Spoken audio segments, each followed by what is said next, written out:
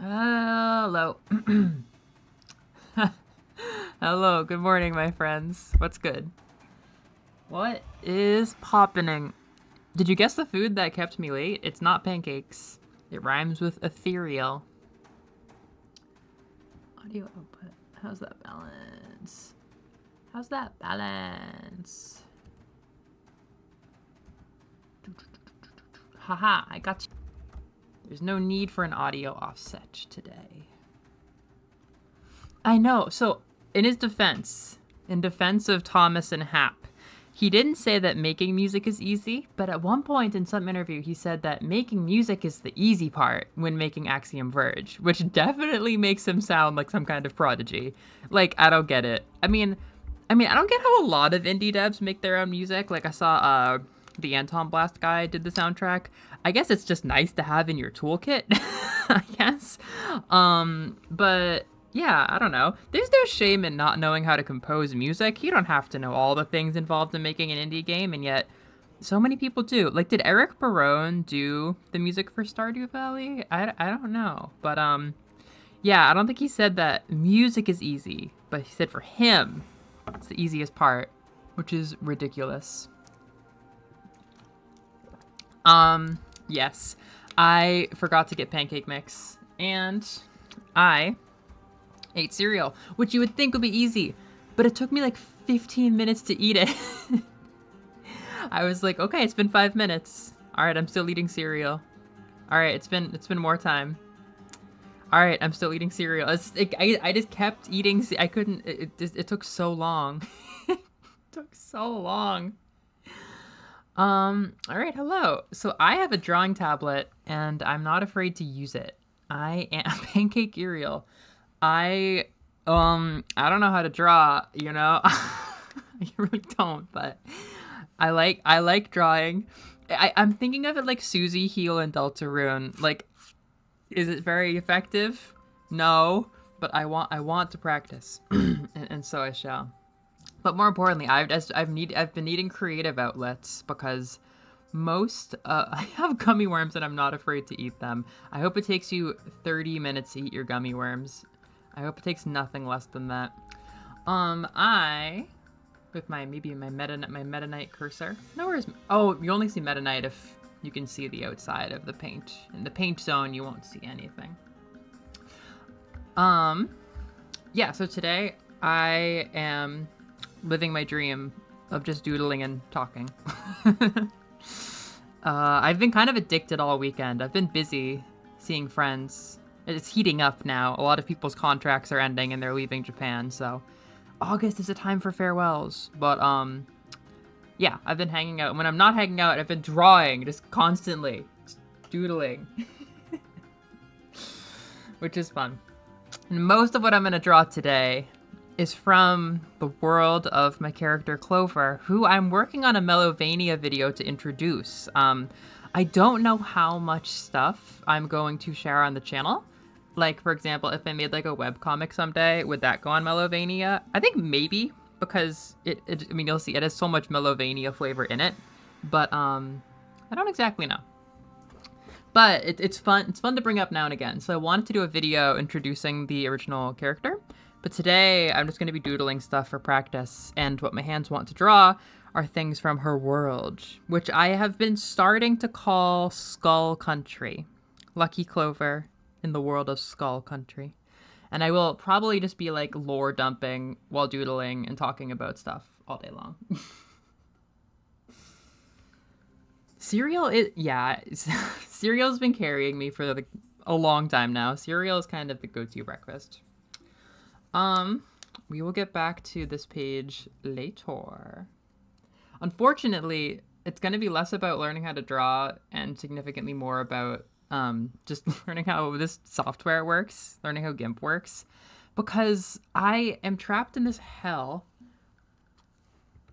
Oh, wait, I gotta be sure. I have a concern about when I open up files or save files, you seeing the interworkings of my computers. Let me see. If I open up save as, Oh shit, can you see like inside my computer now? No! Ah, you don't see the pop-ups. That's good. Okay, I won't be doxing myself. This is untitled? Wait. And then this is... Oh, okay. Then this has to be saved separately. So you're not seeing these pop-ups when I save my files, right?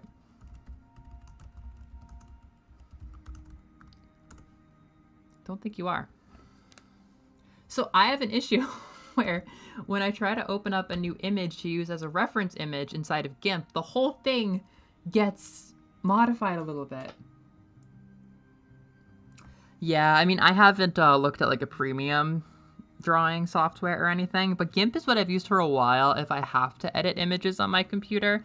I actually mostly use this cheap, like maybe $3 app I bought 12 years ago called Superimpose if I have to do things. I do most things on my phone with like my thumbs basically, but I've learned GIMP for some things like typesetting for manga translation, which I don't do routinely, but you know, I've learned a few things. Yeah, it's Punchy chat is the best chat. You're right about that. Wait, Evie, do you know what punchy means? You're gonna get taught if you don't. I mean, I'm sure we've had a conversation about punchy. So I'm trying to open this image as a reference. Yeah, and oh, so not only are those some delicious thighs, but the whole thing, the colors get changed. I don't know. I don't know what you would do in a software to make every image you add have its color be changed. I'm just gonna add a new little thing to work with. I'm sick of this. I'm sick of this shit. Give me a new property. Punchy. Noreen, while I'm setting up the new canvas, what is your understanding of punchy? How would you describe it?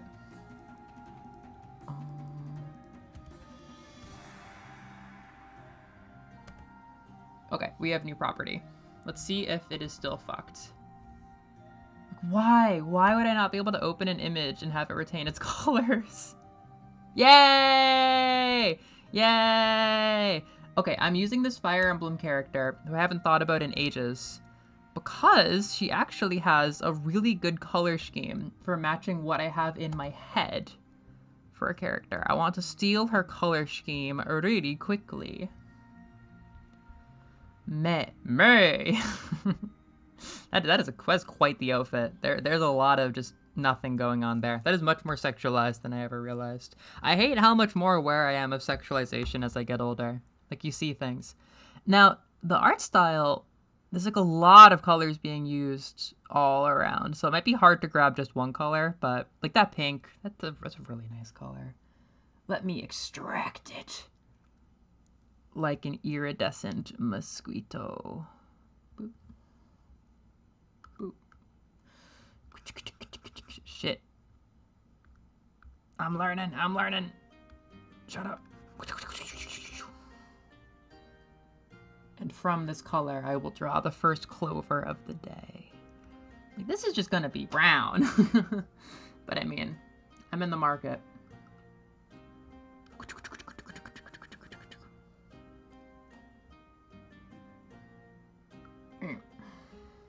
I guess I like the gold.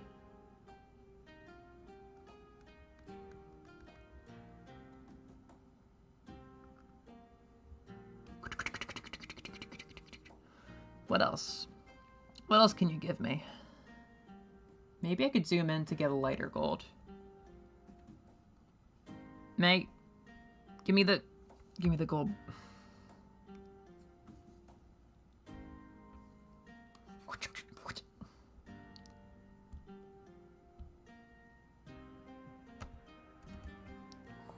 Oh, right.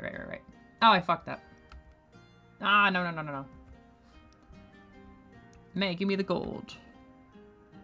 Bam. No. Bam.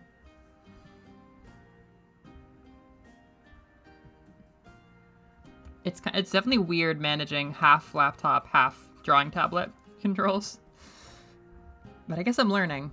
Any other colors? I mean, I could get more shades of that pink. Like dark versions. I don't know what you call that. I'm not an artist. I'm literally just out here. This is the darker version. One thing I love is that every time I go over to copy a color, something about using this drawing tablet, I feel like I'm dipping a quill in ink, which is a really nice thing to do. I don't know how often in modern society people get to dip quills in ink, but I am enjoying that feeling. Anything else to take from May? I don't think so. This is a really nice color scheme. Thank you, May. Round of applause. Clap, clap, clap, clap, clap. She's like a blood donor, but for color. All right. Enhance! Yes, Noreen, that's very succinct. Yeah, I don't know if it comes from Punch Drunk or not, but they are really not that different at all. Computer, enhance boobs. Yeah, I agree. If you prove yourself. Let me check the audio levels today with the music.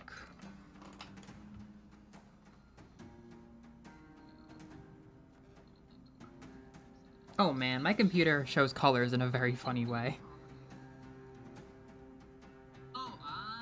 Hello, my voice.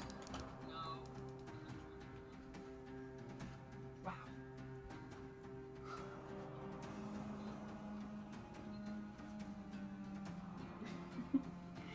Yeah, Eevee has been known to include trace amounts of punchy.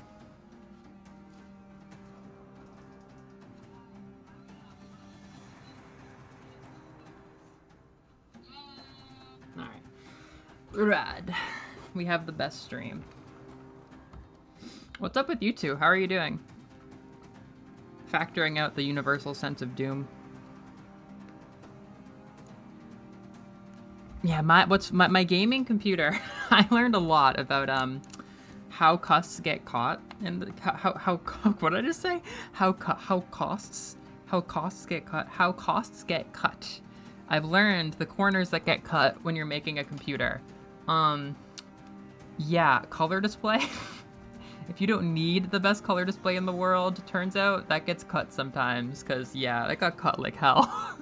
I bought this like super low-end gaming computer, and it's got like good specs and stuff, but there's just so many things. I learned that you have to pay more money to have a smaller computer, because that makes the form factor better, and form factor becomes a thing that's valuable. So my computer is huge, and feels kind of hollow and awkward. But also, oh my god, the speakers are not that good compared to the laptop I got from my dad's job. And the color display is really bad. Like, day one, I'm like, this isn't great. So, going forward, maybe I will move back now and again to my old laptop to do art streams. Because, yeah, y'all are seeing colors way better than I am.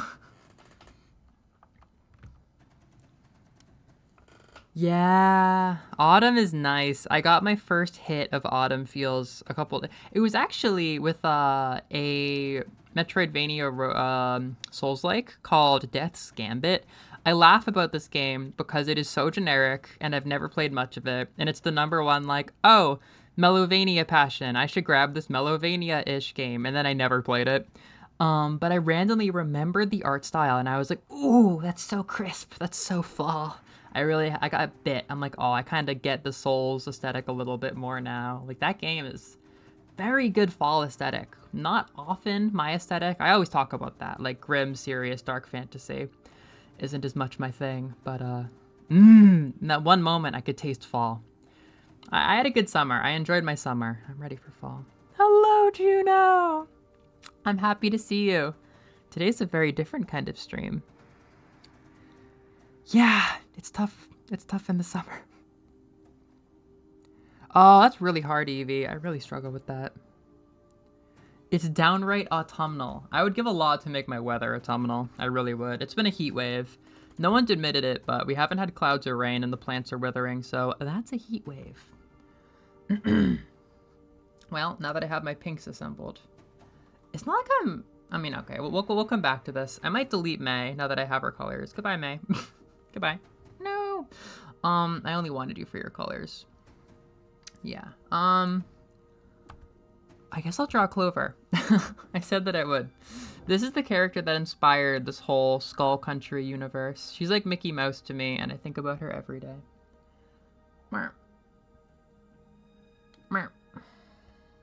This is my first time drawing her on the tablet. Momentous occasion.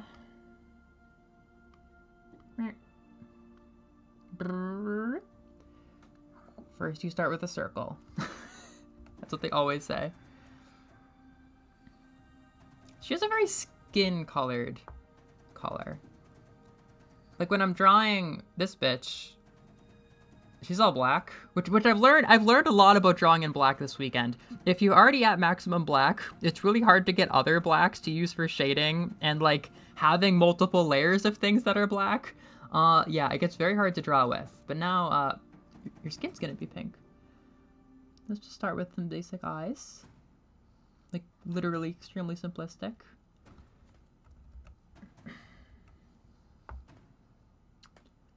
I think I have very bad posture. I'm like hunched over right now. That cannot be how people do this. This is my beloved friend. Alright, here.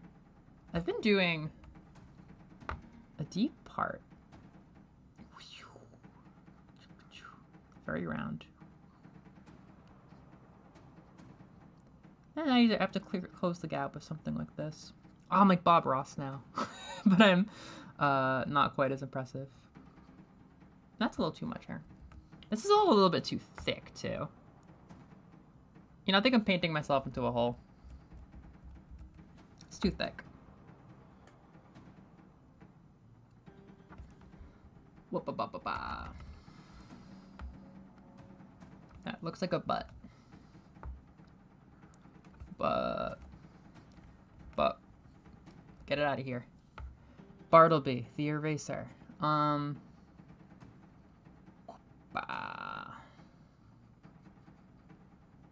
This seems dumb.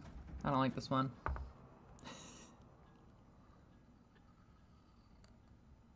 Let's function with this. You know, the thicker line was good for the eyes. It's one thing I know about this world. Wait. Oh, I thought on the Dead Cells soundtrack we were about to get Divine Bloodlines. I was kind of gonna pop off. Ah, this is good. This is fine.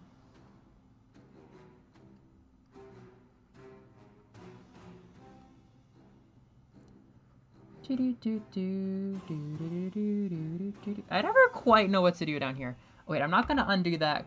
The circle's good enough for my purposes, but... Alright. My eraser. I've gotten too used to using white as an eraser. We'll get back to the neck later. This right here, this is a very high level of art. This is the high standard I like to keep. You see this? This is what we're aiming for. Please! Juno. I bought this one for maybe American like 60 bucks. I mean, if it really was a conversion, it'd be like American 40 bucks.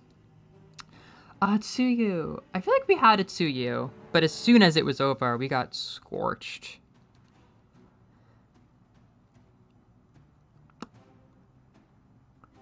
£50 of crystals. That's incredible. Whoa, I love that you have so many crystals. Do you use them for energy healing, or? First you start a circle, then you draw the rest of the fucking clover. Noreen, I feel like you get the spirit of Skull Country already, and I really like that. No shrimper, no shrimping. Okay, but I feel like calling someone a shrimper, that almost sounds like a transphobic slur. Like, I feel like trans women shrimp so hard. I would post pictures. Rose quartz. I know, I haven't deaded a cell basically since I moved to Japan. But actually, it's been with me during this, like, creative project. Dead Cells has been very, like, huh, yeah, that was a good vibe. Wow, Evie, that is a mood. That is a mood. Alright, so. in this world, in this company, at Melovania, we use advanced bandana drawing technology. Which is to say, I haven't decided how bandanas sit within hair yet, really. I don't really know. Clean this up. This is perfect. She's lumpy today. Oh, lovely. Lovely Clover. All right. For a bandana, you might not know this, but if you want to draw white, you have to draw black, or at least the outline.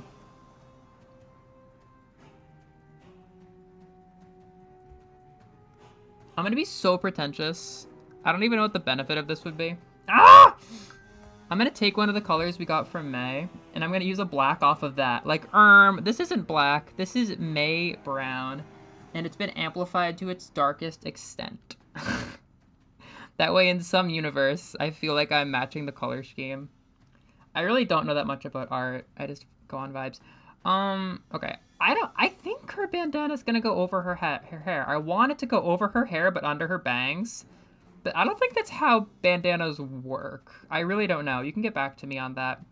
But she has to have the Richter Belmont bandana. That is part of her signature look. This is Lucky Clover. I literally was just setting out to make a D&D character for my friend's campaign. And I combined a Belmont, the life of a Belmont, specifically like Trevor Belmont from the anime, with a character from Project Sekai, the Miku gacha game, who is like a very like childish wonder girl in a very hardcore family. She's part of an amusement park owner's family. She's this rich girl. And her older brothers are these extremely hardened businessmen who have learned, like, we gotta take care of the family business, so we gotta be super pretentious. But she's the baby, and she has kept this kind of, like, childish wonder about her. And it's like, you know, the brothers have become the business side of the amusement park, but she has become the I grew up around Ferris wheels and squealing children my whole life part of the amusement park, which I find really cool. And I saw a card from the gacha where she's now going to graduate high school relatively soon, and she has to, like, you know, stop being a little goofball and, you know, learn how to, like, do things as an adult. And I saw her, like, leaning into her kind of, like, leadership.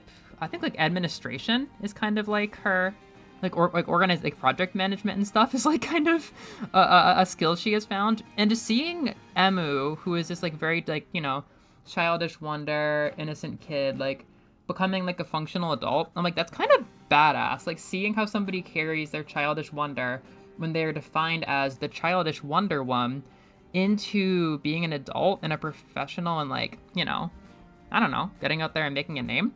I was seeing that card art. I'm like, what if I dropped Emu into the life of fucking Trevor Belmont?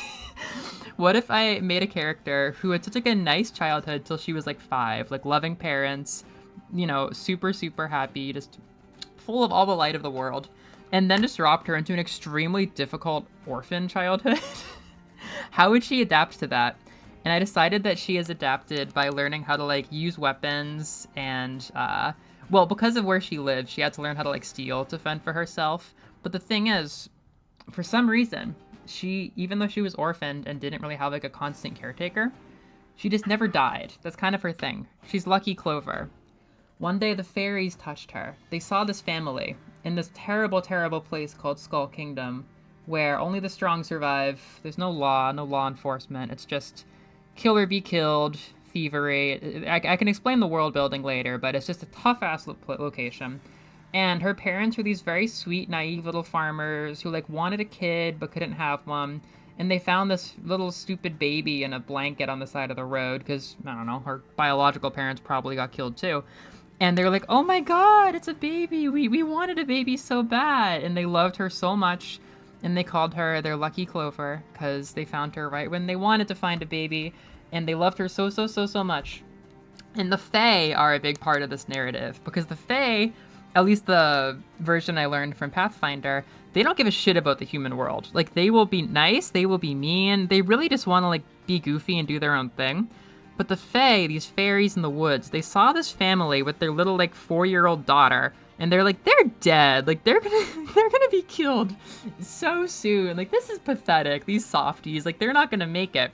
But they were like, wouldn't it be nice? Like, I'm kind of rooting for them. Like, wouldn't it be funny if they made it? And to this day, no one quite knows what exactly happened. But one night, when no one was looking, the Fae touched Clover when she was a baby. And from that day on, her hair was this brilliant pink like nothing else in the world. Like, there might be anime stylings, but pink hair is not common in this world. She just had pink hair. And the parents were overjoyed. They were like, oh my goodness! We love our pink baby, the Fae, because the pink Fae immediately like, oh my god, she's been touched by the Fae. They must have blessed her and given her wonderful powers. I love, wow, our lucky Clover. We're so happy. And one day they did get whacked. One day the parents just got brutally murdered, and this little baby was just left on her own. But the little baby just kind of survived. I don't know. She waddled around. She just like hid in a cave, just ate apples. It's a very abundant. The fruits. The fruits are the most abundant thing in Skull Country. So she learned how to just like eat fruit and survive. And sometimes she got taken in by orphanages. Sometimes the orphanages got sacked, and she was the sole survivor. And for her whole childhood, it was just this constant.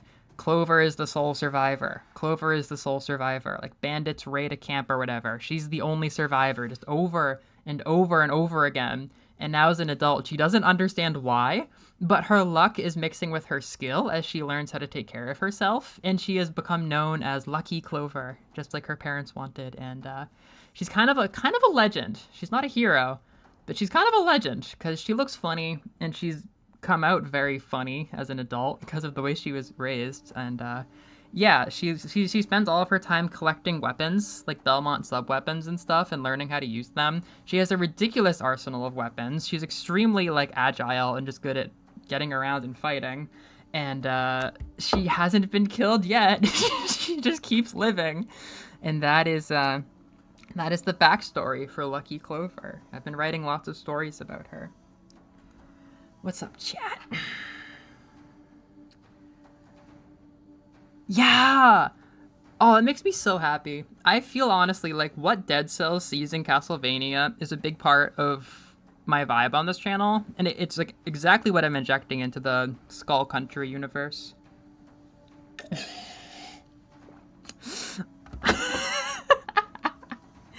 In the UK, chasers are known as shrimpers. Now I know. Are you serious about that? Oh, really? That's so sweet. That's so lovely, Evie. I like that you're into it from the geology side and the energy side. I often actually, energy work is a big part of my life, actually. And Clover is a very, like, rose quartz. I mean, my love of energy healing comes from, like, the chakra systems. And I've always believed, I'm not a big believer in like chakras outside the main 7, but the high heart, like a pink heart chakra, like right above the heart chakra, that has always meant something to me. I had an era where I was a super pink girl. It's been a long time. But Clover capturing high heart energy and rose quartz, like hope and stuff, is one of the first times I have gone back to that. Let's get some black and draw one of her axes. Throwing axes have become kind of like her most iconic weapon so far. I've planned out an entire classic Vania game called Lucky Clover and the Undying Night. Aforementioned Undying Night being a major part of that story. And yeah, I mean, I spend a lot of time planning everything out. Like, you know, this is how I'd like to twist the classic Vania conventions. These are the levels I'd like to make. And a lot of what I'm doodling comes from not just the larger, like, Skull Country world where I've been telling stories about her in my little brain in whatever medium I can get my hands on that day, but also a lot of it all comes together in this, like, defining moment in her life called Lucky Clover and the Undying Night, which I would like to tell through a video game if I knew how to make video games. And I haven't decided if she uses a whip or not, because she'll play like a classic Belmont, but the sub-weapons are my main focus. I'm almost thinking that she keeps the throwing axe by default, but then she has like a forward attacking weapon that you switch. Like the whip is just something you swap along with knives and crosses. But for some reason, I don't know what it was, I think it hit me that is less fun, because the fun of sub-weapons is changing your range, but your range would always be the same if you always have throwing axes. But anyhow, let's bring out those throwing axes. Let's copy this pretentious black and make it a smear. Pretentious black. It's such dark black. I've been drawing a lot of axes because I really like her axes.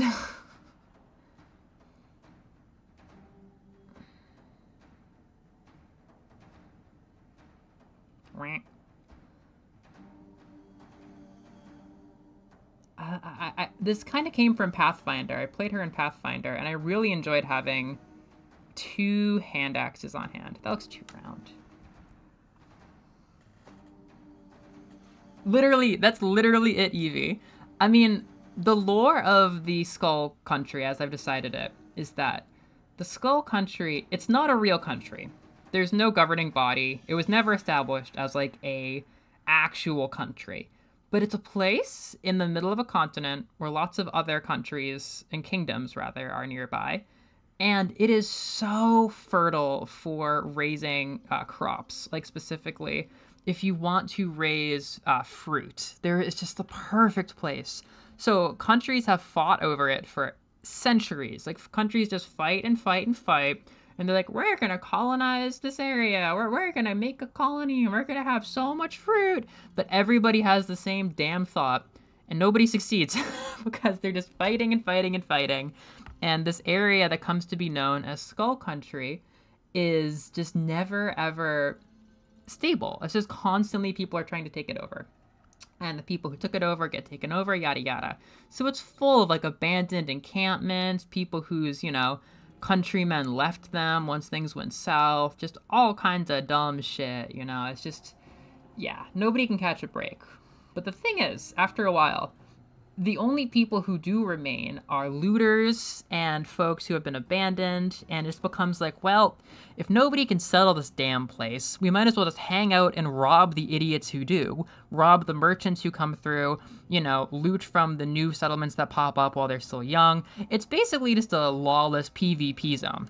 And what happens is, one neighboring kingdom, in a fit of authoritarianism, one stupid cop goes too far. Just one stupid cop goes too far. And when he gets a prisoner in, he's like, oh God, you're from that stupid place with all the apples, aren't you? And he's like, well, you're nothing but trouble. Like, I'm looking, it's been this way for longer than me, longer than your dad, longer than your grandpa. It's been this way forever. And he takes a brand, and he brands this first skull person with a skull. And the skull brand on his ankle, it means that he's from this area. He's a thief, he's no good. Don't even keep him in the prison. Just toss him out. He doesn't have a place to be, basically. And this catches on. It really catches on. This place starts branding people. More places start branding people. It doesn't mean they're marked for death. It doesn't mean that they have to go to jail or anything. It just means this sack of shit is from that place with all the fruit and the lawlessness. And it spreads like wildfire because all of the neighboring kingdoms, without thinking because they're idiots, they all decide to start branding people. And pretty soon, like a plague, tons and tons of people in this area have the skull brand. And the skull brand starts to mark them as a group of people because they can't get jobs, like they can't leave. Like if you try to leave to any neighboring country on this continent, if they see the skull brand, they know where you're from, they know you can steal shit, they know that you're rough and tumble, they don't want you, so you're marked for life. It's terrible. Over time, people inside this country, Skull Country as it comes to be known by the brand, they, and this is very fucked, you get punched on the spot if you do this, they start to brand people themselves, Even when maybe the law enforcement from the neighboring kingdoms stop branding people, they start branding people because it means more meat for the slaughter. If they can brand somebody, they're never escaping Skull Country. So it becomes this horrible downward spiral where Skull Country becomes full of people who are either branded and can't leave or are branding other people to have more prey, Oh, you're branded. Why don't you go try to start a grape farm? I'm sure you'll be different. I bet your grape orchard won't be burned and razed, but why don't you go make some grapes for us? And then they're just more easy pickings. So Clover was born and raised here. Her parents were never going to escape Skull Country, and she is defined as somebody who has just kind of learned to thrive. She was basically raised by Skull Country and its lawlessness because she never had any hopes of leaving. And now a lot of her friends are also people who are just like fully accepting that they're never going to leave and trying to support and uplift each other. And like there are plenty of places where people are like good, honest people just trying to make a support network and trying to make a community where they can thrive together because they're never getting out. And if you see somebody branding people, you beat the shit out of them. Like that is some mob boss activity. You don't brand people. Like even if they've accepted their lives, you don't force other people into that life. So that is Skull Country. And yeah, everybody be stealing fruit. This kid didn't have any food besides stealing fruit. She be very good at climbing and stealing. Hello, Liz. My friend. My friend. Wait a minute, Noreen, but I don't know how serious I am about shrimpers. I mean, how serious I am about monkey girls. Are you joking? I like that your joke went straight to UK skirt peepers, chasers. Ooh, a Tibetan singing bowl that's attuned to the heart chakra. That sounds really, really nice. Wow, how do I explain the monkey girls? Hi, Liz! I'm letting my mind do things. That's right, everybody. I'm from Skull Country. I'm from Skull Country. You've been forced into the cat emoji. Yeah, Noreen, I didn't know I fleshed this out so much either. It is every day. More ideas come to me. There's one thing I really want to share, probably after I'm done doodling this axe. The brand, so basically, Clover was made just like this for Hunter's campaign in a pre-made path builder country, which is the River Kingdoms, which is like lawless anarchy. And I love that, but I decided to work with it on my own. I made it much less like formal. Like there aren't really kingdoms within Skull Country. It really is just like settlements and people just like trying to take care of each other, basically. You know, it's mostly good people, but everyone knows their way around an orchard and everyone knows their way around a lockbox. You know what I mean? And people, they know how to handle themselves compared to like the squishy people in the neighboring kingdoms. And once I settled on the Skull brand, I was like, yeah, that's pretty perfect. Like the idea of Clover, like it's a really good way to align Clover with the audience because like she didn't have moralizing. Like she's a little bit unhinged. Like she's learning.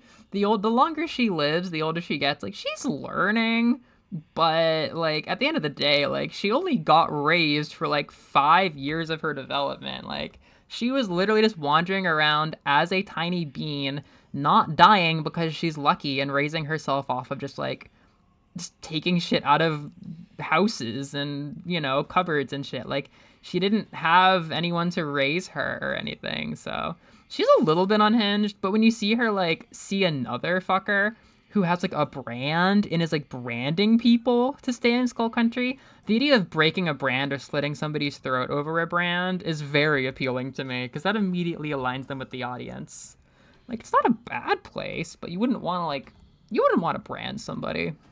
There is a story about the day that she got branded, by the way. It's a good story. I don't know if I'm gonna draw it. She had a plan. She had her brand picked out. She said, if one day if I get branded, I'm going to do a custom. And she got somebody to help her with that, even though it was excruciatingly painful.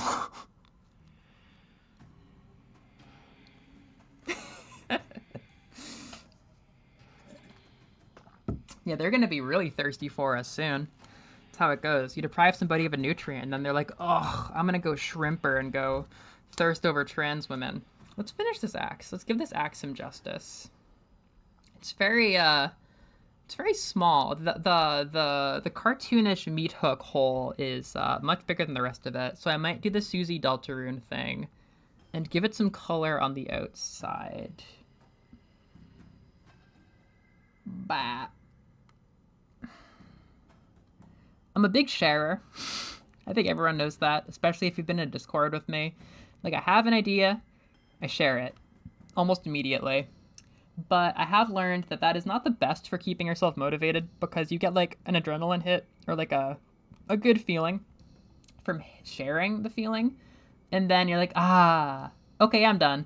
So I guess partially from Melovania, I've learned how to keep things to myself a little bit more, even though it's hard. Like as soon as I have a fun idea, I want to share it with somebody. Like one of my favorite things from my Idolmaster Million Live phase with you and the Oh Heck gang, Noreen, was there's a 4-coma of my girl Elena from Brazil where she's sitting and like trying to learn how to be a nerd. Like she's super jockey and like dancing and stuff, but she's sitting and trying to learn how to be a nerd from another girl who like is a bookworm, and every single time she finds something funny in the book, she turned to the girl next to her, was like, oh my god, look at this, can you believe this? This is so funny, I love it, oh my god. Like, she literally, like, that's the bit of the 4 comas, that she can't stop sharing. And that is literally me. Like, I try to keep things, you know, contained till it's like a good moment to share, but there are moments where I can't go 2 seconds without sharing every little fucking thing. But with this, it's like I'm gonna run out of my creative steam if I'm just like trying to get somebody to laugh every single time I have an idea. So a lot of stuff I've thought of is just gonna come out whenever you get me talking about Skull Country. I didn't think I was gonna be interested in the world building, but the skull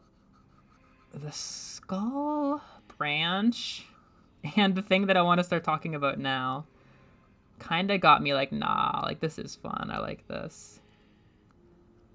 I will teach you about the beautiful place known as the Skull and Bone. I'm sharpening axes on stream. This is this is different. I can't keep my hand steady. I am not great with hands. I really don't like this. I really don't like this. I like how axes look when I doodle them in like pencil, but Elena Shimabara. Dinosaurs. Dinosaurs. That's a very bold thing you've put forward here. Dinosaurs. Primal Planet is getting a lot of good reviews. Primal Planet is like officially on my radar. I like that there's like a family unit. I like the dinosaur element. People say the pixel art is also good. Is this better? Looks like it's been dipped in cotton candy. I guess I could just make it black. But look, I would love the fill bucket in GIMP if it actually obeyed me. But look what the fill... Oh, wait, I can't use the fill bucket. This is a dumb axe. This axe has abandoned me. I was gonna make the axe very black. But I feel like I should make it brown. Oh, by the way... Liz, can you guess where I stole this color palette from? No pressure if you can't, but you do know this character. I stole this color palette. I lifted it off of a character. Like a character from a video game that you would absolutely know. A video game you like quite a lot. I am currently using GIMP, just because I know the gist of it from doing some photo editing stuff and manga typesetting stuff. I don't know how good GIMP is. Yeah, whenever I use my fill bucket, it does this stupid thing where like there's a little dirty outline. Is the blobber a fill bucket? Well, I don't know, because there are a lot of different buckets in Splatoon. I don't know if one of them specifically would be the fill bucket. Oh, this is gonna suck. Oh, it's not on Switch? Huh. Do you ever play on Steam, though, Evie? This is so goofy. I don't approve of this axe. Normally, the axes are, like, my favorite thing to draw. Fuck the color. Fuck the color. I'm just gonna draw it in black and white. I'm leaving you be. I disown you. Yep. The pink is the main thing. The brown is from her armor. I haven't done like almost any colored drawings of Clover, but as I try to like flesh out more of her outfit, which is it's funny, like her life is more Trevor Belmont, but a lot of her design elements come from Richter Belmont. I mean, you know, the bandana, right? But anytime I've tried to draw her outfit, it's a lot of Richter, but the color scheme is like this character, and it's not a character I think of very often. Like, she's probably my favorite character from that game, but I don't have many opinions about that game. It's a good game. I'd like to play it. It's a game that is on my to-play list. It's a game that Liz likes a lot more than I do. It's generally considered one of the best in the series, folks will say. I'm gonna tease you with this like the whole stream now, because you're gonna like it when you hear it. That makes sense, Juno. I think a lot of these things is gonna be settings, but I have like autistic firm brain, and I would way sooner like, not like actually, but part of my brain would way sooner like labor under having to ugh, having to make a creative workaround that sucks versus like changing what I'm doing even in the slightest. I struggle. That's why I struggle with learning new things. It's like I could just keep suffering. Like what if I kept suffering instead of changing this one tiny setting? It's not good, but at least I'm self-aware. I will say GIMP is very overwhelming though. I mean, the menus just have so much to them. I used to love the axes that I draw for Clover. Yeah, I'd like to stylize them more and draw them more. It's a little small, but it definitely captures the hand axe element. I like the hand axes for her because A, it looks badass dual wielding them, just like a pirate. And 2, I just love the axe from Castlevania and throwing it's a lot of fun. But 3, I like the idea of her using it to climb shit because she still has that Emu DNA and she still has to climb shit. So the idea of using them to like really brutally kill someone, but also like climb as if they're like whatchamacallums, like ice hooks, very appealing. Nope. It is a fantasy RPG series, but not a traditional like turn-based one. It's a series you like a lot. Oh, I see. Yeah, I don't know. Metroidvanias, you would think that like you could run them on anything, but I don't know. Okay, actually no, I will tell you, because I wanted to draw this, Clover's brand, I gotta think of this through. An actual brand wouldn't look like that. An actual brand would be the inverse, right? Because it's easier to make a hunk of metal and then poke 2 holes in it. Clover wanted a brand that was a skull apple. So I want to make a skull apple that... Oh, what is this brush? I want to make a skull apple that could function as a brand. The day was finally time somebody decided to brand this fucker. She tricked them by playing dead, got up, strangled, killed the frickin' bandit warlord. But then the Forge Master guy who was there... Oh, wait, that was the opposite of what I wanted to do. The Forge Master kid who was there was like, whoa, whoa, stop, stop, stop, stop, stop. I'm just doing this for the money. Please don't kill me. And she's like, okay, and immediately grabs the brand that was half done branding her leg and puts it back on her leg and, you know, screaming in pain. He's like, what the fuck are you doing? Stop, like, stop that. And she's like, I'm doing it my way. It's my birthday. It's time. I'm going to be branded into the Skull Kingdoms. And he's like, well, shit, let me help. And he sits down and helps her do what she wants to do and modifies the half-finished skull brand into a skull apple. Now, I have fucked up because it's easier to erase the teeth of the skull. So this would be burned flesh. It's not a very big change. I mean, I guess I can just give it a stem. Which makes her look more like a Pikmin, I suppose. Okay. Ah!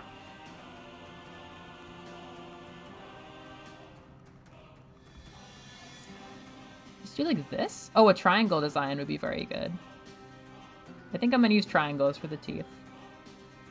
Yeah, that's good. I think.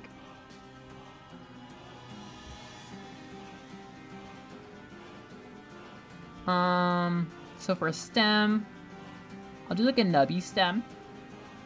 That just seems like it would make more sense as a brand. And then, ow! Oh, ow! Oh, so painful, ow!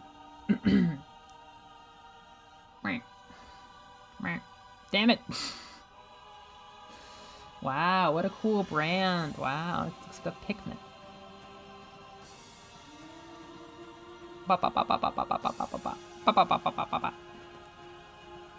There's like subtle politics about these brushes that I don't understand.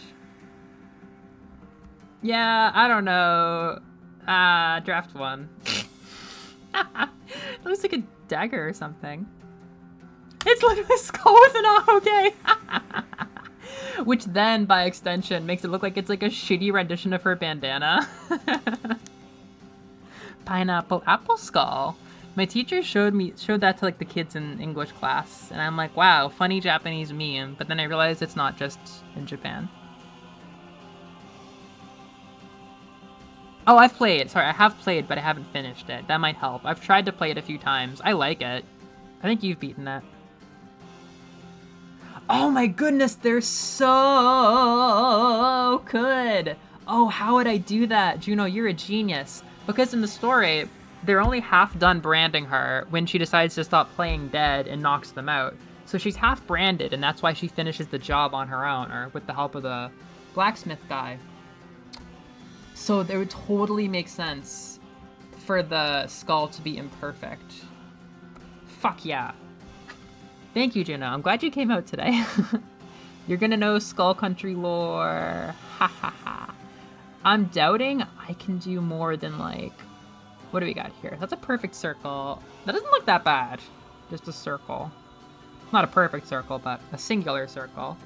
Oh, I really enjoy that. I really enjoy that. Pineapple apple skull.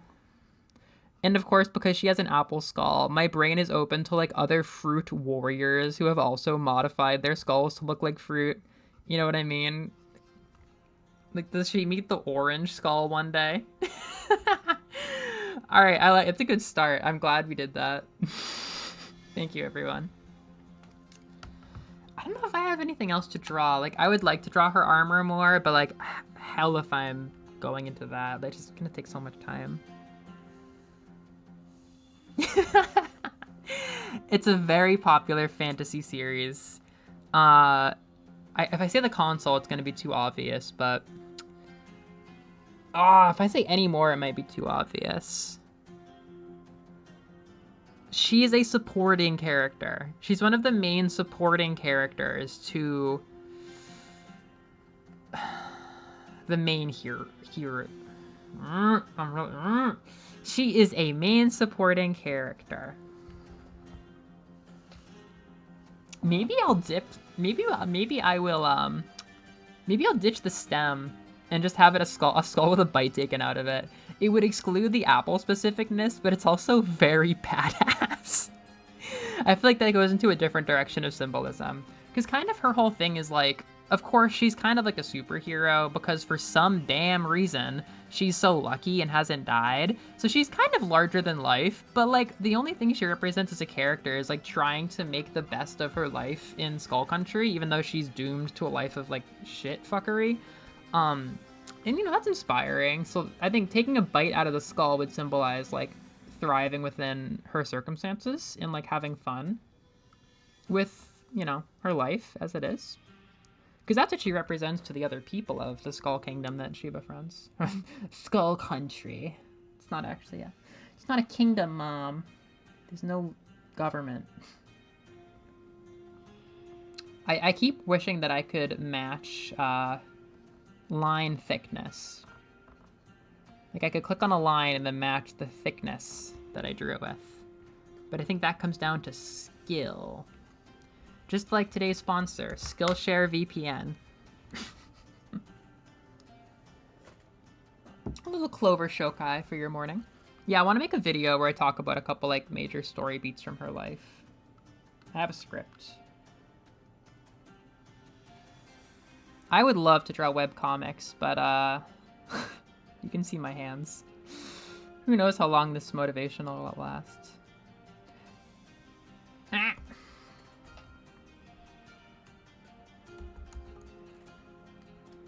I really don't like that that's on top of the hair. Pink and black and pink and black.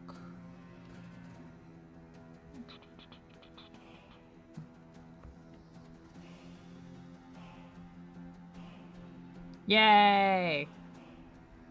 Don't like the raspberry fudge axe, but the gist is there. Oh, but we haven't done Christmas yet. We haven't done Christmas. I will do a separate one for Christmas. The fuck is this? Oh, it's this. I see. All right. Rad. I've already spent an hour on this? Huh. Drawing streams are real.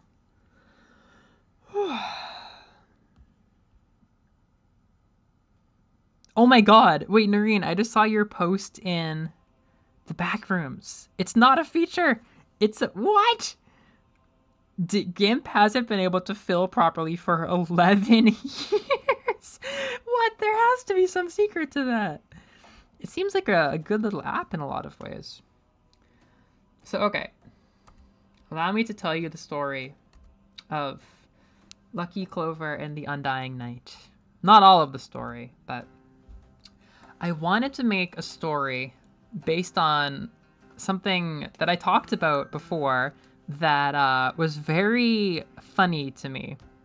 I won't spoil it right now, but something that was very strange and moving to me when I played Clover in Pathfinder. It was a very crazy moment that made me go like, whoa, I love this character. And I built a whole story around it. And I wanted to make a kind of like Dracula's castle for her to storm and for some things to go down in. And there was just kind of like a need for a villain the whole time. I needed to like have somebody be like the main villain. And for a couple of reasons, I needed to make them someone that I kind of like, that I would actually like want to like create with, and like that I wouldn't mind being kind of bound to Clover by destiny, kind of, or not by destiny, but very like kind of personally connected to after the events of the story.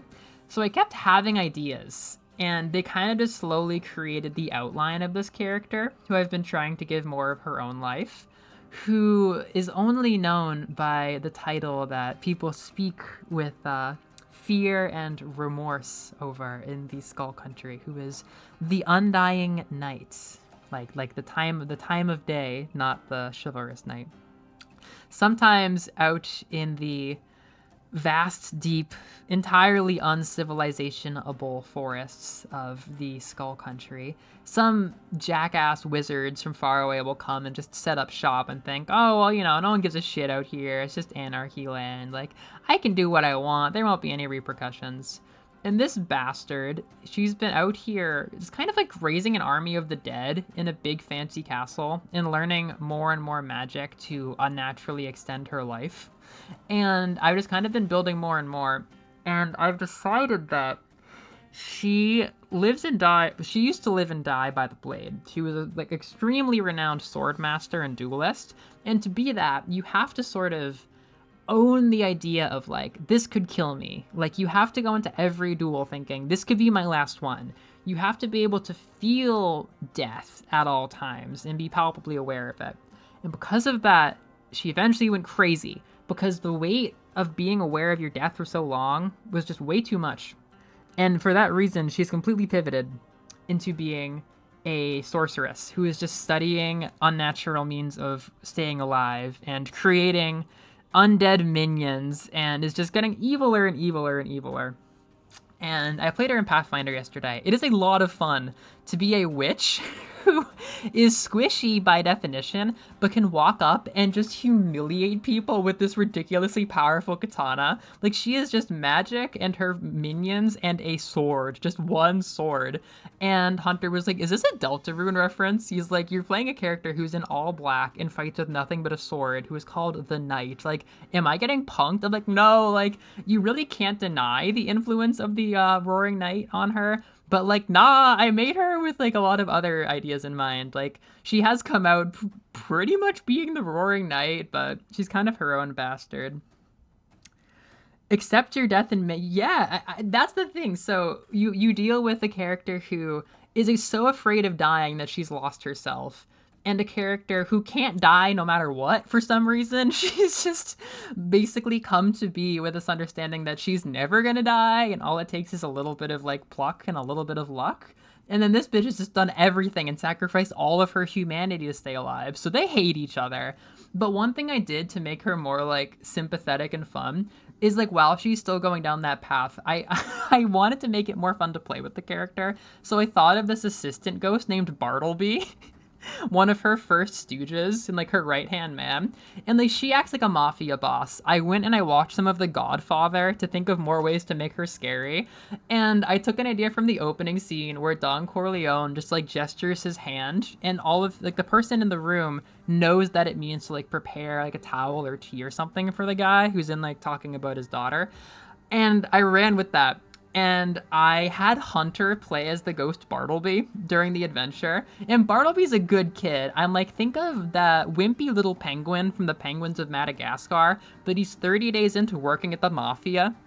And Bartleby was really funny. The people I was with said that he was like the bat from Anastasia, which is not a reference point that I understand, but he was just very like, all right, boss, you were the best boss. Like, Bartleby, the time. Like, I would just, like, whatever I needed, I would just be like, Bartleby, pull their socks down. He'd be like, I don't know about that, boss. That seems pretty devious. And then just, flash a blade or something. But it was always just like, I would just like move a hand, just like make a simple gesture, and then Bartleby would like produce curry rice from the void or something. It was a very, very fun dynamic. It's hard not to make her more sympathetic because I've given my heart so much to her, but like she's supposed to be fucked and evil. There was one moment I really liked where we found this crystalline dragon that was like really unnaturally extending its own life and creating like everything inside this magical archive. Nothing was able to be destroyed because this pure crystal dragon was absorbing all of the rot.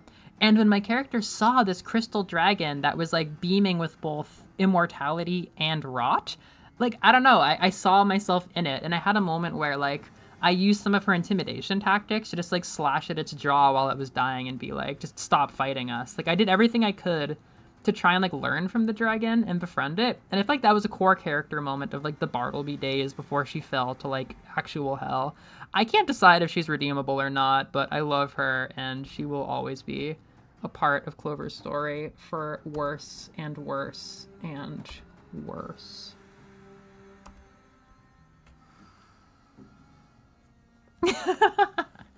I had to understand more. It's a crazy movie. They don't lie about that. All right. Okay. Oh my god. I know what I'm doing.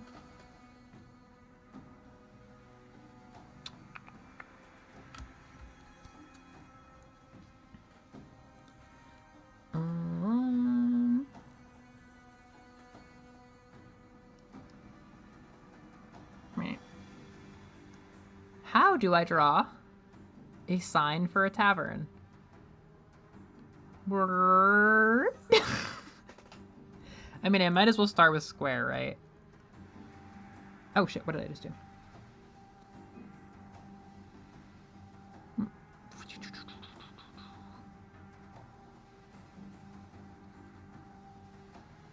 I just learned the tablet has dots, like a dot matrix on its own, and I can just use those. Yes! Ha ha ha. I can almost draw straight lines with that. Oh, okay, okay, this is a big hint. She has a friend. She's a supporting character in an RPG that you really like. She is known for having a friend that she bounces off of, that she's kind of mean to and kind of nice to. Almost like a Yukari Junpei, like Chie, homophobic guy kind of duo. Yeah, she's known for bouncing off this guy. And she's a mage. She's pink.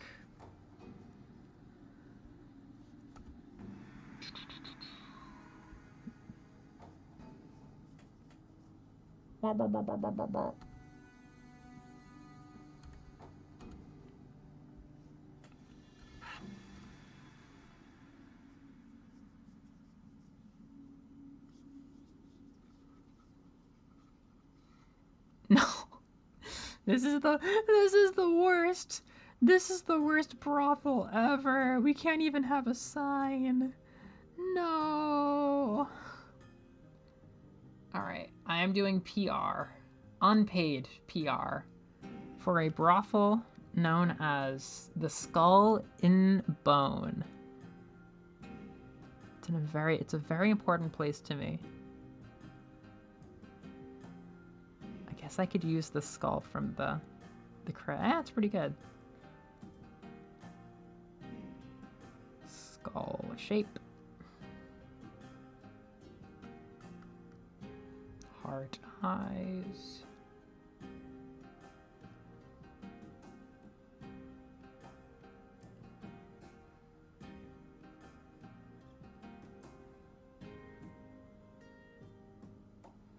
And a bone.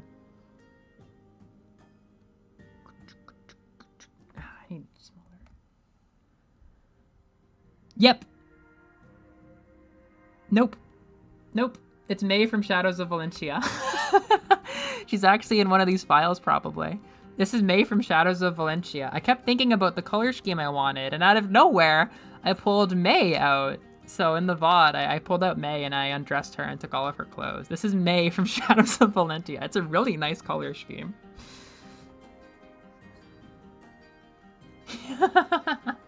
That's possible, but Yugiri... God... It's not that the prostitutes here aren't good prostitutes. They're good and honest prostitutes. But Yugiri is a very good prostitute, and they could never hope to be as good as what they do as she is.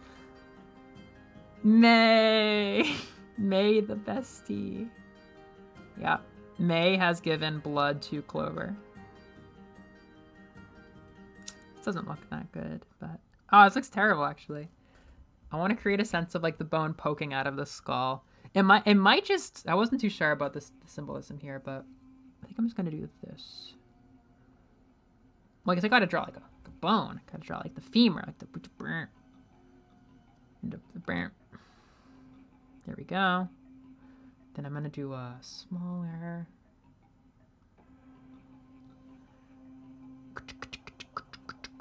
That's good. That's a good broken bone.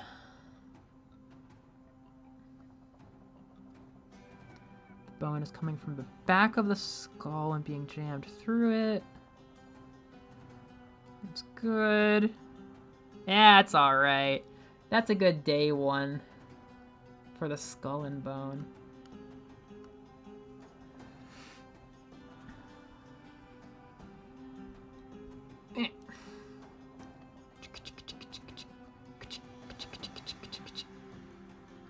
Alright, I gotta go to the bathroom.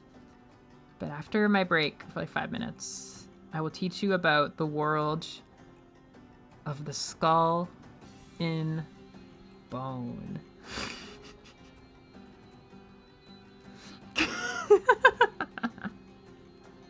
Yeah, that's what we're doing.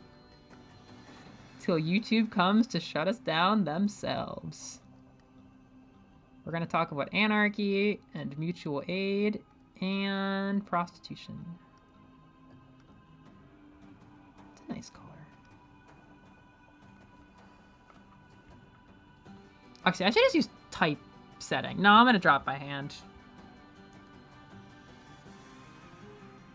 Yeah, we totally did. Did she draw like the old Kaito and Mako things?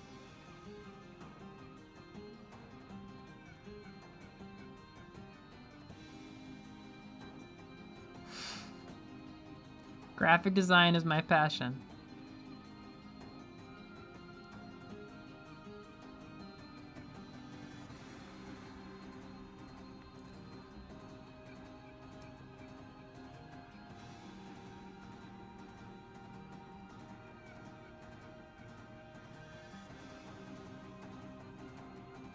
The skull and bone. You're one-stop shopping for sex and friendship.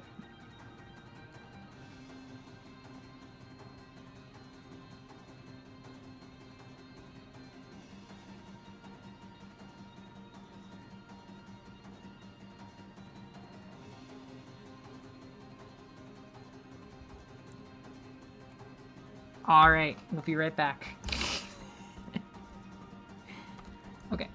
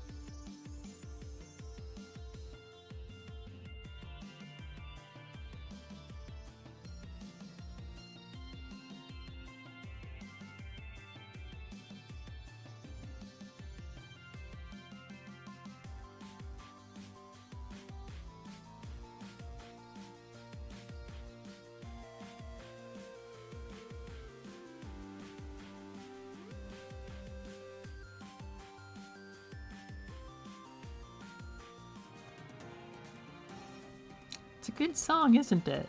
That Axiom Verge song. It's a banger. Most of the game doesn't sound like that. That's just the intro track. It's really upbeat compared to the rest of the game. But it's such a goodie. I think he's so good at music. I mean, he knows how to make a title song a title song. Both the title songs are so good. So, let me... Quite good. What is this right here? Delete it! The Skull and Bone. Yes.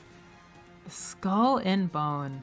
This is a brothel that Clover frequented quite a lot for one particular girl, one of the two people that work there, aside from the owner.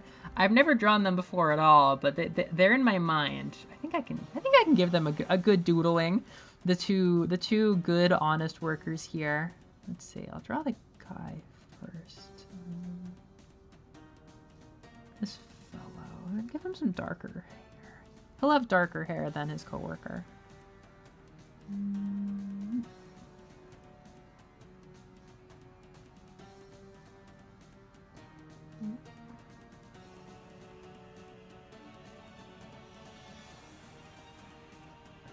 Not too good at drawing guy hair. But his hair has a lot of, like, shape to it. It's pretty weird.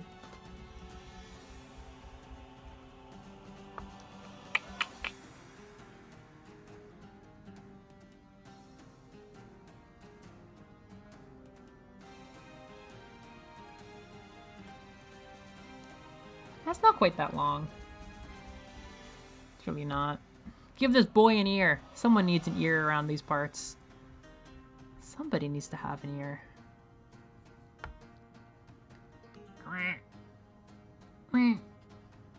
Ear revealed. The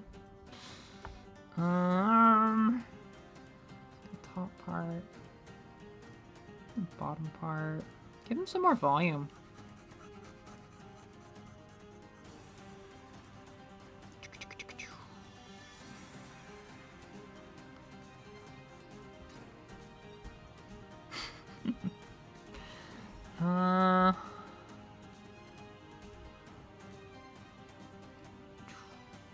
Yeah, nice hair.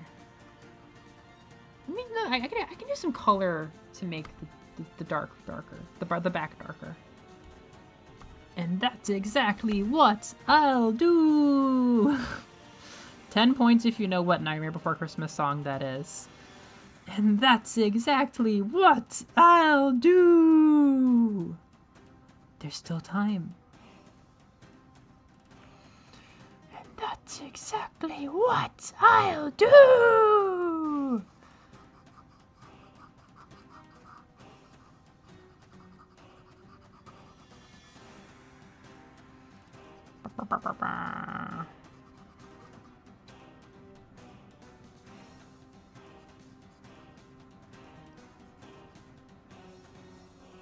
It's a good man. All right.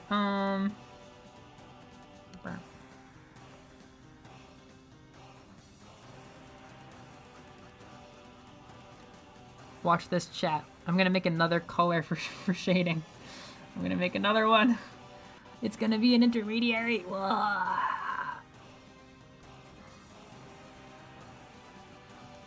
It's basically the same as the one in the back. Oh no, his hair doesn't make any sense. This is awful. They're not gonna give me the job. They're not gonna let me be an artist. He's got very voluminous hair. That back part doesn't make any sense. I'm giving him a haircut. Hello! You're making your face. I'll tell the story again. Or I suppose you could start from here and then... I mean, that's kind of how world building works, right? You jump in at a point, and then it's supposed to teach you as you go.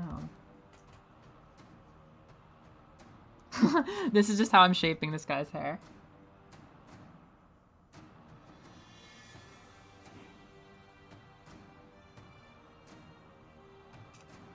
The famous muse. Yeah, we were talking about the monkey girls.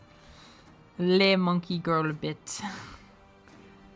I am drawing stuff from my I guess I'm calling it now the Skull Country universe, where my Lucky Clover stories take place, which nobody understands the full story of unless you've been to like every single stream that I've done. So it's okay. I will fill everyone in. Potato gifter? Yeah, you have to gift us potatoes to find out. Well, there's a software called OBS, and that answers pretty much everything. There's a software called OBS that if you look up guides, it's free, and it does like everything you need for streaming. After that, start a cult. I don't know. I've just had a lot of my friends watch me for a long time. That's pretty much all I've done. Is get my friends to watch me. And then every once in a while, a video gets a little bit of algorithm, and a couple more strangers come. Isn't that just the dream? I've never drawn this girl before. I don't exactly know what her hair looks like. But I know she has an aho guy, which I feel like doesn't fit into all art styles, and I have to be cautious that like she doesn't lose her entire like character design if I'm not drawing anime in a style where you can have an aho guy. But she's gonna have a sleepy aho guy as long as I can permit it.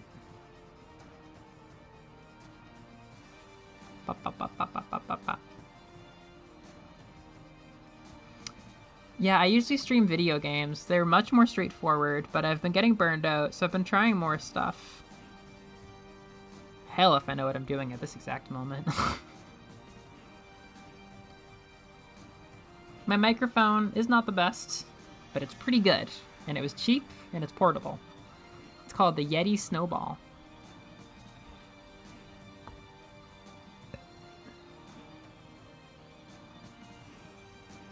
I don't know about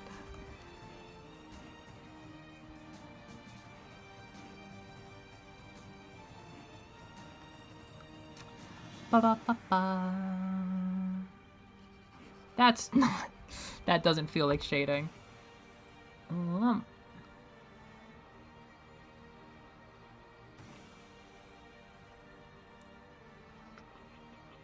Wait, I just need more black, right? This is functional.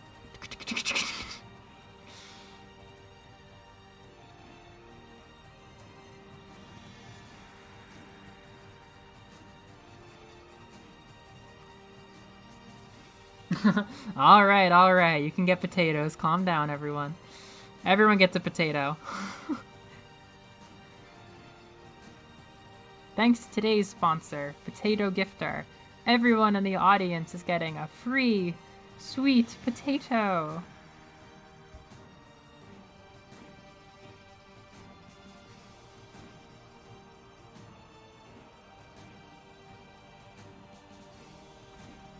I feel this looks a little bit goofy.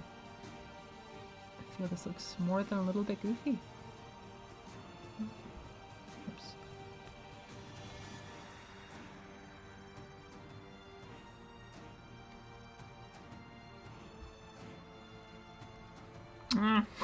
Don't know about that. I'm only guessing when it comes to stuff like hair shading and things like that. Like, does this make sense? I think it does. I'm using GIMP. I just have happened to use it a couple times for like manga translation and text setting. And now and again I'll use it for a thumbnail, but I mostly just use this stupid app on my phone. Is this like... Nah, her hair looks weird as hell.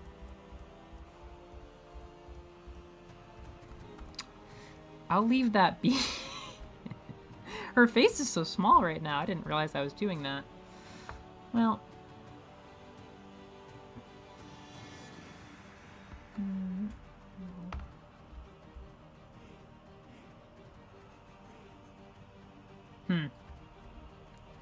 We must go darker.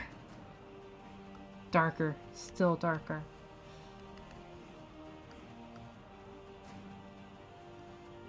What?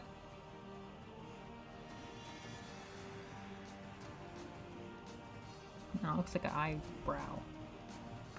to you, Liz.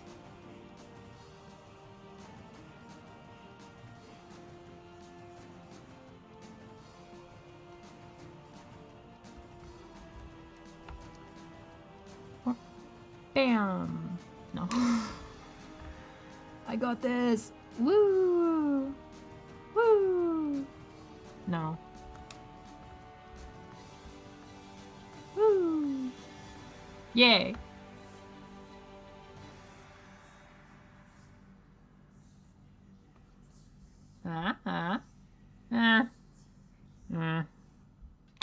Well, it services this level of quality.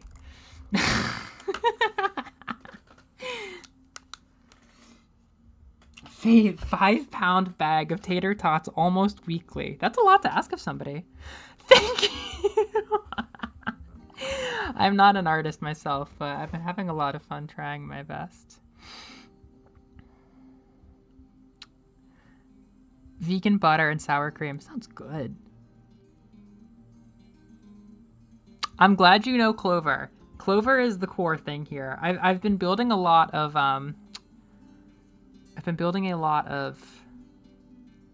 world this week. Yeah, potato gifter. I mean, routine.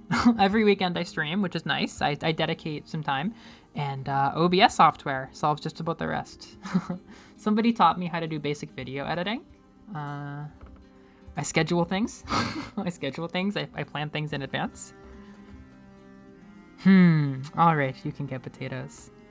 And yes, sometimes you befriend the strangers. We are the Mellow cult. Mellow makes us drink Kool-Aid and eat pancakes, and we just watch her. Yeah, that's true. Although I don't know who's providing that Kool-Aid, because I'm not funding it. I'm not funding it.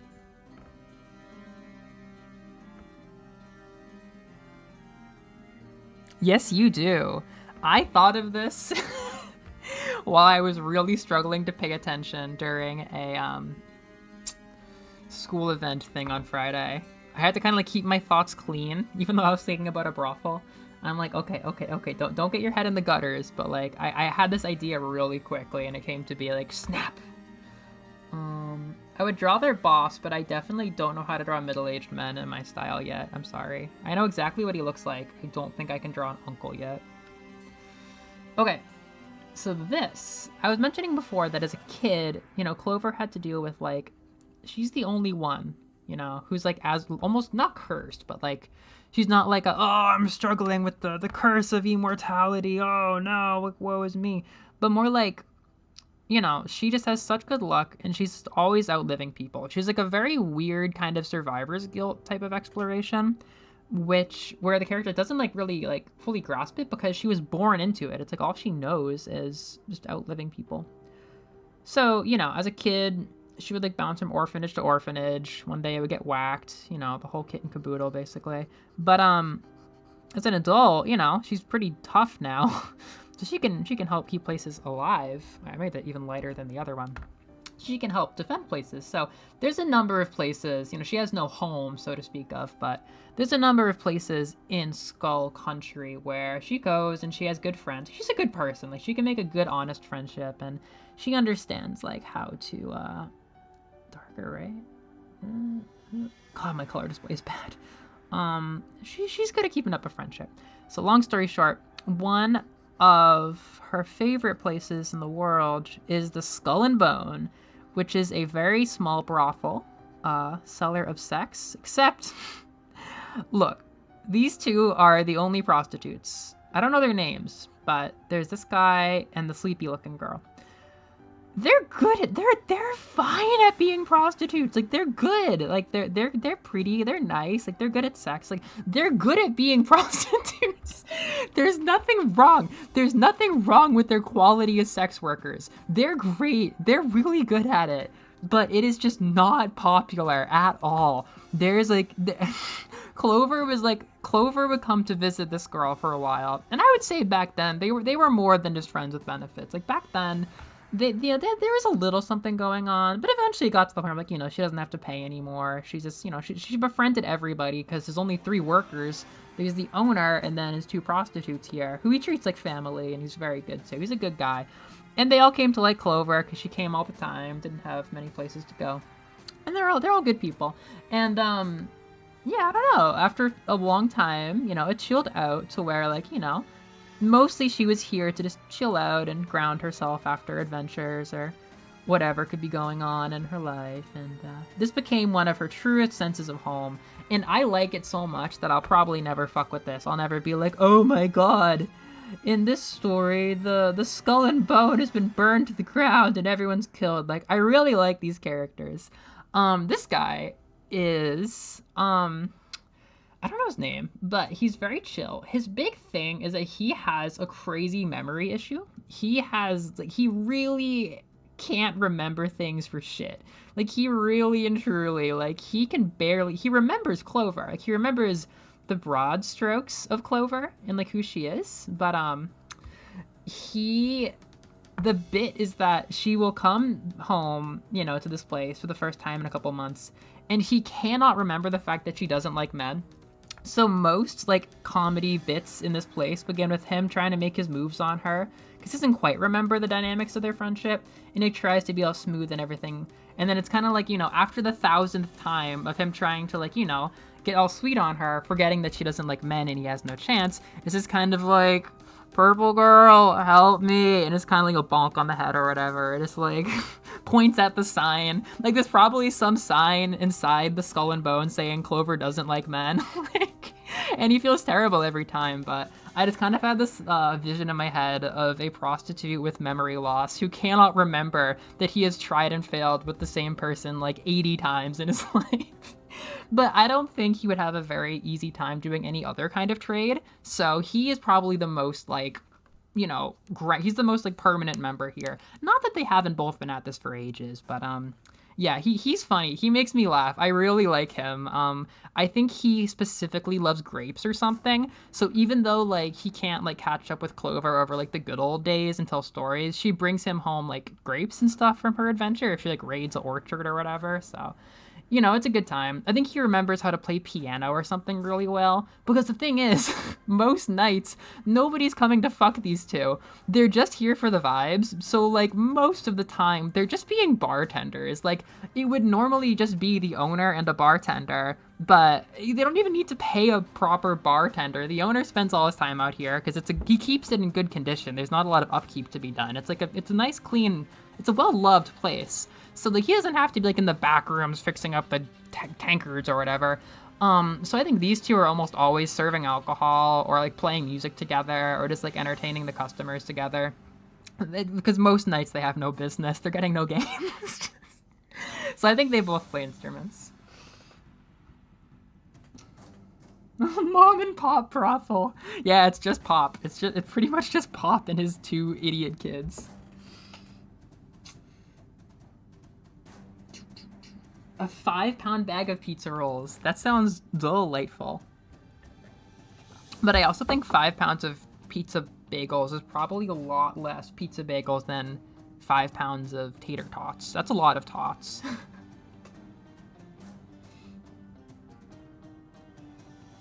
Do not accept checks from this customer, but it's Clover and heterosexuality. There's just, like, a memo in his notebook at work. I'm gonna draw that. He has a notebook for work, like, notes for job, and one of them is just, like, an X over Clover's face. I'm gonna draw that. I really like that. That's not blue. It's not blue at all. This is his work memo.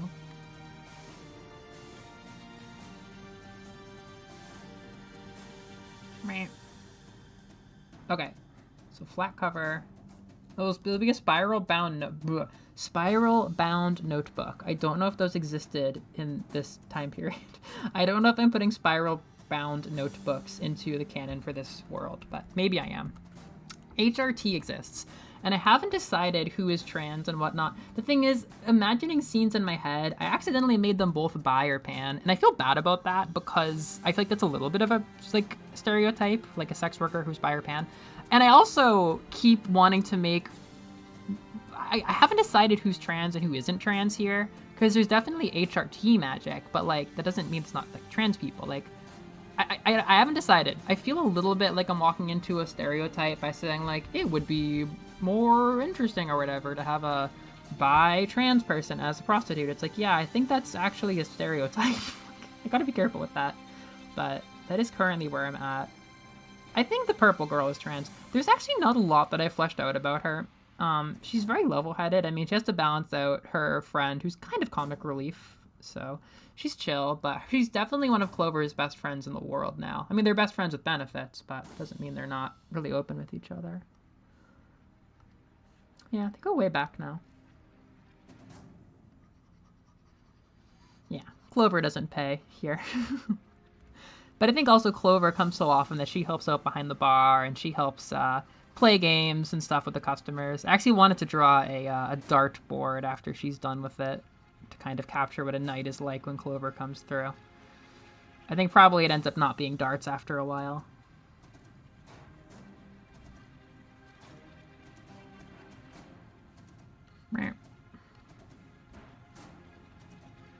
I'm gonna do a cursive. Do I know how to draw? Do I know how to write in cursive?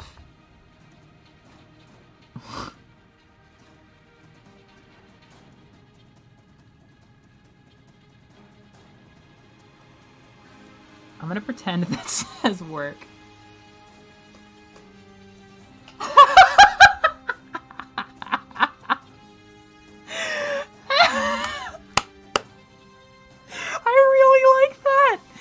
I don't know what kind of notebooks... Okay, I'm gonna do two. I don't know what kind of notebooks a prostitute would use for their job, but this one is gonna use it like a... So you get like the swirly bit, and then...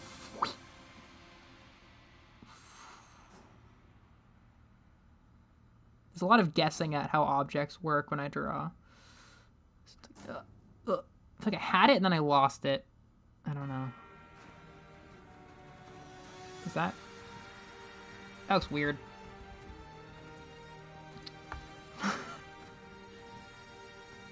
Hold up. Alright, we're gonna get a thicker brush.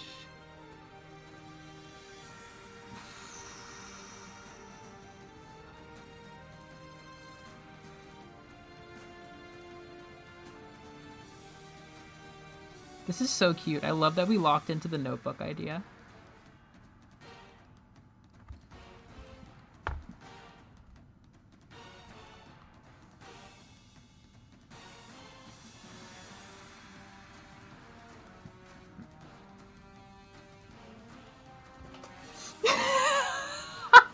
Hi, Liz! I think you missed my exposition about these two. These two are the only prostitutes at the Skull and Bone. It's a mom and shop brothel, as somebody said. And it's just a very nice, funny guy who owns the place. And he has two workers, and they're good strippers. Like, they're perfectly good at sex. They're perfectly charming and captivating and everything. But this place is so unpopular. People only come here as a pub and a bar. They never come here to fuck these two, ever. Like, it's very, very rare. This guy with the brown hair has really big memory issues. He really, like, I don't know how much work he could do. Like, he specifically is good at this, and, like, I don't know if he could make it as a farmer or an adventurer. Like, there's a lot of stuff that I think he would struggle with, so he's, like, very, like, in his niche here. But one issue is that he remembers. So Clover is coming here for a long time. Clover is very good friends with everybody. They used to be kind of like a thing because she came here so often, but eventually she became just like friends with the besties with benefits with the girl who works here. And she always has to give this guy a bonk on the head because he forgets, like, the running gag is that, like, Clover comes back once a month from adventures, and he forgets that Clover doesn't like men. So he always tries to make his advances on her, and then it's just like, purple girl, like, and then she gives him a bonk. Like, calm down now. Clover's not into this. So we're making the memo where he wrote down that Clover doesn't like men, but that he forgets to check it.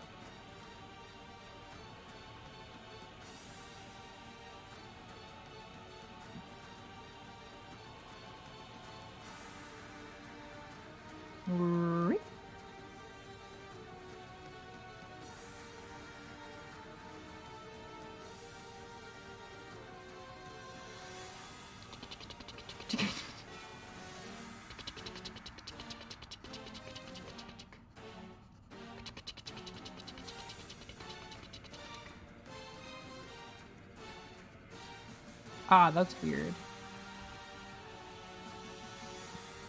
I mean, it's a doodle in a notebook, so whatever. I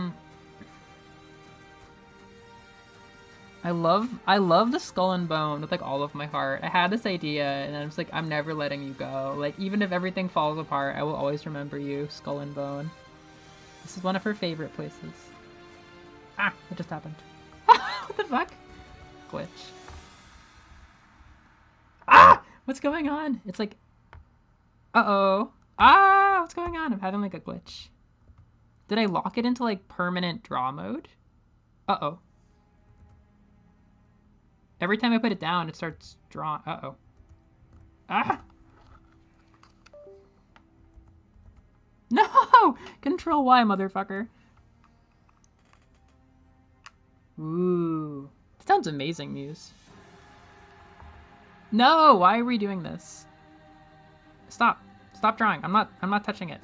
Stop. Stop. Stop. Okay, we're good.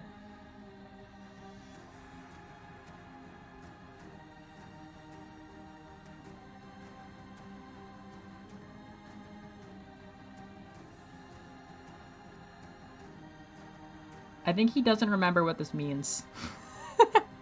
I think he wrote this and he doesn't remember what it means anymore.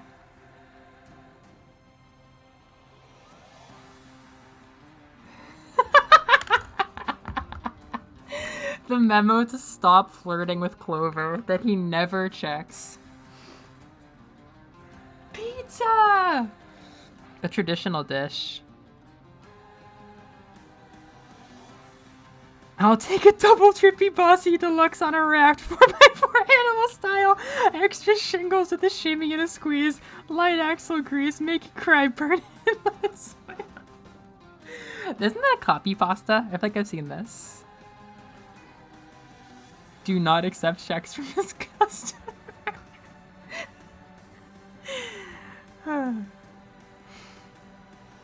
He's wonderful. Because he and Clover, like, they can't really like reminisce about a lot. She remembers that he loves grapes and she brings them back for him whenever she's adventuring through this fruit-riddled hellscape.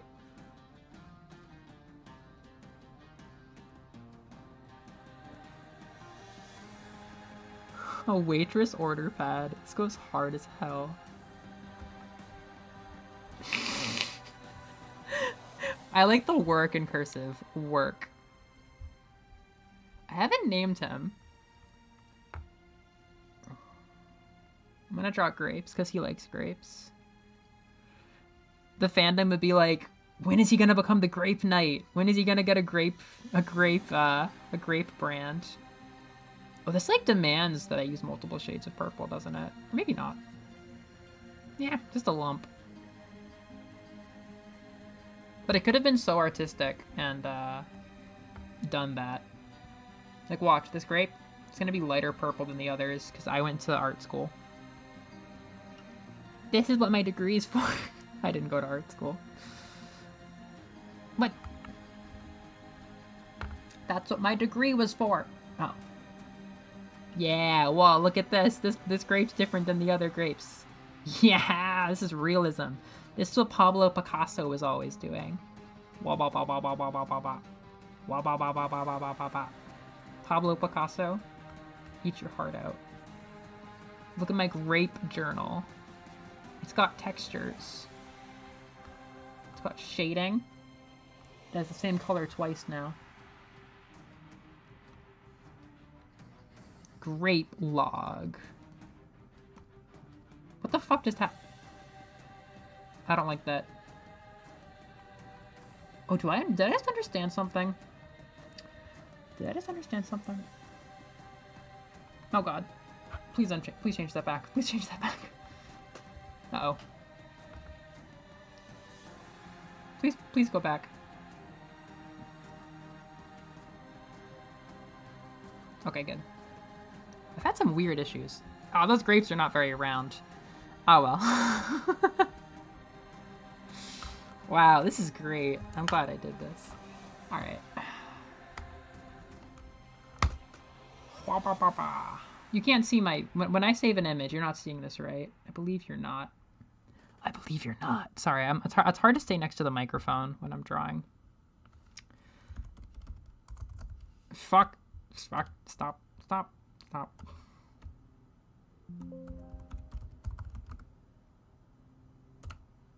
Cool.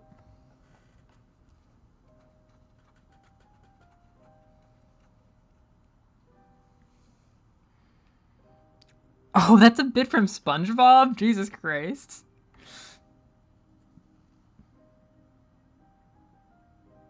That's Meta Knight.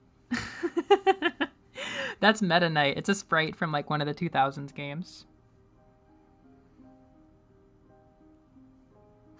Picasso.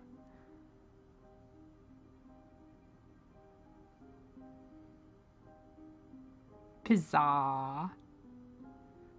Yeah, it's not supposed to look like her. It's how he draw her.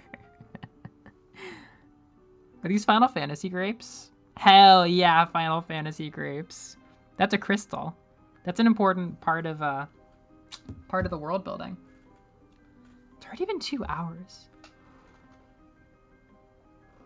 I wanted to draw the dartboard. I actually also wanted to make the skull and bone. I wanted to learn how to draw wood textures a little bit on the skull and bone side. I think, let's see. It's a few things I want to do. Bam.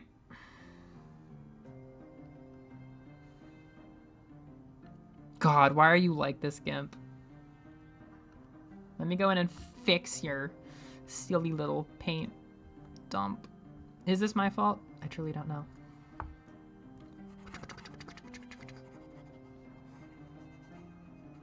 Okay, it's gonna be painful not having my drawing tablet at work. Like, eventually maybe I'll lose the initial euphoria, but I've been fucking with this like every hour of the day. That's why I have so many drawings of the night. Like, I just kept adding to this. Like, even at 1 a.m. I was up till 1 a.m. because after I played her in Pathfinder, I just wanted to keep adding to this. I added, like, the scars, and I should draw Bartleby. But Bartleby's sad in the actual timeline of the Undying Night, because I don't know if she's still good friends to him. I don't know if she's a good boss to him or not. Wow, why is this soundtrack so good?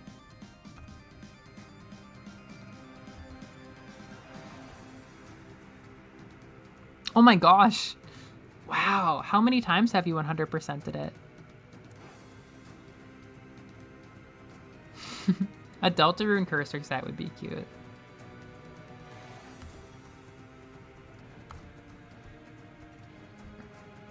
Okay, so I was thinking about dark brown.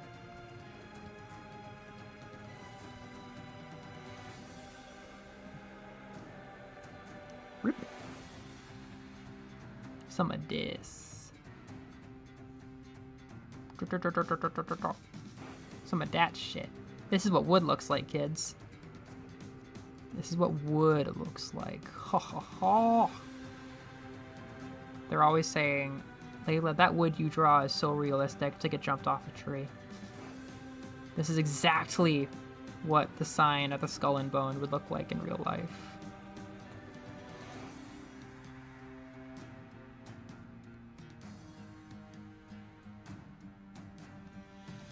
Yeah, the night creatures that she has do need to unionize, unfortunately, because I can't imagine that she treats them better as she gets more evil.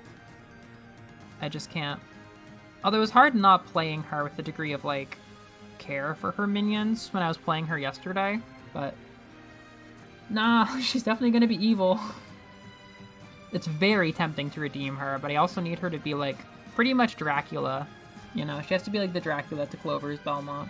The Joker to her Batman is what I say. Well, you're halfway there, Gimp. I might never finish the job for you. You know what I need? I need more. I need more colors of wood detail. That's what Picasso did. That's why they started calling him Picasso.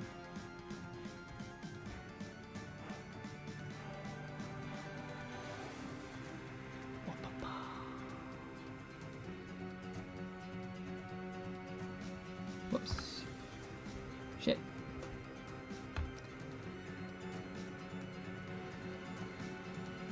Hey, where's Moose? Moose hasn't shown up today.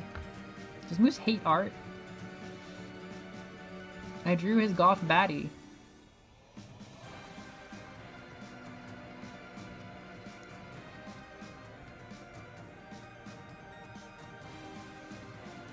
Ha! This is just what wood looks like. Mello's art history abridged. You can take every comment I make about the great artists during my streams and turn it into a, yeah. make a supercut with everything.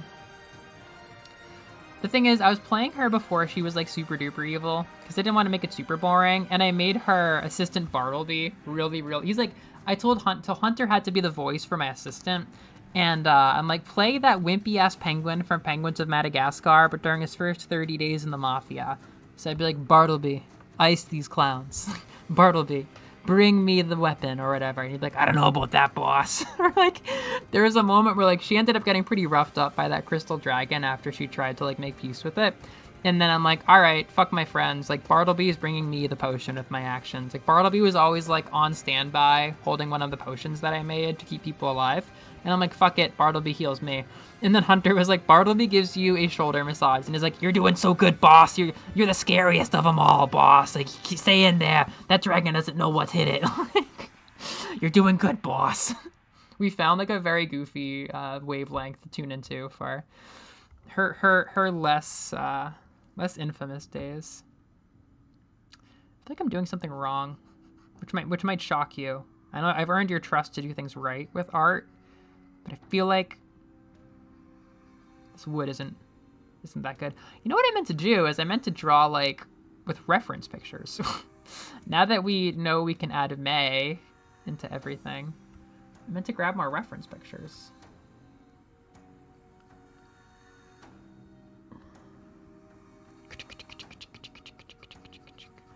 If I don't put up a dartboard in the Skull and Bone, then I don't know who will.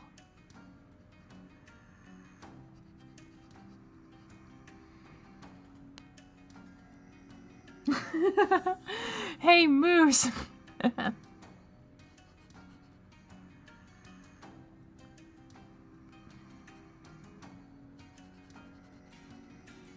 Food for mooses. This is so wooden. If Van Gogh looked at this, he would rip off his ear and you go, oh my goodness, that is just like the forest. The forest in my dreams. The dreams that I have when I'm on absinthe. This is the best wood I've ever seen. This looks like a Band-Aid. I made a damn Band-Aid.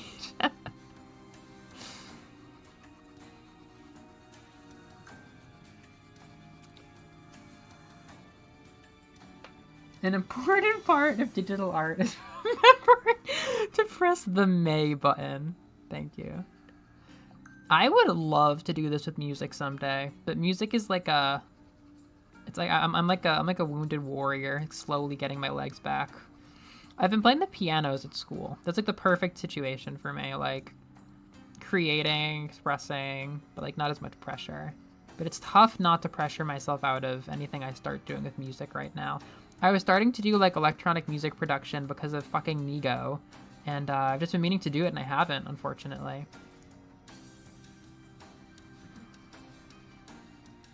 Just little things.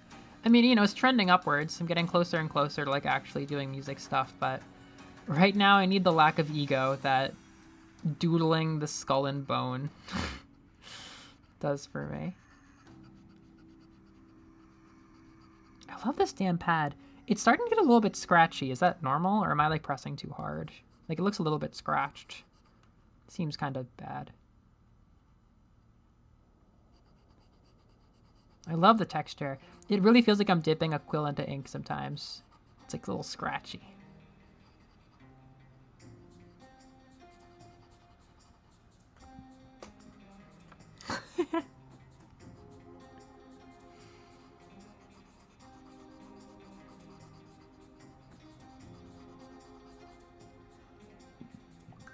What does absinthe do for you in Fallout?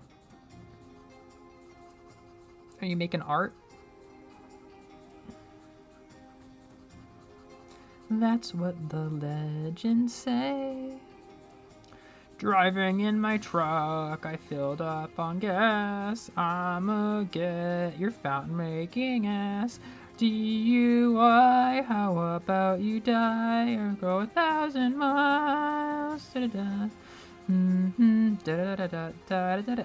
It's been brainworms all weekend. I can't stop singing that song. Driving in my truck. Pulverize this fuck with my Bergen truck. Do-do-do. Do-do. Meet the Comic Sans. Isn't he funny? Vampires too. Great as he can be. Then there came Undyne. Brutal as can be. And they all love you. Do-do-do-do-do. Do-do-do-do-do. Pulverize this fuck with my Bergen truck.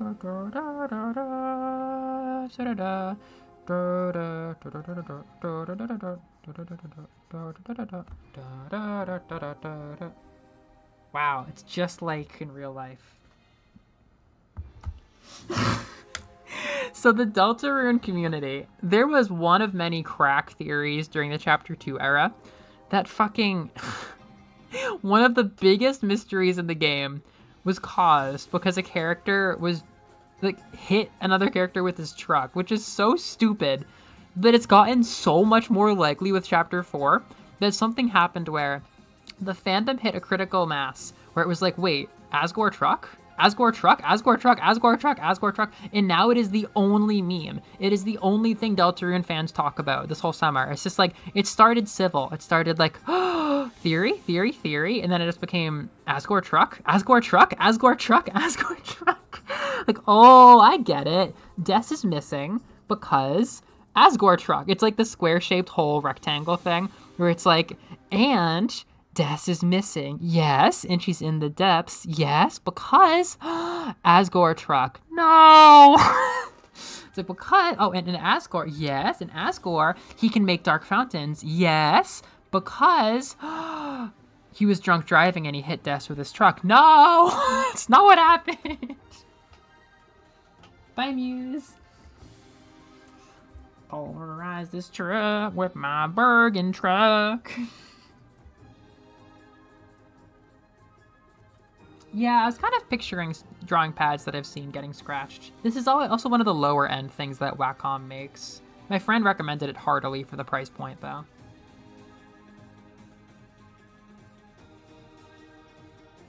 I mean, it was just everybody like scrambling together to do like Death Night, Carol Night, and then it immediately descended for all of July into just like, some people I think are pushing more interesting theories, but most of the fandom has lost it and is just talking about Asgore truck.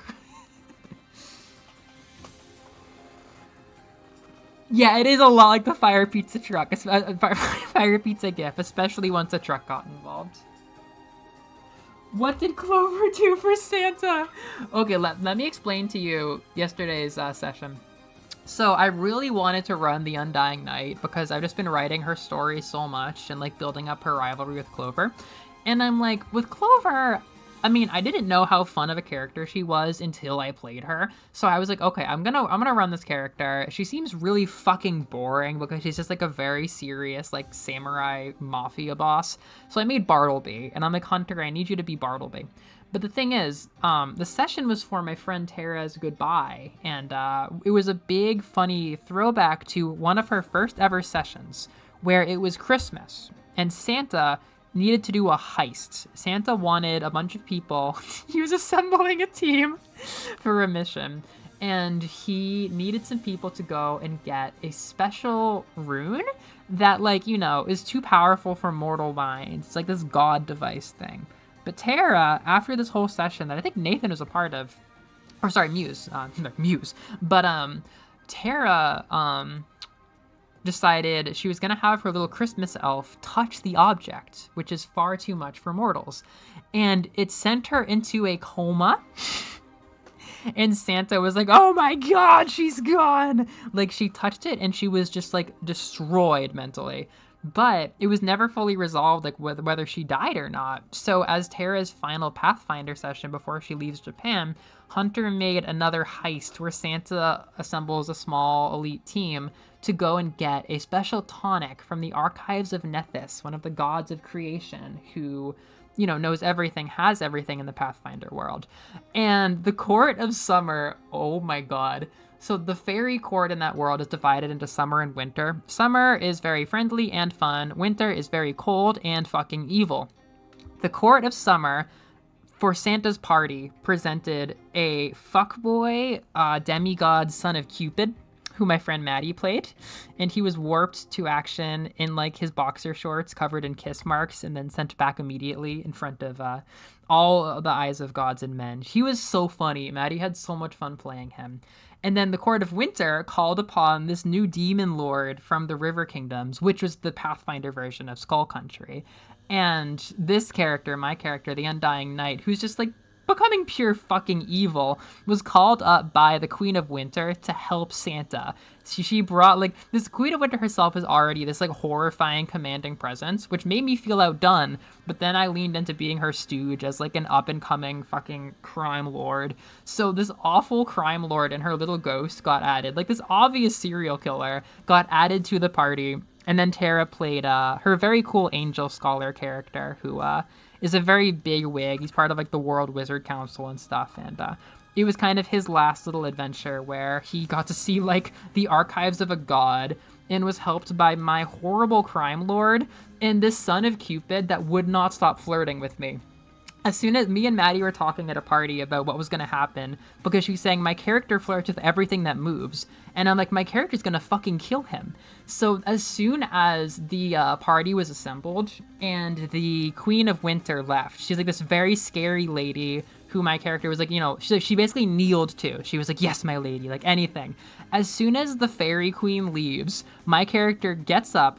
Because Maddie was flirting and saying shit, which I did not respond to, I walk straight over to Maddie in front of Santa, in front of everybody. I roll a nat 20 to do a leg sweep and put him on the fucking ground, which he then adapts to by doing a push-up like Sporticus. And then I draw a katana out of my sleeve that was concealed by magic. There was no sword. And then I lower my arm, and out of my suit comes a full-on katana to hold at his throat.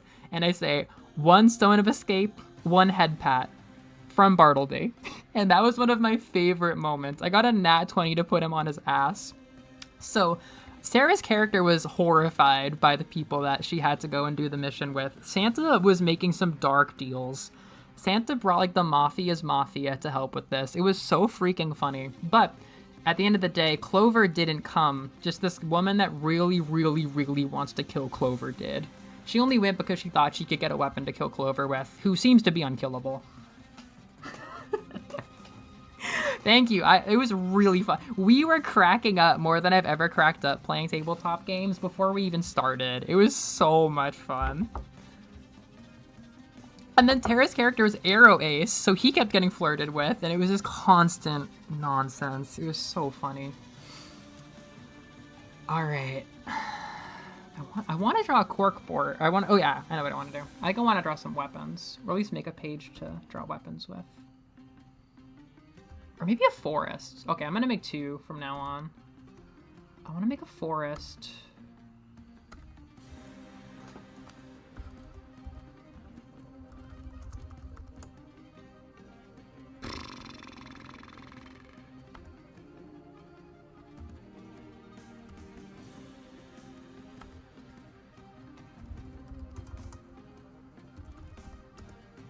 Skull and darts.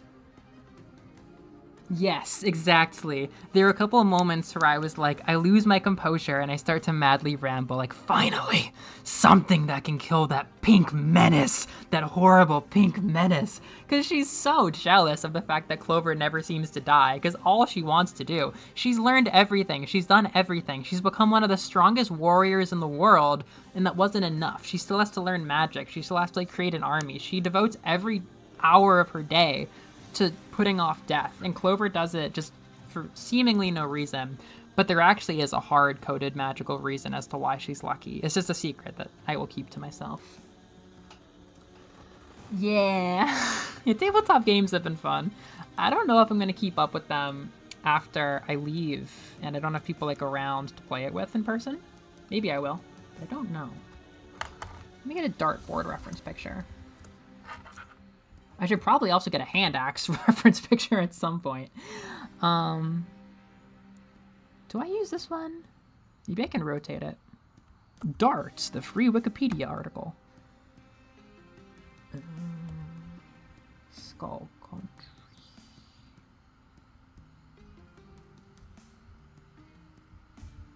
You got GIMP files. Do throwing axe. Oh, axe throwing. Axe throwing. That's a thing. I have an idea.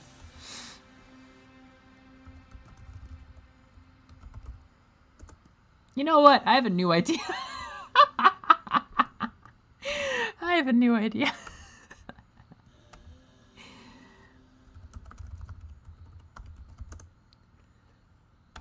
Okay.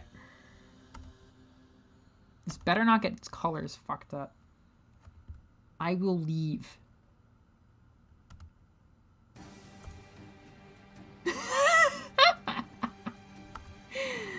All right, well, this is what we're doing now.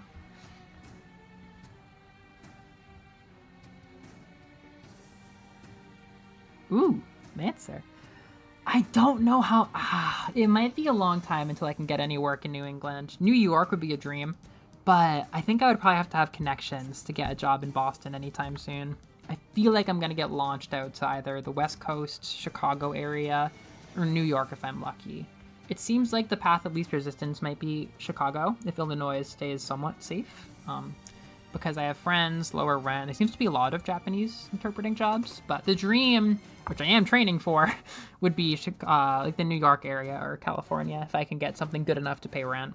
Or, you know, have a friend to room with. Alright, Clover's gonna throw axes at the male prostitute guy. The grape guy. So I guess we start with the dartboard, which I do need a reference picture for.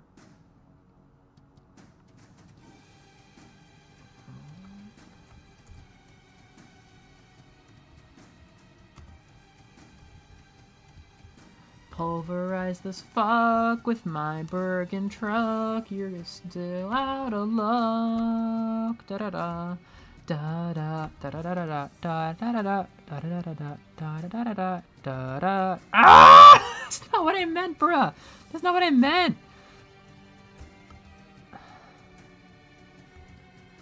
Dude, really? I can't. Let me flip this one specific. Let me flip this one specific object. Flip it. Flip it. No! I'm not affiliated with you. Damn it.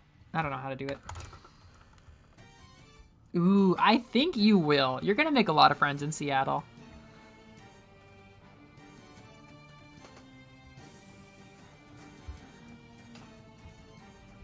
A night at the Skull and Bone.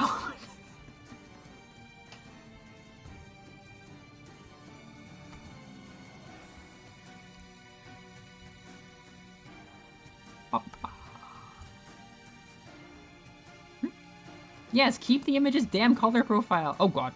Oh god.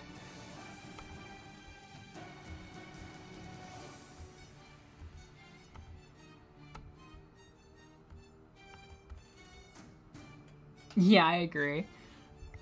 That might be the hub of the universe for D&D. I would love to be able to do online, but I haven't enjoyed it yet. Maybe if I found the right situation. Okay.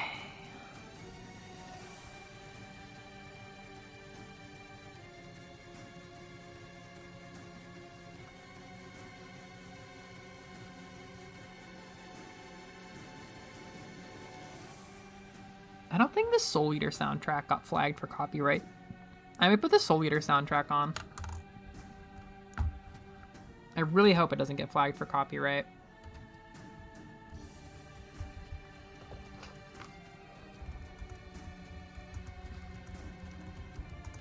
As long as it doesn't have the intro songs. The complete original soundtrack. Okay, good start so far.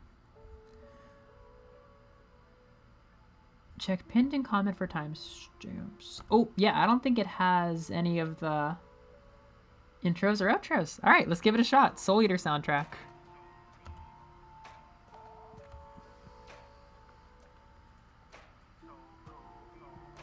Ooh, huh. I've never heard of that. I think I have some friends. Oh, Muse was just in Seattle. Muse was just in Seattle. I was gonna say, I definitely know people there. All right. Squeak.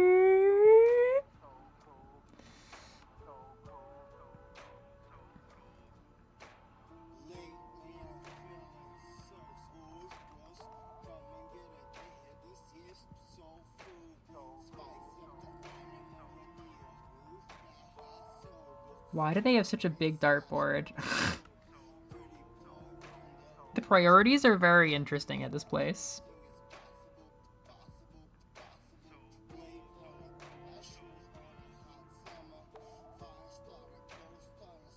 Wait, I know that I'm going to be betrayed if I try to use the fill bucket. I have to remember that.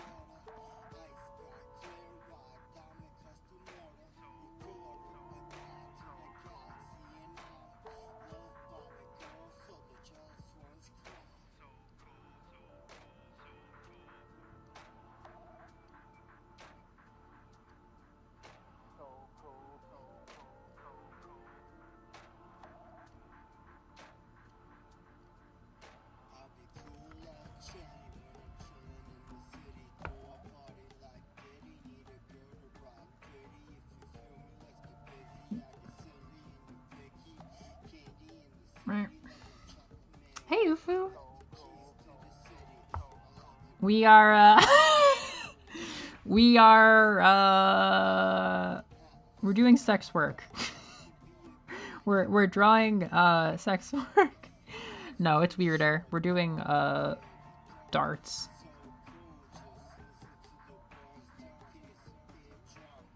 We're playing darts.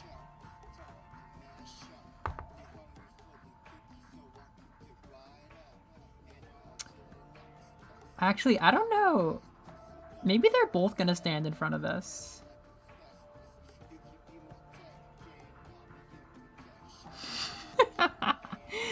Every freaking person who still lives in Skull Country is either a sadist or a masochist, as evidenced by what's happening right now.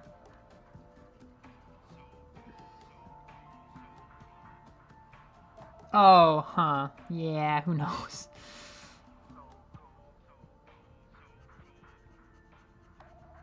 We can't make friends while being racist. What has Seattle come to?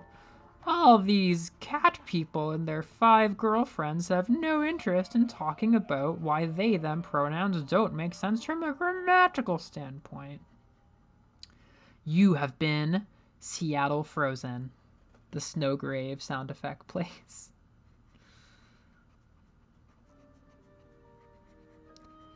You know what? I'm gonna give this a fun color scheme because it's the Skull Country and I can do whatever the fuck I want.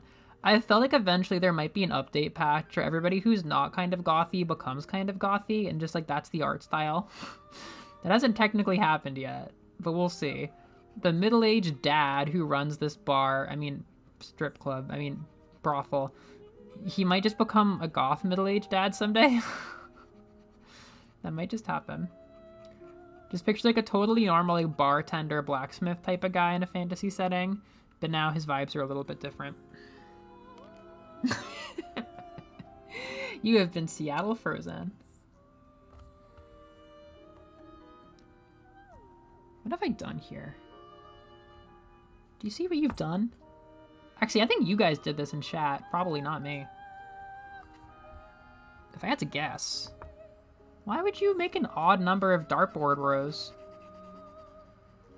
It's very strange. Alright, we need to get like the best color scheme ever for this. And also the fill bucket has to work. Shit. Shite.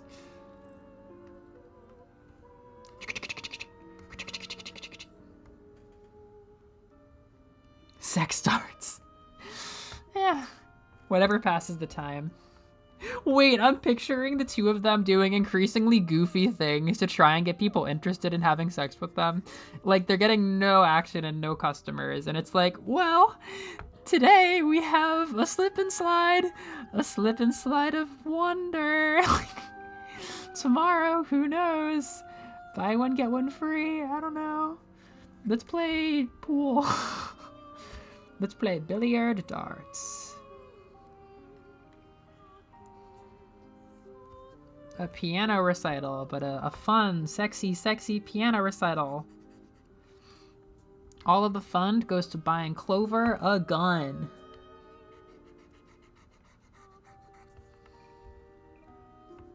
Alright, let's get the color scheme going.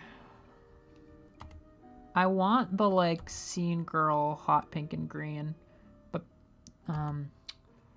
Halloween colors might also make sense. The Shamrock Shake of sexual offers. The burlesque piano recital. There we go. Can you beat our local talents who get no action every night and just practice piano while drinking hot cider with Clover? Can you do it? Oh, what do I do? I want green and purple would be fun and visual, but I feel like it's a little bit too loud. Purple and green and purple, I like too. But what do I want to do? Maybe I'll just do red and green, but I'll make it really funky red and green. Let's get really funky with that concept of red and green darts. Like straight up blood, and then like a really neon green.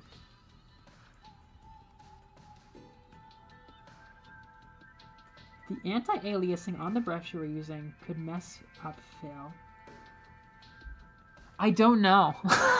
I literally don't know. Color leniency setting. Oh, for the fill bucket. Okay. Color leniency. Fill whole section, fill similar, fill type, affected area, fill transparent areas, anti-aliasing. Base fill opacity on color difference from the clicked pixel or on line art borders. Disable anti-aliasing, but the anti-aliasing is set up on the bucket. I'm turning this off. Oh, I can modify the threshold. Ha! It still didn't work. Wait, try this. I think my friend was doing this when I was at work.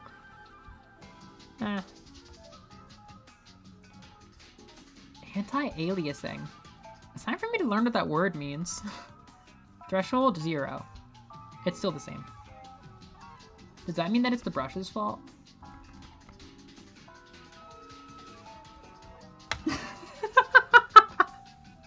For when you need to Shamrock shake things up. Sex work is work, even if there's no takers and you're just practicing piano and making apple cider.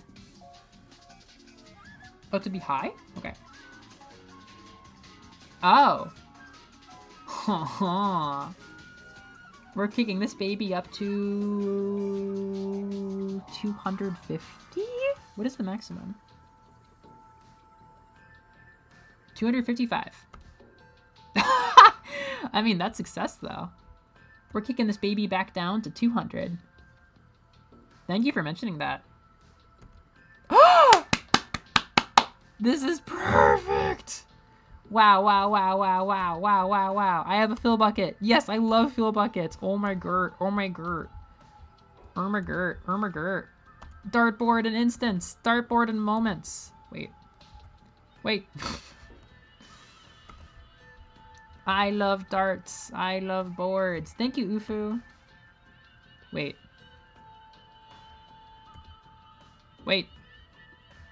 I'm learning something about dartboards right now.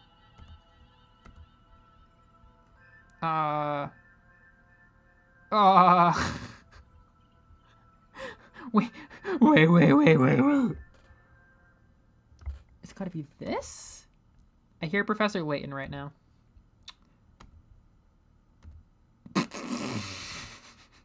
Screen nuke.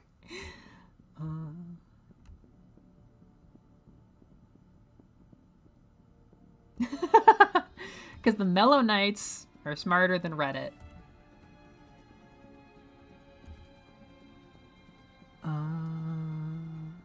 Okay, that needs to be fixed.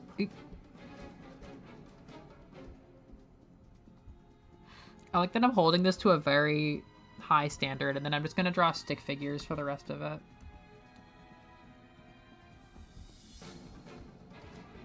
This is our peppermint candy of sex fun. I don't know.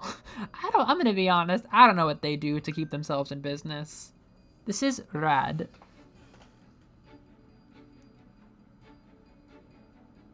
Yeah, I wouldn't be surprised. I mean, I feel like a lot of people wander in not knowing what they're doing, like me.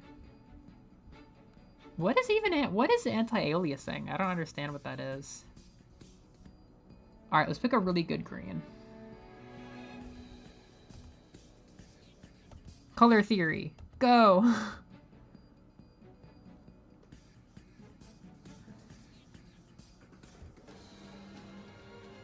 Interesting. Turn off anti-aliasing. Cool. Yeah. Wear that with pride, Evie, please.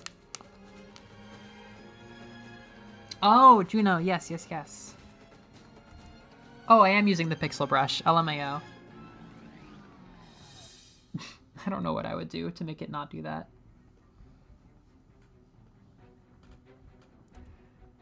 I feel like this calls for like a fat, well-bodied green.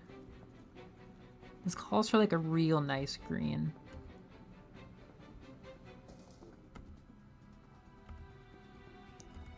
This is serviceable. I think it needs to be brighter. The way that I mess with RGB is a little confusing here. Ah, I like this green. Yeah! Oh, this looks exactly like something else. What am I thinking of? Is it a Mountain Dew flavor? I don't know. Hell yes! The sexy, sexy dartboard. Woo! Woo! We're good at this. Does it need numbers? Are numbers fun?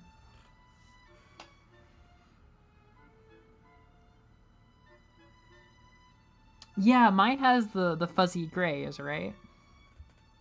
It's a shamrock shake? Wow. This must be one of their special deals. Let me grab tea.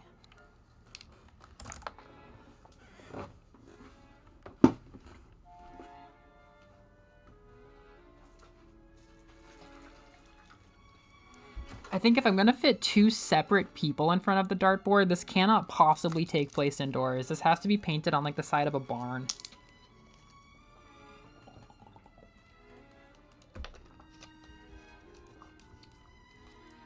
Code Red! Yeah, I was thinking of it's like Code Red or LimeWire. Code Red? Wait, Code Red, it lost the election against Whiteout. But they ended up making it a flavor, didn't they? How did that happen? Because that's back when I was like an 11-year-old, and like I was so invested in my team winning, and we did win, and Whiteout is very good Mountain Dew. But Livewire sucked, but Code Red was good. Code Red still exists. They found some way to get it back in the game. I know too much lore about Mountain Dew, I think, probably.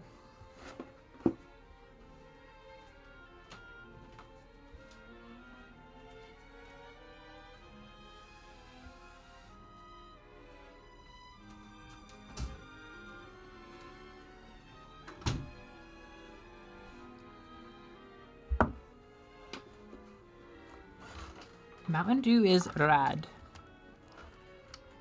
Rad. Mountain Dew is rad. I still can't do it. Targoviste. Oh, by the way, I think I'm gonna stream every weekend of August, maybe. Let me see. I thought I was gonna skip it for Comic-Con, but my friend bailed, and I'm just gonna go for one night now. I don't really want to be in Tokyo that long. The weather was awful when my mom and I were there. Yeah, this is the third? Yeah, I'll stream next weekend. Then Comic-Con I'll stream. And I'll probably stream the last 2 weekends too. I think I might just be here. I might not have to do any days off. We will explore Skull Country in a different art medium that I don't know much about every week. Next week we're going to AO3. No, that's not true. Oh, no, I am going to go to Comiket, but I'm just going to do one day. But I got, Liz, I got a room in the hostel that you and I stayed at, which is like my favorite hostel. They've been so popular ever since like the tourism boom that usually I can never get a room, but I got a room and I haven't been there since you and I were there.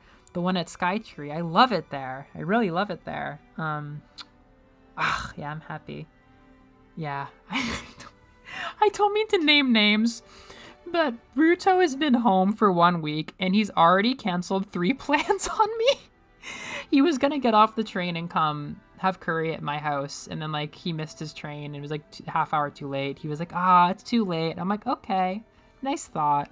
And like we almost met up the next day and he was like, I don't want to go to the station. It would have been good if you were home. It's like, okay. It's like, I couldn't figure out Comiket. It's like, oh, okay. How do you bail on me 3 times in 1 week? It's just going with the flow, I guess. Sorry, I don't mean to badmouth my friends on stream. I've done that before. It's not really becoming at all. Okay. Can I copy color from over here?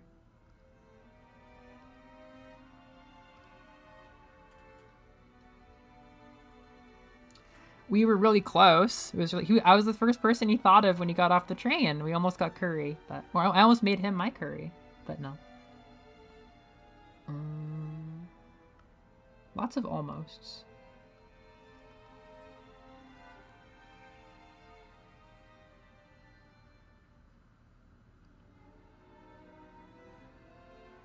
Wait, maybe this does fit inside of a building.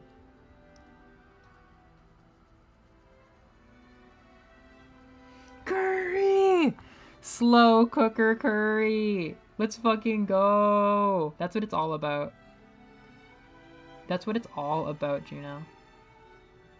What kind of curry? Is it like a Indian style or Japanese style? Beloved curry. I don't know. I'm probably gonna end up making the purple girl trans, even though I feel kind of bad about making them both bi and also having them want to be a trans sex worker. Like, I feel like that's almost stereotypical, but I just kind of, I don't know. I don't know. I just kind of, I feel like she's trans and on magical HRT. That's just like how I feel about her. And I mean, I don't know. I've also debated making the grape guy trans, but there is something about the skull and bone. I don't know. There is something about her being able to bone people. You know what I mean? If it's a skull and bone, it's not just for the bit. I don't know. I feel like it'd be kind of sweet. But either way, she's not taller than him, I don't think. She seems like she's small. I wouldn't change their heights even if they were trans. Okay, I'm more insecure about their faces not having any concrete background now. Maybe I'm just not gonna finish that.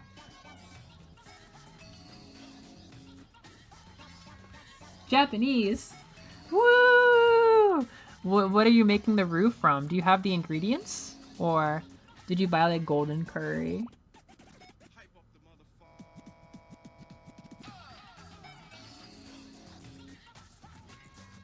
This is the most hip-hop I've listened to all year. Thank you, Soul Eater.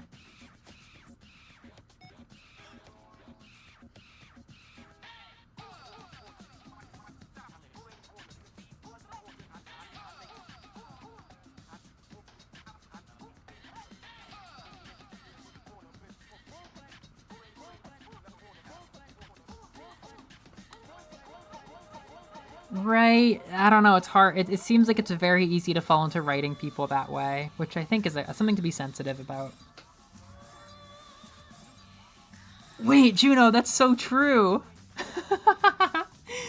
A spell of, like, even if she had like magical HRT change her genitals, she could have a spell of recall genital.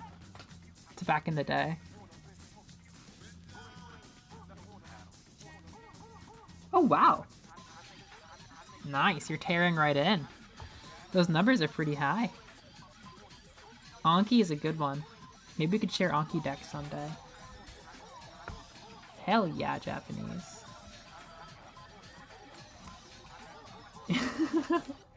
I only remember the flute song, honestly. And the thing, ooh, so scandalous, so cool, baby. Wait, no. Ooh, can't handle us, so cool, baby, scandalous. That's all I know. Ooh, that's cool. I want to learn how to make it without roux. I think it's less sodium. I can use white for their faces.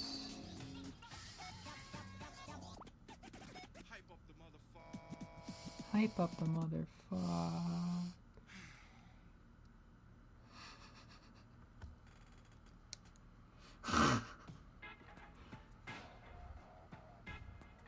Kaishi? What's Kaishi?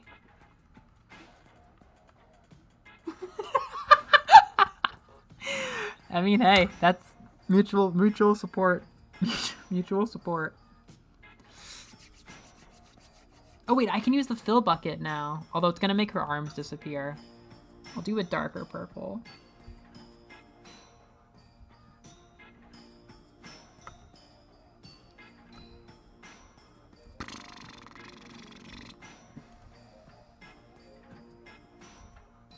Well.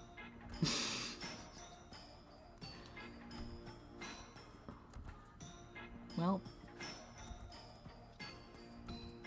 Hype up the motherfucker.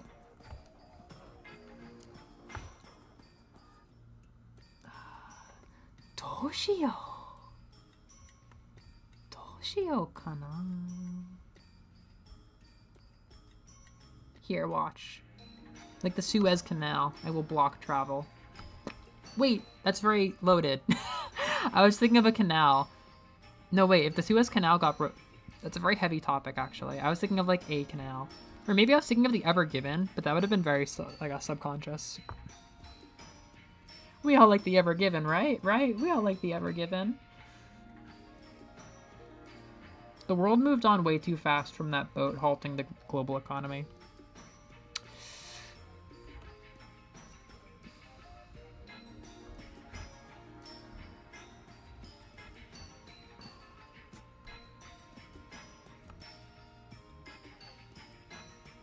This rules. Wait. Ooh. That's weird. It locked onto the lavender color, but then it also left a border. It's like a double failure.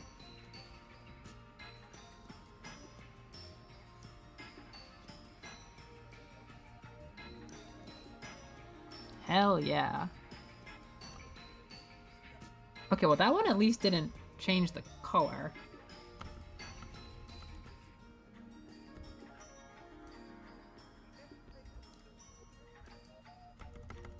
Liz, what do you think this song is played behind? Why does it use the instruments that it does?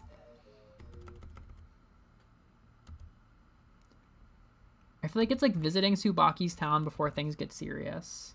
Like Black Star is arguing with some person in the city square.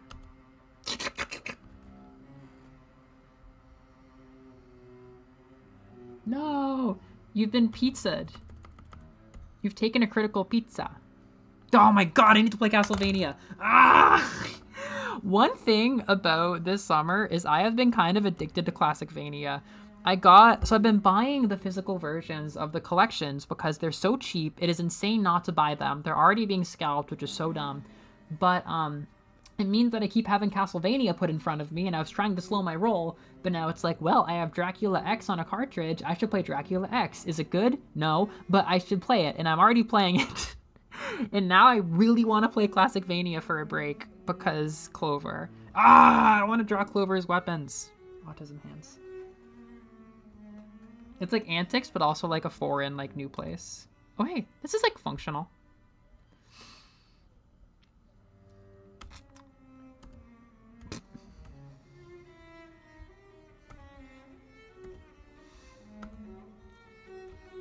Me.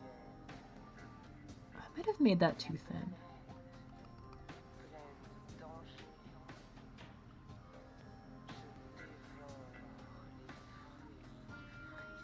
Yes.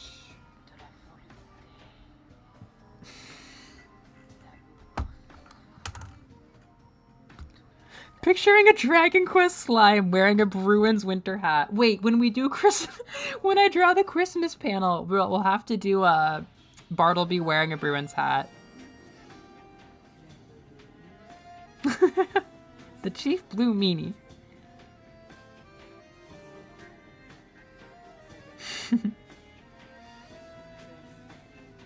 That'd be so funny. The Boston Bruins X Dragon Quest franchise. Bye-bye, Liz. I already edited a bunch of merch. Yo, wait, that's so funny. I edited a bunch of New England sports merch onto Caddy's family for a Deltarune theory. Moose! Moose! Hello, Moose! They're very goopy and inky, but I think they're more like humans. They're almost more like humans than slimes.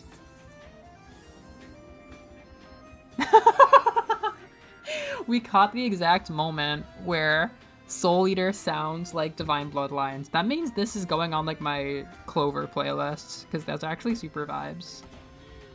We're at the 31-minute mark. This track is called Like a Radio. Yeah, this is a Clover song. Like a Radio off of the Soul Eater OST. Sex. Oh man, I really need that reference image. I need her badly. Moose, we have a goth girl. I've been doodling the goth girl I was talking about, the villain of this story. A story that obviously lots of people will someday see in a consumable form of media that's not my ramblings.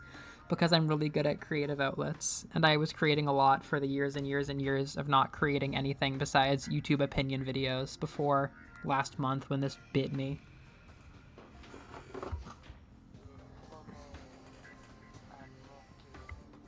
Wow, what a day this has been. The Skull and Bone. Man, nice. Nice memories. That would. Picasso. He would blush. Little Clover page. Hell yeah. Oh, wow, Juno saves me with that. That was a nice one, Juno. Yeah. I'm not a good artist, but... I've got a bunch of paper doodles. I've been trying to learn how to transition them. I just bought my drawing pad on Friday. I have no idea what I'm doing. I played her in a Pathfinder campaign yesterday, and this is an earlier point in her life where she was an up-and-coming evil queen, demon lord, and she had an assistant named Bottleby, who she was actually decently friendly with. He was able to be her right-hand man, and he was not an evil monster. These days, he's just lost among the ranks of her giant demon army, but back in the day, she was much softer. She tried to spare a crystal demon and things like that. Her days before the scars. Oh, ho, ho, ho. Thank you. I literally made, she's just getting blacker and blacker. I love the suit. I've decided that I'm gonna make her her main outfit is kind of like a Count Dracula suit to fit kind of a medieval period vibe, but the motif is like a mob boss, and she just has one katana.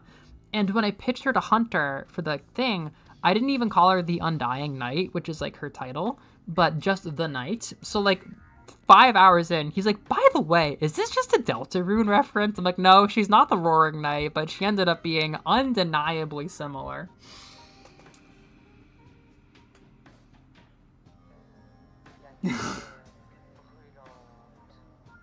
Thank you. I'm picking up a pencil. I may be cringe, but I'm picking up a pencil. And a katana. And Bottleby.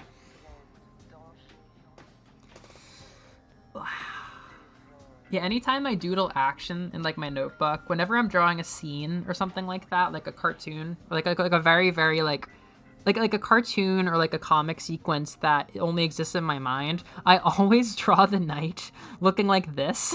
It's just like Random chunky little things. My favorite thing about her is the square. I don't think I did it very well here. She's like rounded, but I try to make her hair very square and choppy. I even went so far as to make her almost have like what's her face? That Jedi lady. I almost gave her like a weird like pointy element to make her even more square in this little doodle. But usually it looks something like this. Fucking evil person. Anyhow. Thank you. I do think of it as good chemicals for my brain. Alright, I guess I'll go with the axe. Or should I go with your arms first? I could sketch the arms. Wow, how am I going to draw this? How am I going to draw this? Oh, I can't. Ah, shit, I can't draw on top of that image, but... Dude, that's so weird. What? I don't know shit about drawing anatomy. And then the other arm is just like an idea. Ah, and then that hand is behind the other hand. I guess this is good. Thanks, Moose! That's where I get my spirit expressed. One moose. How are you doing, Evie? You EP? I don't think how's your pizza? What kind of pizza did you get? I guess that we could do like a bigger axe than usual, because this lady's holding it with two hands. But then again, I don't know. I don't know. Clover's signature hatchets are definitely one-handed hatchets. It's not like she wouldn't have an extra like fire axe or something. Oh, I'll make it like a Castlevania like double-sided axe. Okay, so I have to get this. Oh no, the hands should have a little bit of space. Ooh. Oop. Good. We need like a double-bladed axe. Yeah. Yeah.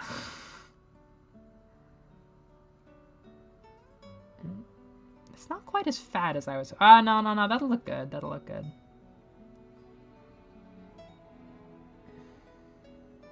Bam. Fuck yeah. Fuck yeah.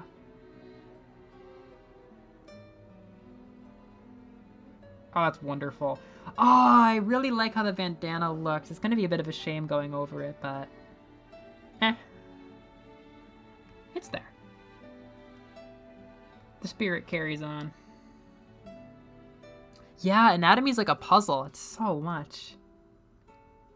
It's so much. Whoops. Oh, I'm shrimping. I'm shrimping. I'm shrimping harder than a UK moderate who's been repressed of his trans girls. Oop.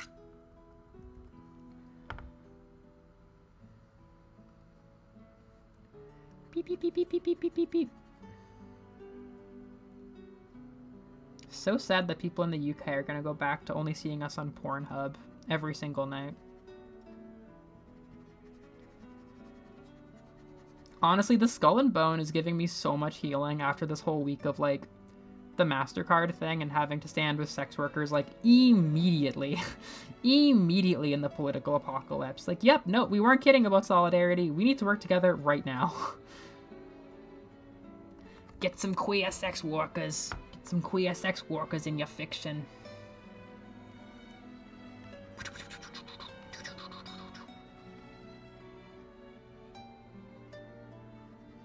This is the Soul Eater song when they are on the gondolas of Venice on another planet. Ha ha, I understood that reference. Okay. Axe be true.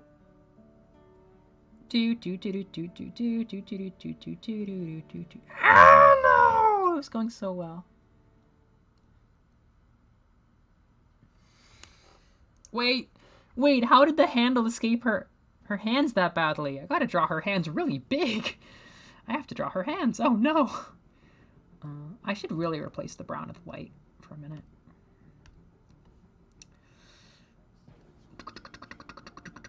Yeah, they, oh, I know what I did. I drew it, I started the drawing of the axe. Instead of having what I drew as the center like it should have been, it was the right side. Pepperoni and bacon and thin crust. Thin crust with meat sounds good. Oh wow, sleep schedule. No amount of sorcery can liberate me from doing chores. Moose, you're a king. I'm glad you got to push the cart. Oh no, you gotta have your E. Posture check.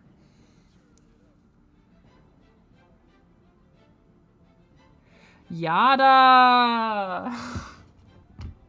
The revolution comes tomorrow.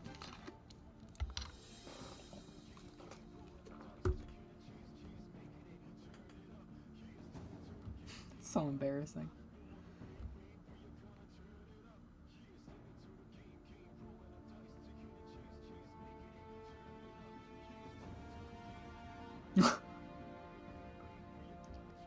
Muse says, in the Backrooms Discord about the GIMP conversation, the only good thing about GIMP, the best thing about GIMP is that it's free.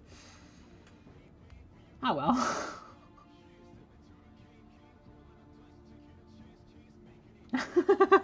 All right, everybody, bring up the good girl, bring out the head pats. All right, so, yikes. Oh boy, how do I connect Clover's arms back to her body? I'm doing Animal Crossing villager hands. I'm not doing fingers right now. I have my whole life ahead of me. Oh, but her skin is just, like, white right now. What do I do? She's gonna be like Princess Bubblegum for a moment. Or I can just give her a skin tone. Yeah, I'll give her a skin tone. I am not afraid to give a skin tone. Oh. I am not afraid to walk this world with skin.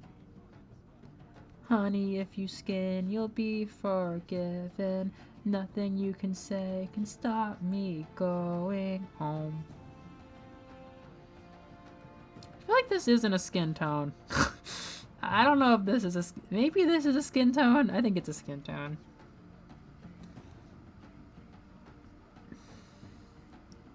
Okay, so this hand is lower.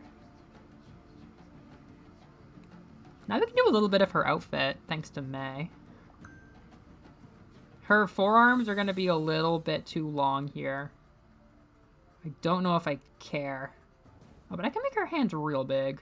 Her Animal Crossing villager hands. The idea of drawing anything in this universe like Animal Crossing sounds very unholy.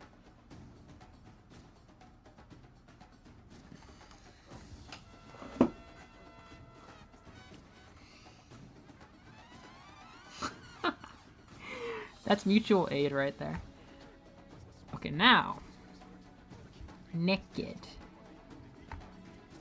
You have to follow this. Okay, we need a little bit thicker than that.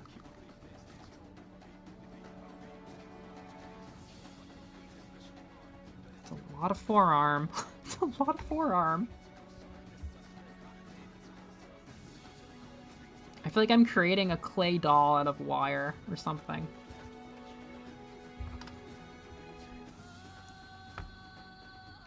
This is such a big arm. Is this really what that lady looks like in the reference picture? I don't know about that. This Soul Eater song is pretty good.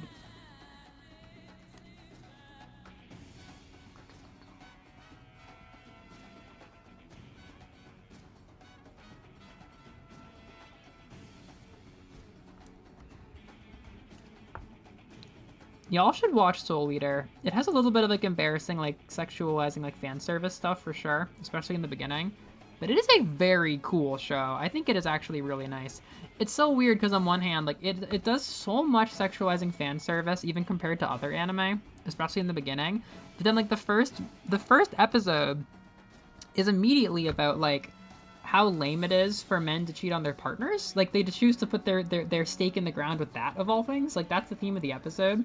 And they also have like my favorite portrayals of platonic friendship between people of different genders, especially the anime. I'm pretty sure the manga has the briefest hint that maybe some of them have feelings for each other, but it's still just like, it's really just them showing that they care, like in the moment. Like it's definitely up for debate. But like they spend the entire show learning how to like respect each other and be better friends. And like these pairs, like the whole show is about the dynamic between these pairs, and they're all like MF pairs. It's actually, it's like my what's that is due to this? I think it's so rad. Like it does have the sexualizing fan service problem, but at the same time, it gives so much weight to women's feelings, and it like really valorizes the idea of guys taking women's feelings seriously. Like for whatever damn reason, this kind of horny, goofy sci-fi show like really puts its stake in the ground on like giving a shit about your partner's feelings, even if your partner is like a platonic friend. It's really good. I really like it from a gender standpoint. That's not how her arm would be going. It also has cool action and it's funny. And every one of the openings and endings is an all-timer for me. Fallout X Animal Crossing. Like, you know what? We can't decide what to do with the series. We're just gonna destroy the world. We're gonna destroy the whole fucking world we made. Where would the torso start? Okay, now I get to draw clothes. This is so fun.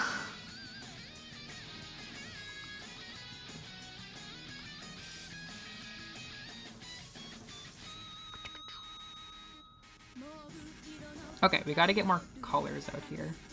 That looks crazy. I don't know how well I followed the reference image. That looks insane. Take a screenshot for imagining that that's actually the finished product, if you want to do that.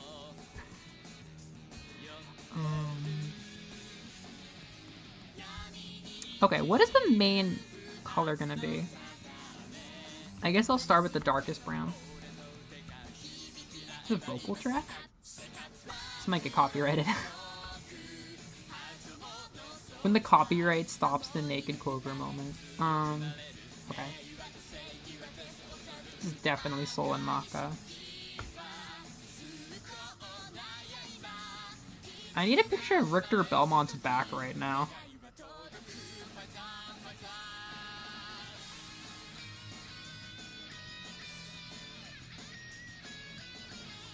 Start with like a tunic.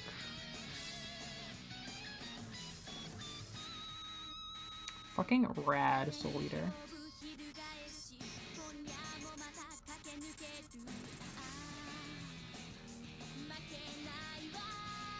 Makenai wa.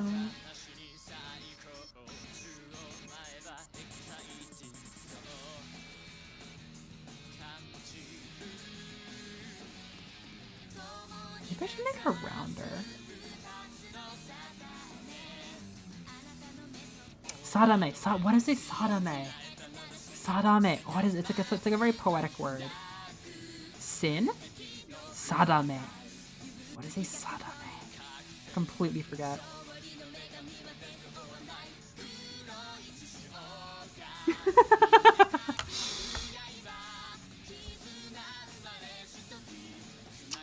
I think she's just gonna hit the target without hitting them. Is this guy wearing it? Nah, yeah, I think the goal is just to have the thrill of hitting the dartboard.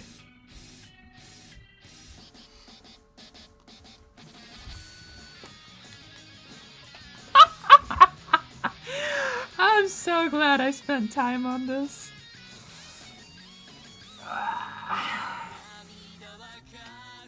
Richard, this has inspired quite a lot in the chat. Place froggy chairs down to slow down your enemies. Oh my god. That'd be very cute. How would you do that though? I think it would have to be like a store management thing where you have customers coming and you have to like provide some kind of service to them. Yeah, Soul Eater is very goofy, but like it's extremely serious about the idea of like relationships and understanding each other. And then like the main theme they explore with the villains is madness, which I don't know. I have a lot of thoughts about that. I don't know if it's done that well. Oh yeah, Sadame.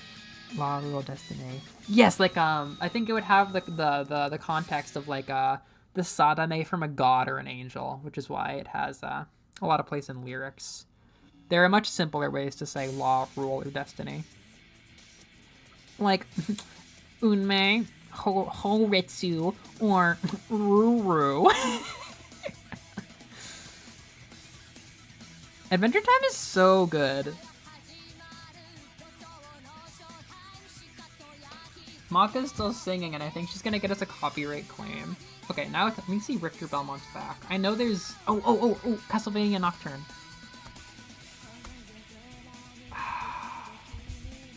Castlevania Nocturne Richter. Yeah, that's a good shot. There we go. I mean, the crest is the main part of this, but...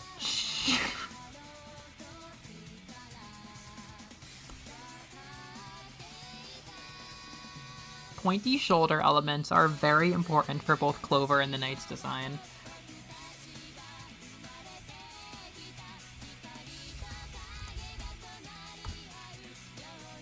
Ah, this is a good picture too. Richter reference. Why is it a web pea? Nobody likes web peas. This might be a better reference picture. God, when I first met Richter, was him getting into Smash. And I was like, I did not like male characters very much back then. I was like all gender all the time, basically. And I was like, I don't know, he looks polite. That was my thought. Like, he looks very polite. I like him. I was thinking about the group of characters that were going to be Echo Fighters. Like, Lucina was like my favorite. I'm like, oh wow, who are her friends going to be?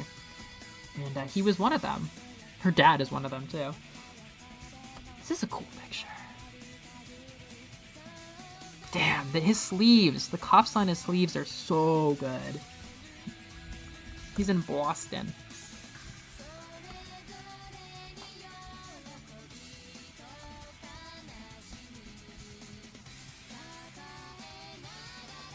What up, Muse?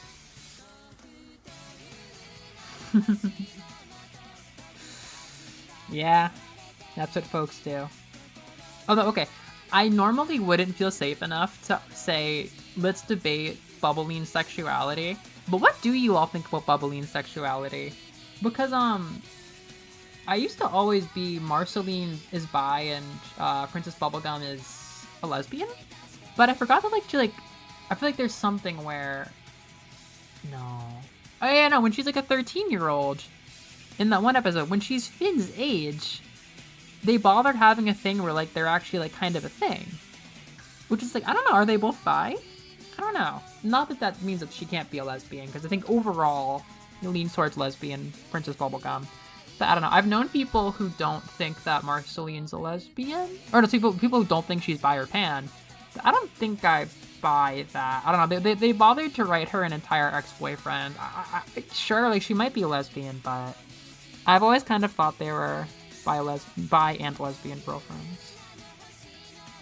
Oh, and Knock Girl, you're awesome. I haven't rewatched the original. I know a friend who's watched it a dozen times. We've been drawing a scene. We've been drawing a scene from the Skull and Bone because I was looking for dartboard pictures. I wanted to draw a bunch of Clover's weapons inside a dartboard, implying that that's what Wild Knights usually end up with. But then I found this reference image of a girl throwing an axe at a guy, and I decided to use that for practicing referencing weird anatomy and posing. The arms came out very long. Yeah, which, you know, doesn't mean that you're not a lesbian, but, you know, what did they mean by that as writers? Probably that she's bi, that's what I would think. It can be very heated, though. People can come to blows on that topic.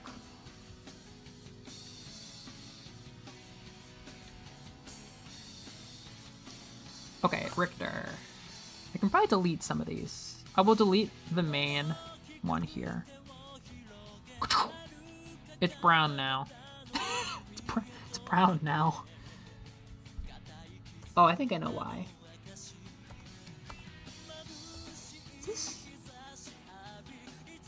This might be... Narian, this might be Kotaro. Kotaro's voice actor is Mamoru Miyano, who's really famous, and he played Death the Kid in Soul Eater. This sounds like it might be Kid and Liz and Patty, which would mean that Kotaro's singing right now. I really hope these vocal tracks don't get us on copyright strike. Okay, gotta delete this layer.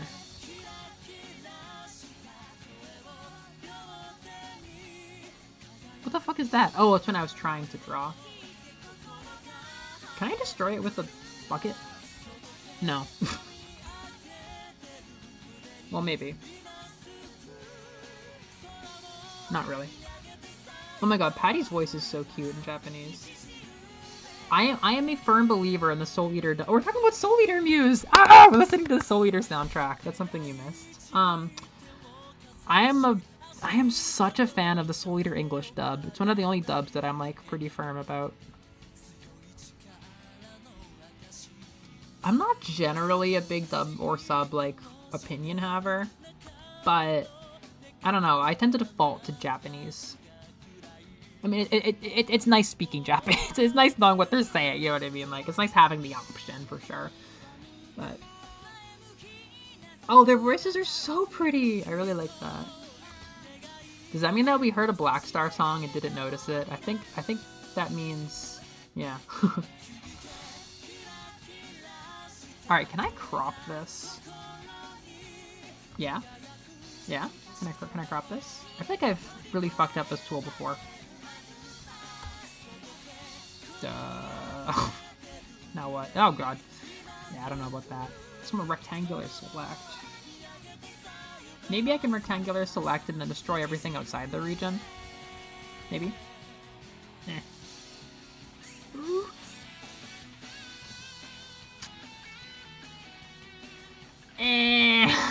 I don't think I want to learn how to do that. I just thought this was nice.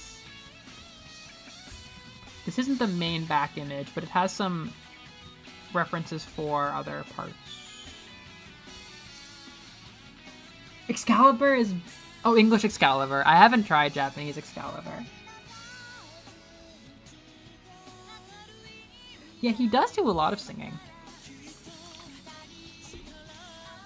He's so much. He's Light Yagami. He's Death the Kid. He's Riku in Kingdom Hearts.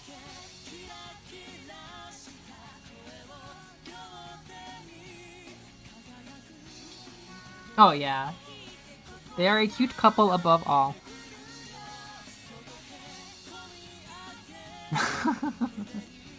I wonder what you'd think of it. I mean, you're an old hat, so I don't think the fan service would throw you off that badly. It peters out after the first season. It's so gross. It's so gross having to call like sexualizing like high schoolers fan service in the same breath that like fan service can also be like, y'all wanted to see Gerson Boom from Undertale as a boss fight? Fan service, like actually servicing fans. Rip and roll. Okay, Richter's back.jpg.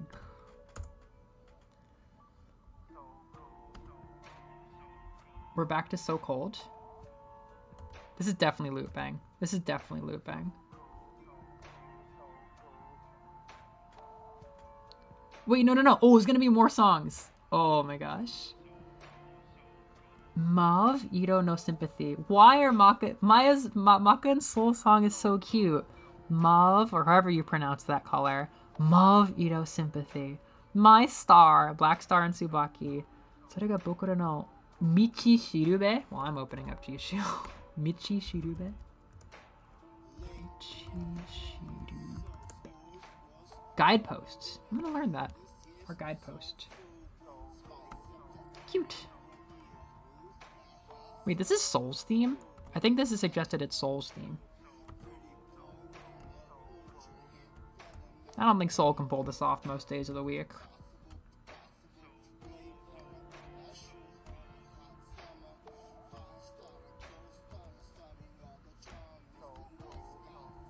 Bro really did like gorillas.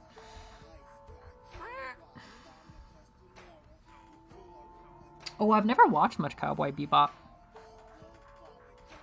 Yeah, Krona and Ragnarok are really interesting.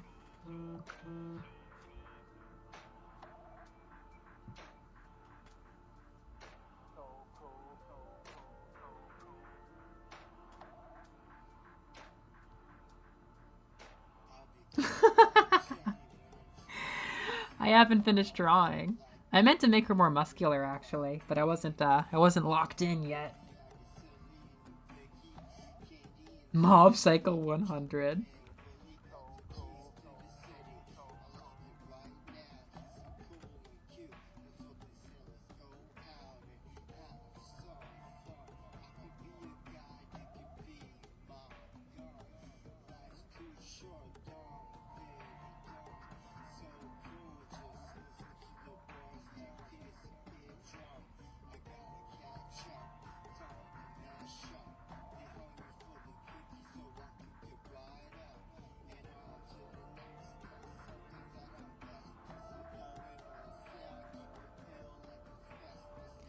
KK.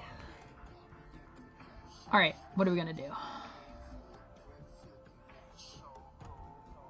So cold.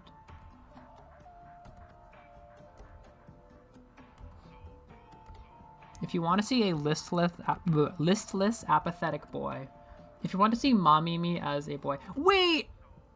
I forgot to give you guys your Mom Mimi back. I noticed that she's not here. I gotta get Mom Mimi back for you. I forgot. You've been missing your Mom Mimi for fucking 3.5 hours. What kind of streamer am I? Get her back! Although it was Jiro's birthday yesterday. Mami and Jiro have seen me through so many fucking storms. I think it is more than their time to get some love as like unofficial mascots of this channel. They deserve so much. They have seen me through so much to get here.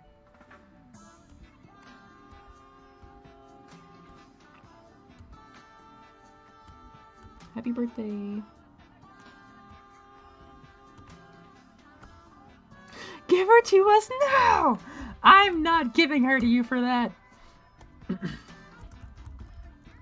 Their file names are currently Mommy and Mommy Jr. because I bailed on pulling Mommy after I already named the asset. Mommy Jr. is a junior Mommy. 2-0. Do I have any other transparents? I should make transparents for the stream.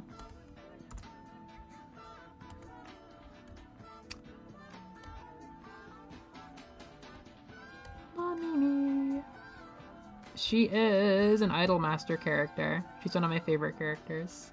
These two are very big, like, I guess, inspirations, I guess? I don't know. Jiro's more like already how I am. They're more just like favorite characters that inspire me.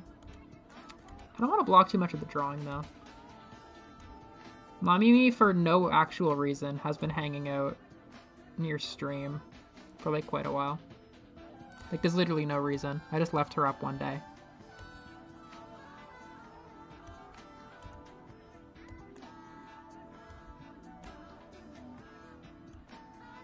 They're just here.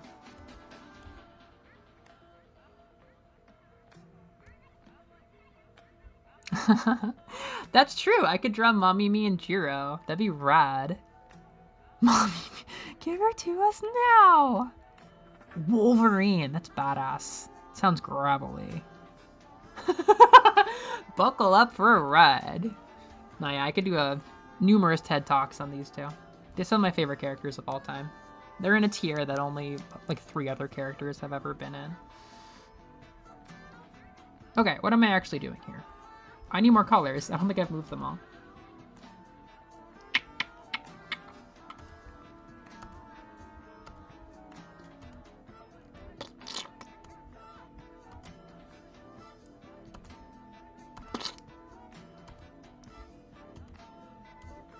Could have been a pasty ass skin tone.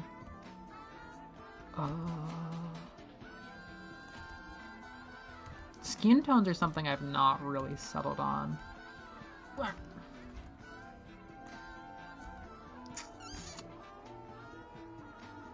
guess that's all.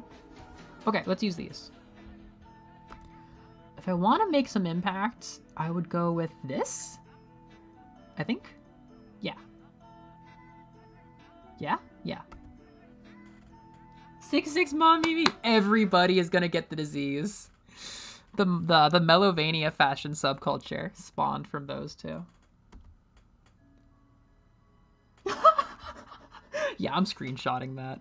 Who is Mommy Me? She's the light that guides the lost. Yes, she's a purple cherry on top of a beautiful cake. She's the alpha and omega. She's the best. We love Mommy Me. You're right about that. You're damn right about that, Mucifer.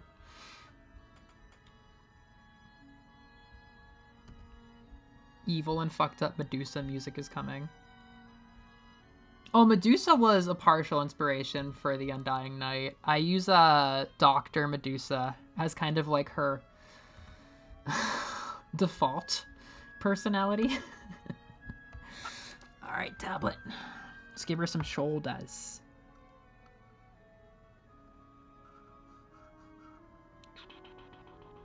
Yeah, Shadows of Valencia.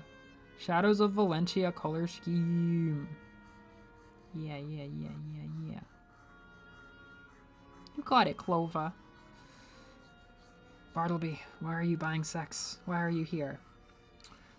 I thought this was an Applebee's. It's not an Applebee's. Good, honest people are trying to work. Okay, boss. I'm not your boss. I fuck your boss. I'm gonna pretend I didn't hear that. Collar? Question mark? Can I pop a collar? Can I pop a collar? I mean, I'm not going to be able to see the collar, but can I pop the collar? Yes. And then while I'm here, any kind of crest or other design? I like what he's got here with that. Ah, I see. There's kind of a general shape too. I can use that poop color. I invited Shadows of Valencia out here, and then I called it poop color.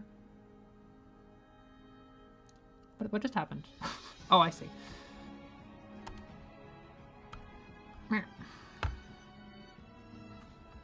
The audio quality is not high with this one.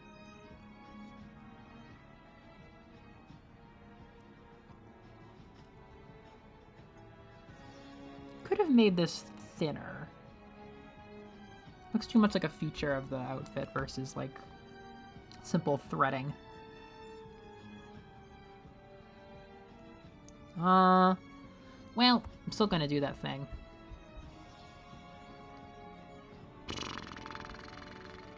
Lighter? Lighter? Maybe.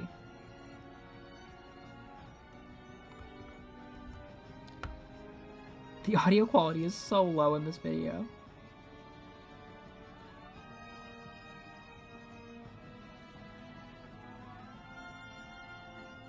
Eh. Cool.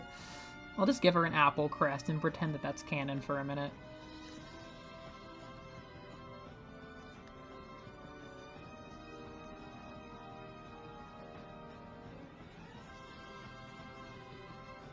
The goofiest.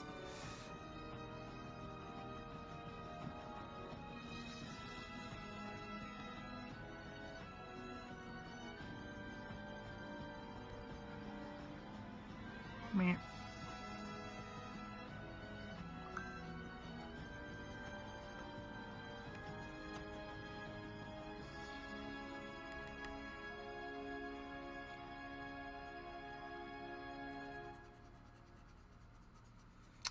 There goes the collar.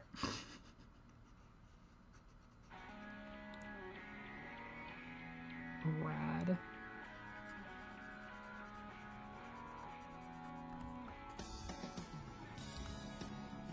Hear that cymbal distortion.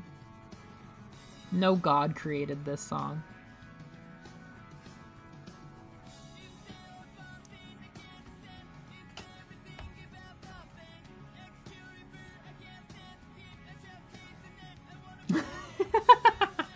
Yeah, they leave the vampire palace or whatever, and they just go to Applebee's. I remember this song. This song's good. Oh yeah, we gotta get more muscles on her muscles.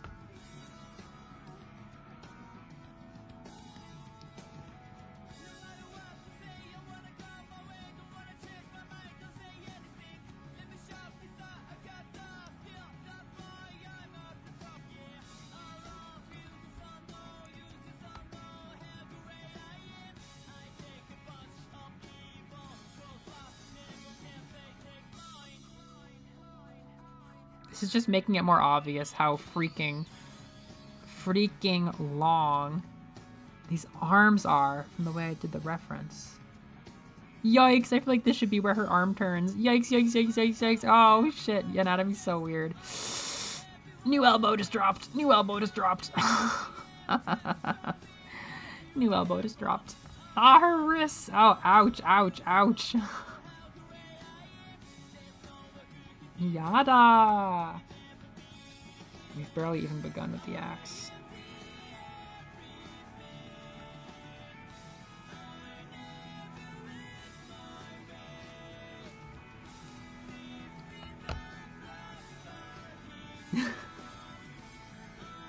The Applebee's at the edge of the abyss. Yeah, you're right about that. Another day, another justice served.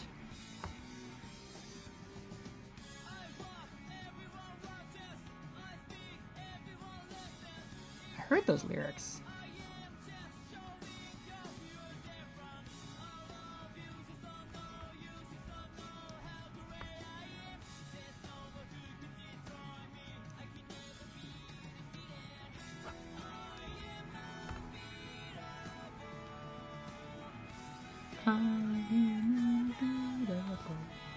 I am Astrobot.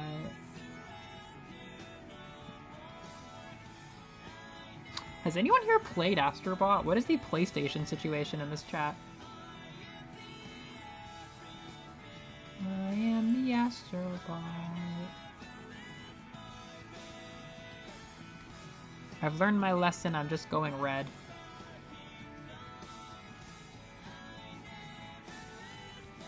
Cool.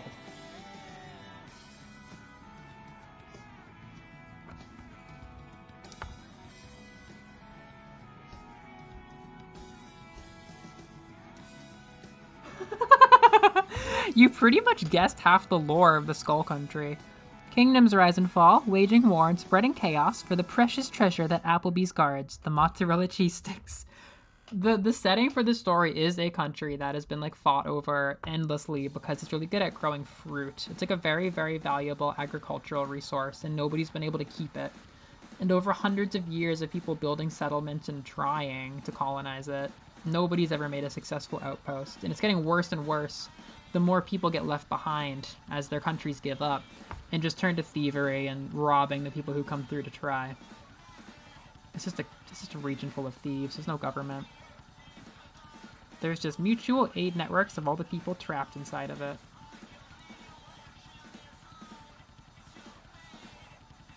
I feel like I did this wrong somehow.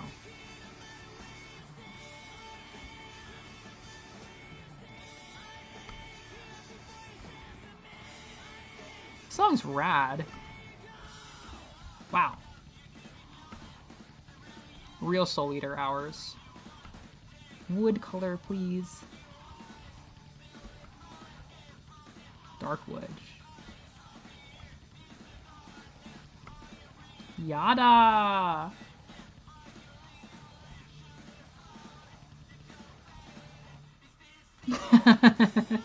Kingdoms rise and fall.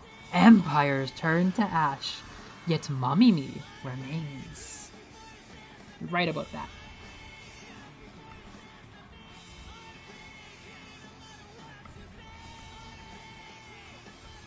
Yada! Honestly, maybe the reason that people are saying GIMP can't do buckets is because even the pixel brush leaves a fuzziness. Which means you have to mess with the threshold of,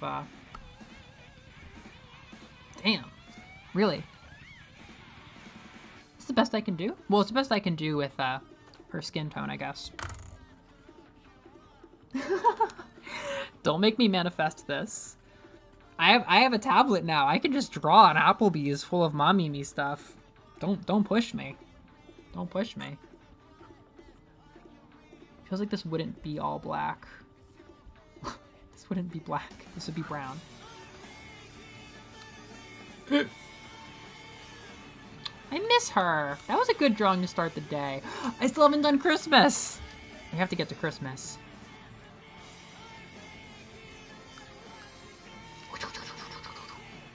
Yeah, boss. You know how to shade them. Bartleby. The irony. I really meant it, boss. Fuck yeah. That's perfect. Point me to 1 second grader that could draw that. I guess I know what we're streaming next weekend. Mommy Me Applebee's.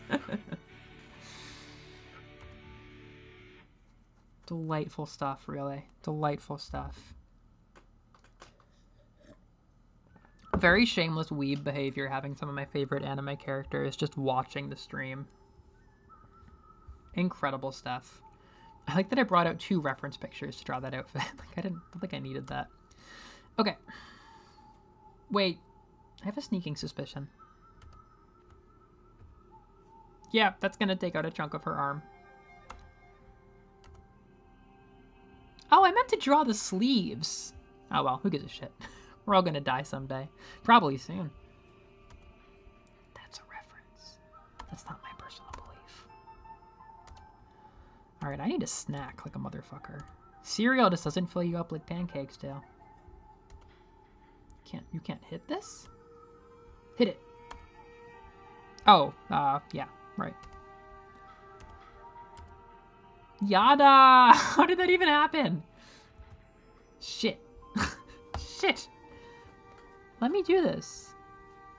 Let me... Oh, it's a different layer? Oh, yeah. There we go. Repair her arms. Layers? I'm using layers, I think.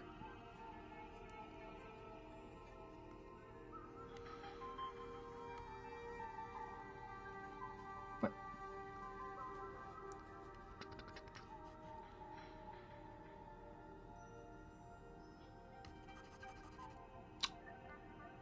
Huh? You're supposed to draw. You're supposed to draw. Why can't you draw? Oh, the layer. Oh, I just have to delete the layer. I should have done that to begin with.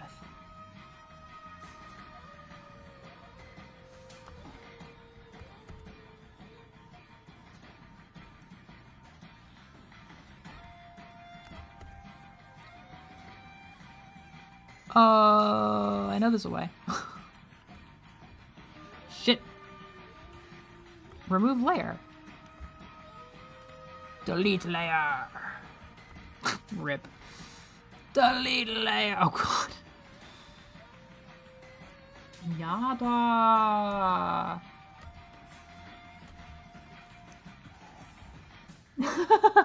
Well, I'm actually not designing a Metroidvania. I'm designing a Classicvania.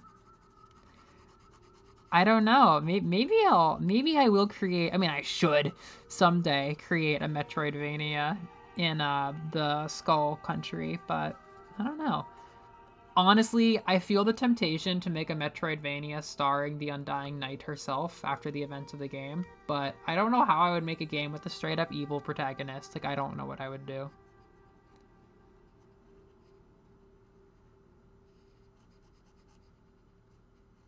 All right. Art.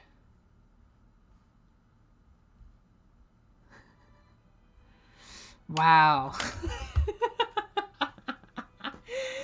The axe has so much more detail than anything else. That's wonderful. That's wonderful, Layla. You're doing a really good thing with your 27 hood. That's true, Moose.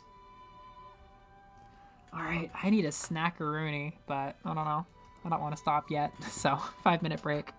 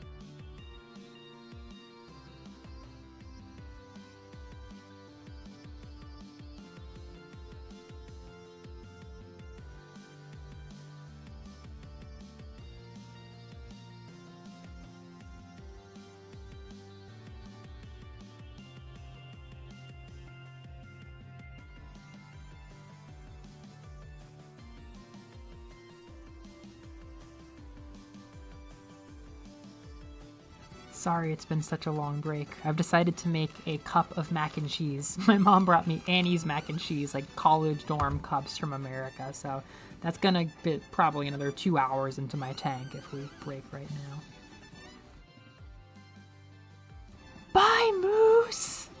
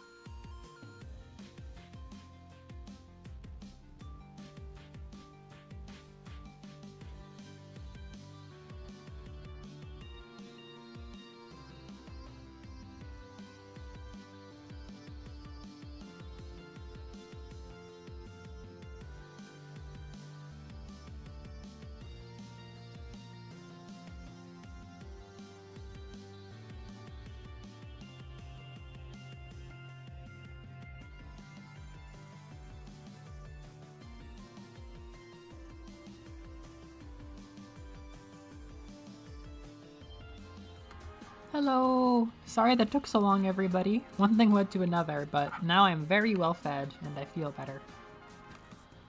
Get on it, scientists. I was reading your hair conversation. I think I did a lot of electrolysis as a kid, but I need to do a little more. Alright, Soul Eater. What are we listening to?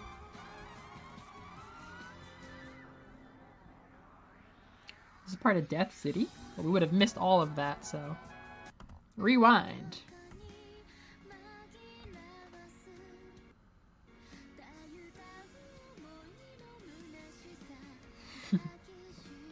Yep, American college style.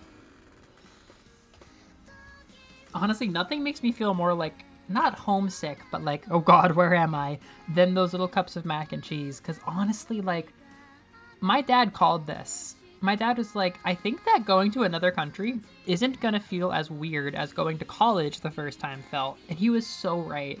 The first time I was alone in my dorm and there was nobody I knew anywhere for like the whole state, I felt crazy. Anytime I see any food that my mom gave me for my first dorm, I feel so sick. Like, it's a sweet feeling now, but oh my goodness, no. Like, obviously moving to Japan was crazy, but nah, man, all that Annie's food I had, all those bunny crackers, they remind me of those days, and oh my goodness, I felt insane.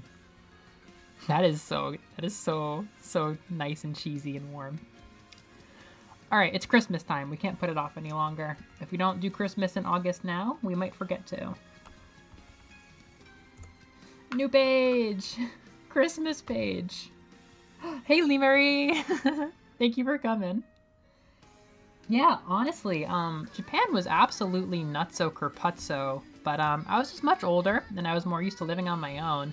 And there are things that are crazy about Christmas. Living alone in Japan, but nah, that was the first time being out of my parents' house was nuts. Just, oh my goodness. All right. Christmas tree. A very Skull Kingdom Christmas. I'm gonna make it green, but I think I'm gonna make it funky and weird. Oh, the tablet's weird. Am I holding it upside down? I didn't know there was an upside down. Okay, I'll pretend that makes sense. Mac and cheese burger, now we're talking. I love to draw pine trees, Charlie. I love to draw pine trees. It's a little too light.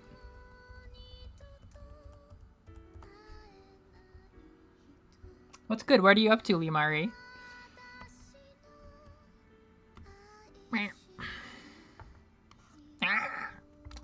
This is my friend from technically Camp World, but they live nearby. When I went to that tournament and I did interpreting, I was hanging out with them.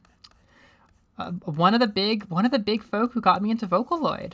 Definitely a big part. The reason I met Iya, the reason I watched Nico Nico Cho lives.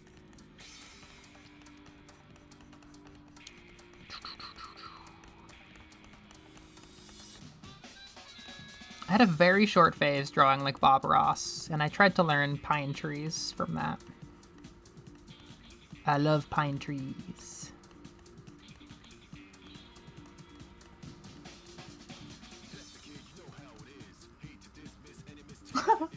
If clownfishes can change sex, why can't I?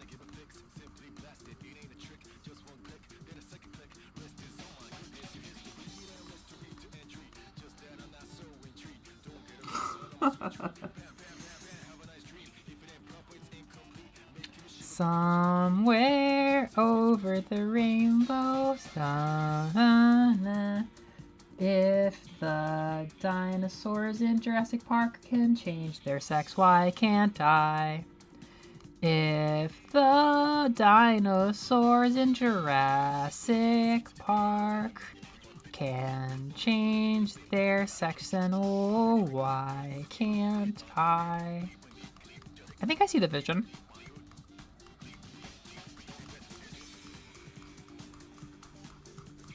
Ba, ba, ba, ba, ba.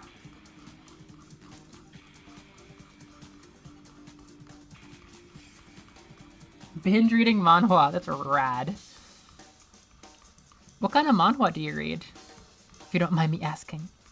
Like action, romance, boys love. What up, Liz?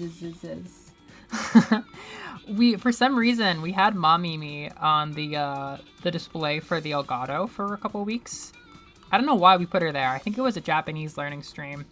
And then I switched over to the PC, and I'm like, well, Mommy not here. But then when I was fishing out Mommy, I'm like, oh, it was Jiro's birthday yesterday, so we just put them both out. The Soul Eater soundtrack's getting pretty good, Liz. I really hope it doesn't get us a copyright strike. It's really low quality, so I might try to find a high quality thing. If my new most viewed video is a playlist of all of the Soul Eater OST in high quality, this is why. If my new most viewed video is a conversation with Caddy in Chapter 4 Deltarune, that's also possible. Who's Ozma? Oh, the wizard. Oh, yeah, the Wizard of Oz character. Wait, when was your birthday? Like the 2nd or 1st of August? You are gonna get a happy birthday.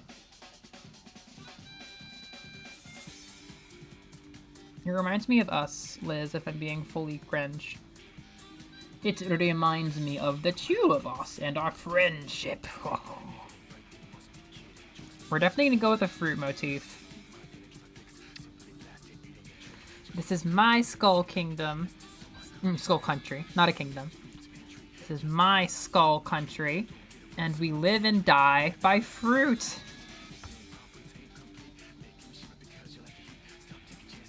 Bam.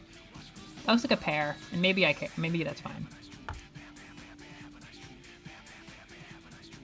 Bam, bam, bam. Have a nice dream. That's a good lyric. Write that one down, everybody. Aspiring musicians. Bam, bam, bam. Have a nice dream. Bam, bam, bam. Have a nice dream. How do I make this a sinister looking skull? Or at least a ghost. Triangle eyes. How do I do a jack-o'-lantern mouth?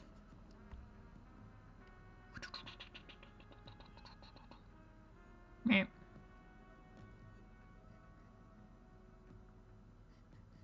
Hee. That's evil, right? That's good and evil. Oh, and May. That's right. You and Mommy were both May.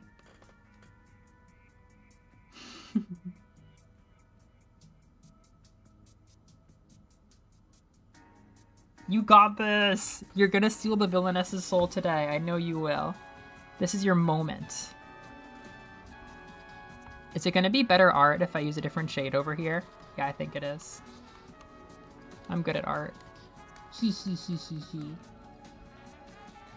Yeah, I don't know many people who watch this from the Japanese time, Sunday morning, lazy Sunday morning, but I love streaming on Sunday mornings. When I go back to America, I probably will still do. I always say I'm going to call it Short Stack Sunday. Do a very short stream in the morning for people who want a Sunday morning stream. I always pictured like I would play like Splatoon or something, but maybe I would draw. I'll get a human skull on top of the tree. I think that's cute. Ha. So fucked up.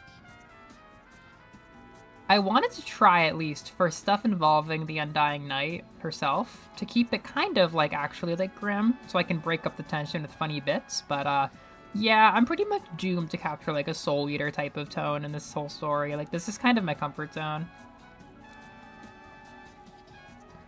That's not quite right.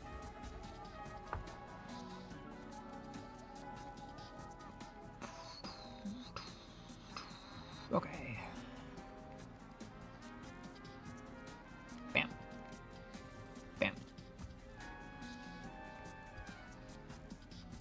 I like the amount of people I know who came to Japan to read Korean manhwa instead of Japanese manga. It's getting increasingly long. Okay, so you are a skull and you're not green. We're gonna trust it. We're gonna trust the bucket. Bucket or fuck it, let's go! That looks rad. That looks like something Roderick would wear in Diary of a Wimpy Kid. And that is perfect.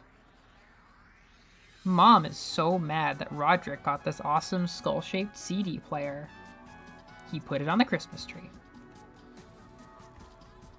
Rad. I like that style of skull, but it's also gonna have a Santa hat. Rad.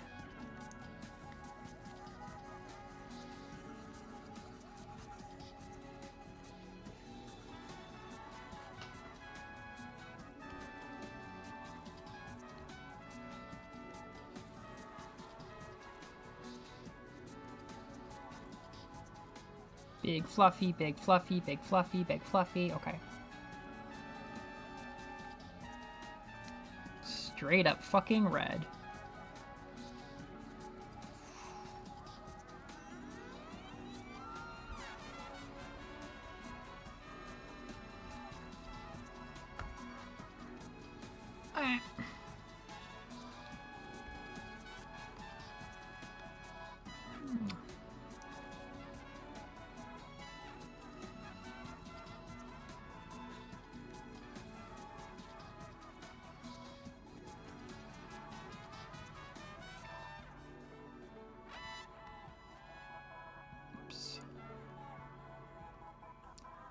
Whatever. Whatever. Meh. All right. Santa skull. Certifiably sinister. The Secret of Art Revealed. That could be a Soul Eater title too. Episode 7. The Secret of Art Revealed. Other shades exist? Watch it, or I'll take your soul. Yeah, I love the presence of jazz in Soul Eater. I'm trying to think. I think Soul himself, he's kind of a music buff. He listens to a lot of stuff. I think mostly a lot of hip hop. I think one of those songs was supposed to be his theme, and it was very like hip hoppy. But he and one of the American girls bond over jazz, and because the series is full of real music references, mostly to Western music, they have a specific "Bitches Brew" by Miles Davis that they bond over in one random manga panel.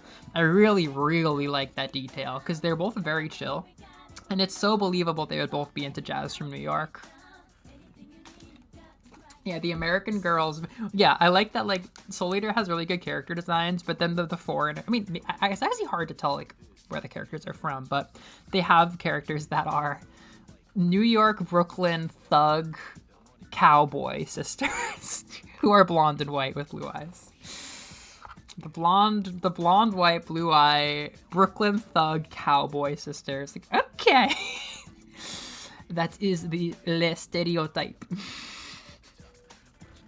The Hey Arnold soundtrack? What is that like? That sounds rad. I want to put a watermelon in this tree. I gotta really walk a fine line with my grain usage.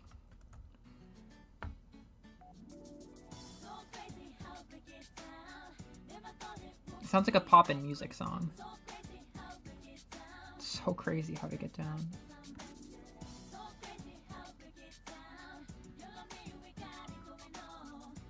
You the man, we got it going on.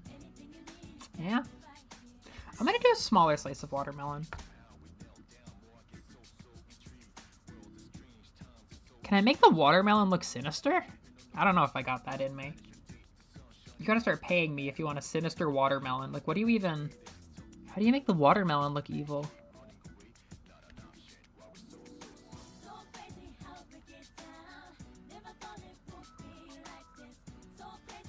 Never thought it would be like this. Rad. Ah!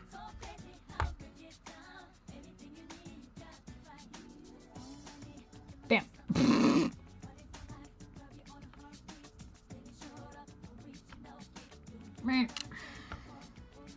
No. Ooh. That sounds sick. I want to see an indie game come through that's like primarily Hey Arnold inspired. in the way that like Anton Blast has Ed, Ed, and Eddie. What is going on here?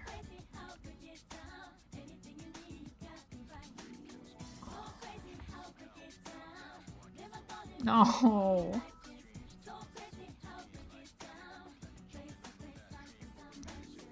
Okay.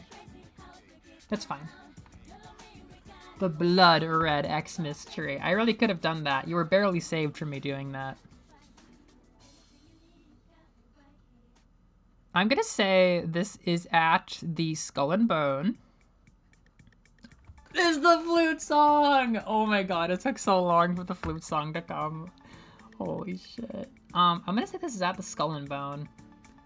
But I think the Knight and Bartleby are gonna be here.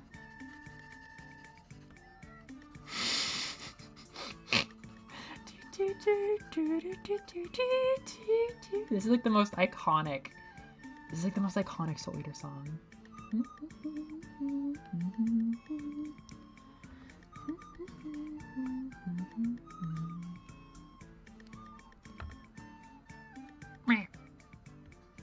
How do I make it evil?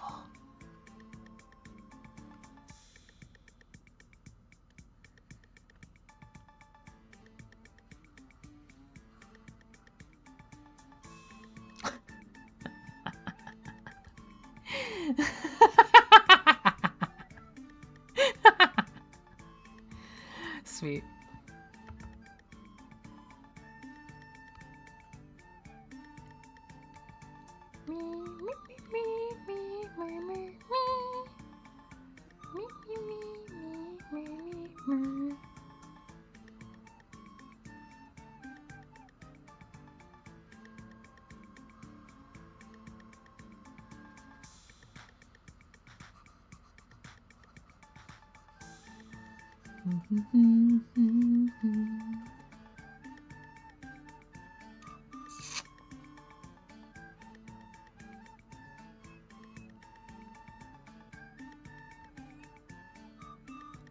What? Me.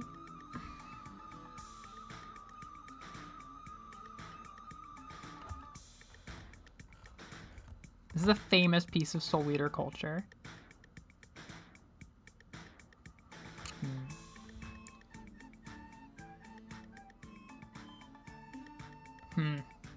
You know, I should just do... If I want to make it look like the scroll is folding, I'll just make it darker. I'm gonna do this.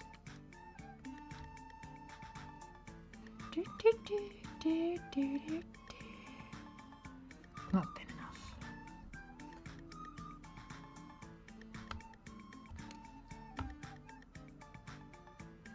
I'm so happy to have a stream with the Soul Eater Recorder song. That's perfect. It clearly communicates what I wanted.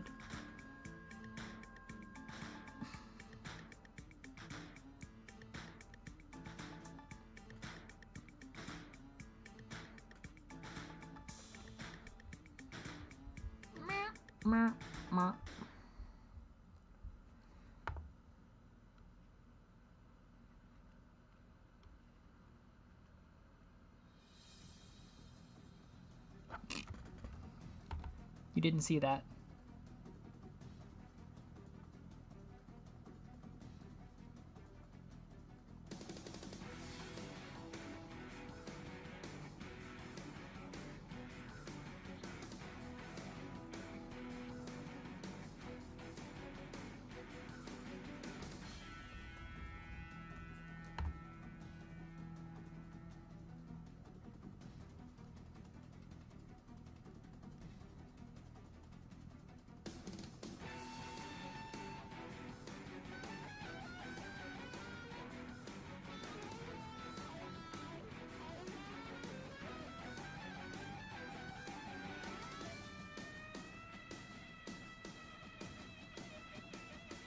Alright.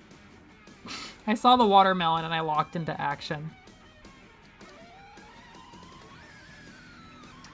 There we go. Free Palestine tree. Now it's time to draw Bartleby. Bartleby's design is very unfinished for the fact that I get to draw a cute little ghost character.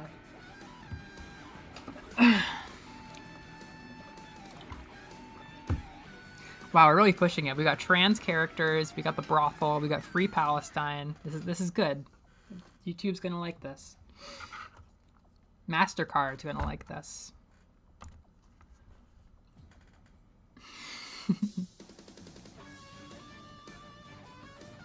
Okay, I gotta design Mr. Bartleby. I'm gonna make it purple to start. Very light purple, and I have a brush I've been using for like energy stuff sometimes. Is this the moon? We're not thinking about that. Mr. Bartleby.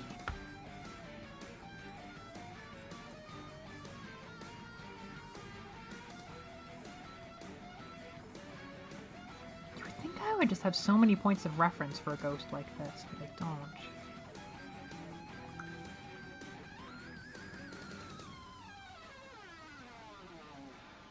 He looks like a fish.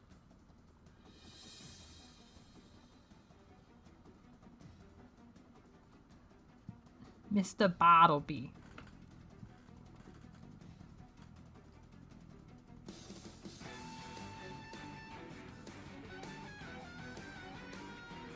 The appropriately timed battle music. That shading is so unsubtle. I guess if I had like a blur tool or something. Blur? Colors. I don't know. Can't do that. Looks so dumb. He's a ghost narwhal right now.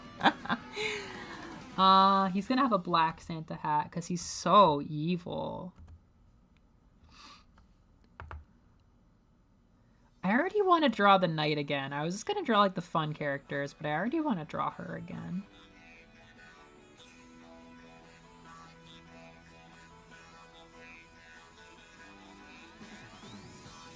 Wait. I know how I want to do this. Look how evil the Santa hat's gonna look.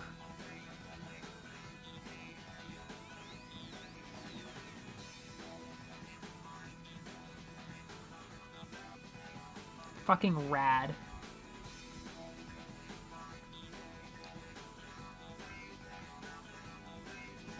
Ugh.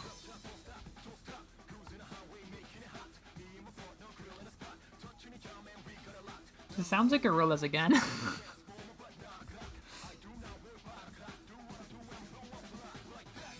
If there were ghost fish, the sea would be very crowded. You know what? I have never had that thought before, but I'm really glad that I'm having it now.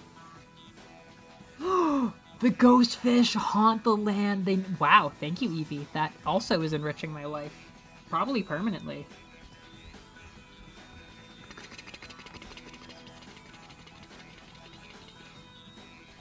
What is this, one of those smart brushes?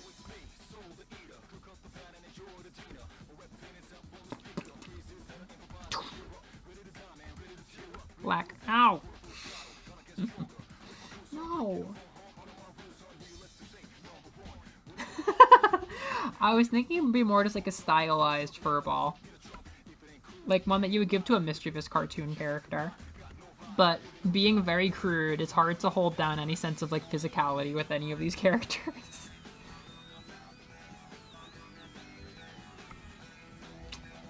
This is looking pretty bad for the bucket. Ah!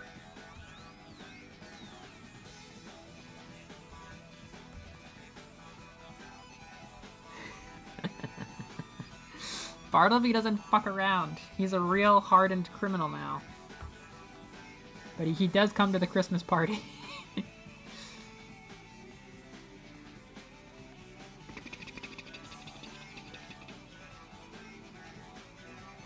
Ooh, this is like kind of smart snapping to exactly what I want.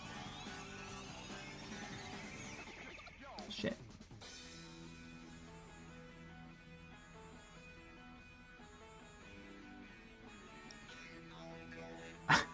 I just remembered the first time I ever played Splatoon, I made a tweet that was like, time to fricky turn the motion controls off. It was like, alright Squid, you cool with these digs? Let's get you into the world of Splatoon. I'm like, alright man, I'm gonna fricky turn off the motion controls. And they stayed off for a long time, but now I use them.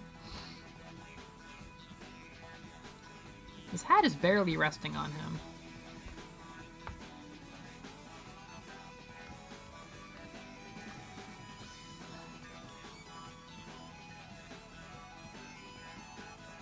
Nice! That was a good bucket. Looks kind of silly. Oh well, it's Bartleby. Does he have one eye? Does he have two eyes? I could have had so much fun designing this by now. I haven't done it yet. What are you gonna do, man?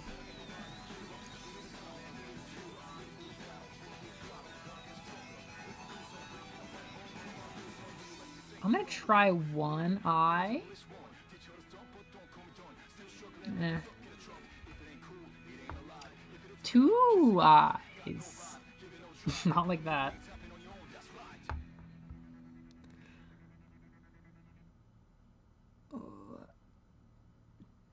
Three eyes. I could fuck with that. You've kind of got me there. One eye is somewhat smaller.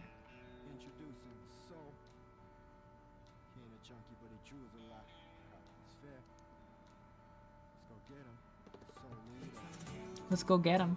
Soul Eater. Oh, this is the song! It's hard enough to make two eyes match. So cool, really scandalous. Liz, have you ever heard the full version of this? What is this Enna Dream barbecue riff they got going on? Fish are traditionally Buddhist, okay? So they reincarnate every time. How do they get Buddhism into the ocean? That's an impressive feat. That would imply that a lot... Okay, if we think that Buddhism spread to, like, all fish, then I think religion... Well, either Buddhism came from the ocean, or fish culture, or at least the current dominant fish culture, probably started in, like, the Indo-Pacific area. That's where Buddhism would have started. And then it would have disseminated to the whole world. Which would mean that fish culture is very South Asian. I think. I'm picturing your, like, cat standing on his hind legs gif. You know what? I actually like the purple as the whites of Bartleby's eyes here. He does need a mouth, however. He's very expressive. Bartleby is, like, so defined by voice, almost not at all defined by form. I have to go back to my normal brush.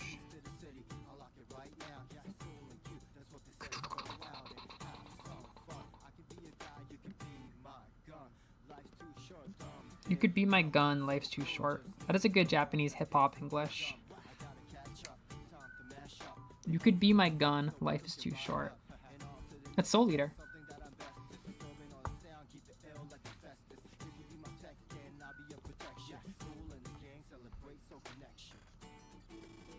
Oh, the Buddhist got it from the fish. All right.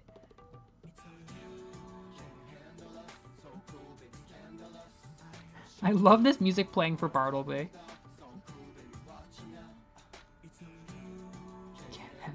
So cool, really scandalous. All right, I think we're at a good starting place here.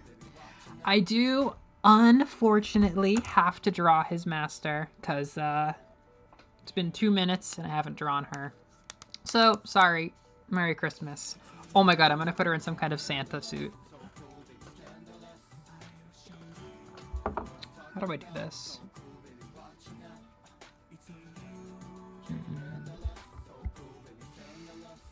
I'll design it after. It is so literal. Like they read the synopsis of the show they were writing for properly. They did their homework.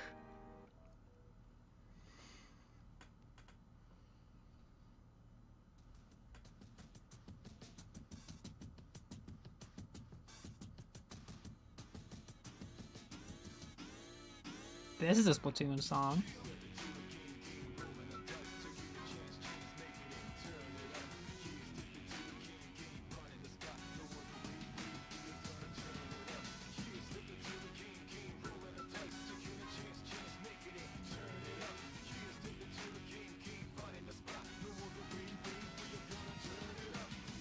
Oh my god, you know what? She looks like fucking Maya Fey. She has fucking Maya Fey's hair. I never realized that.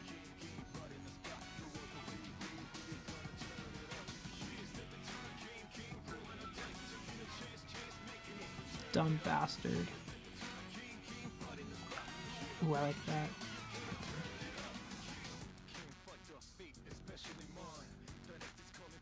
Can't fight your fingers, especially mine. Okay.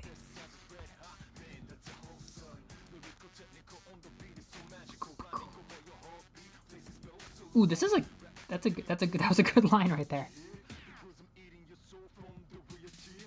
Because I'm eating your soul from the guillotine. I am so aligned right now. I feel like the most aligned I've been in months. This is like why I'm on this planet. Shit.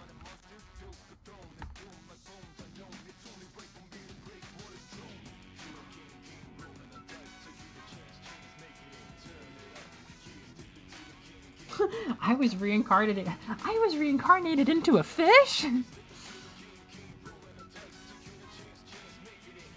Oh, really? Oh, maybe. That would make sense based on how it seems like Season 1 is playing out right now.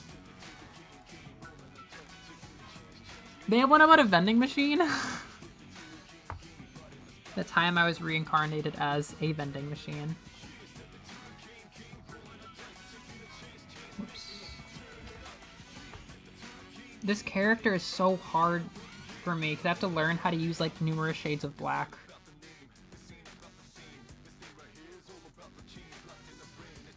Not the roaring night, not the roaring night, not the roaring night. My weapon is... I'll reach the dragon. My weapon is my partner. My partner. God, I love Japanese English. Really? You gave it a watch? That sounds rad. Well, the giant spider I think I've seen. Or like seen about her. Yeah, I need darker than dark. I need blacker than black for this bitch. Okay, now I have to decide about the Kris Kringle suit.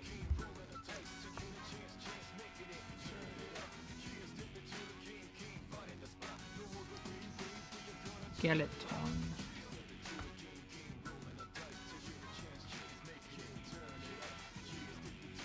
This is a jam.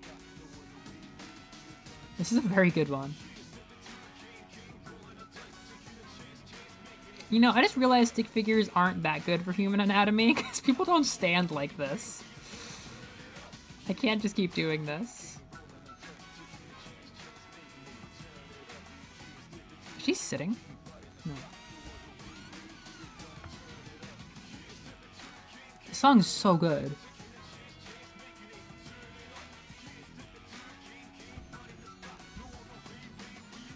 I would like to learn a little bit about vending machine types. I feel like there would be a caste system, or caste system, or however you say that. Based on like whether or not you're a heated vending machine.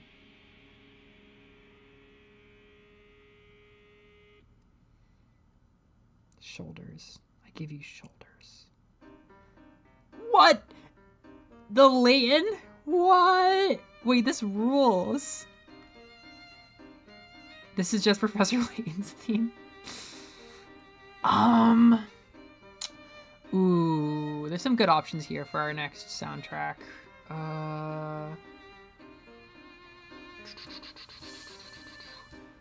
don't know if Azafly does like copyright on his songs appearing in other videos. What am I gonna listen to? We could do a Vocaloid mix, but I would have to know that they're all... We could do like a Project Diva mix or something. A lot of the Project Diva games, like the songs are all cleared for copyright. Let's do Project Midai. Why not?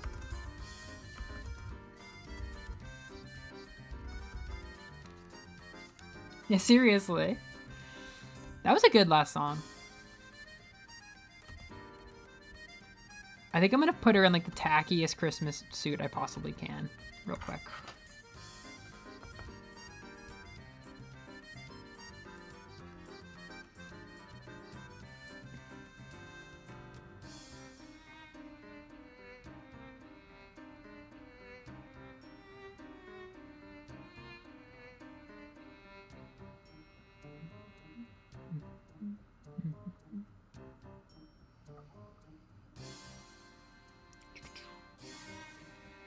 Break it down, Luke.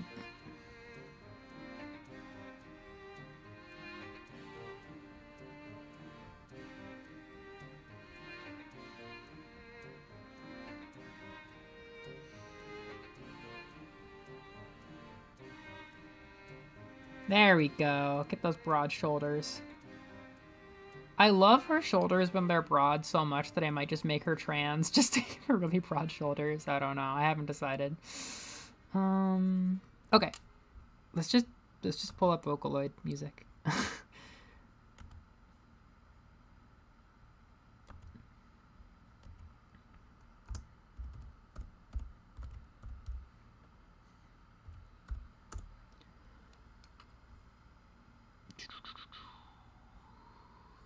Don't think anything is gonna have them all together. Play all.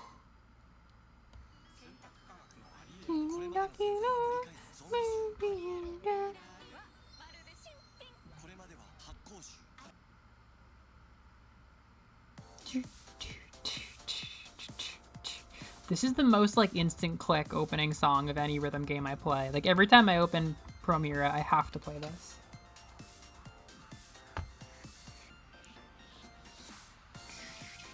Yeah, that is more of a gotcha thing. You could dispense milk. Owls like milk.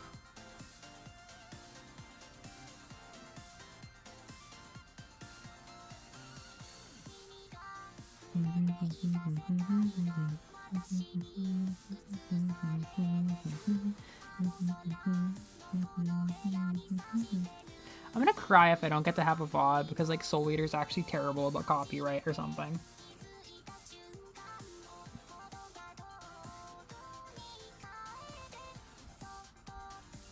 Owl Jewelry and Baja Blast. Hell yeah.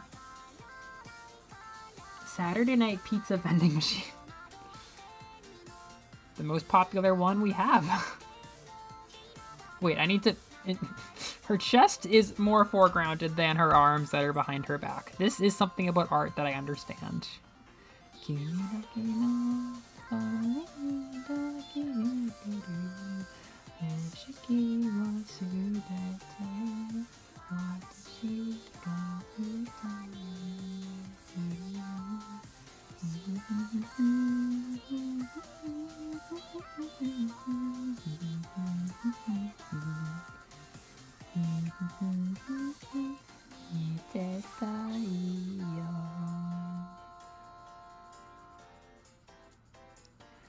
I sing for you.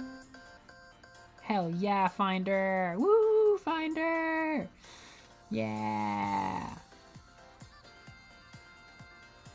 Futari Day. Futari Day. Say Futari Day. Futari Day.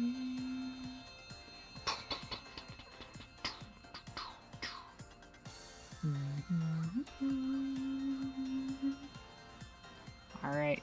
Commence in shitification.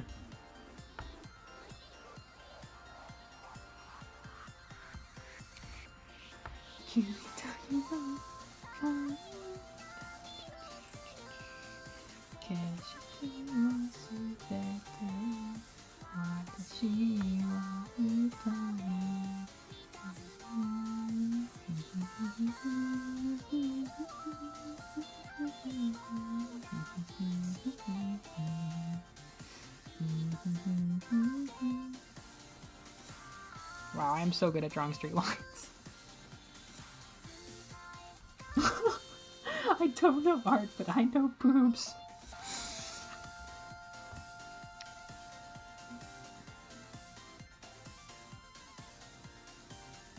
I guess we only have room for one? This is so shitty, I love it. Holy shit. Nice job, Finder.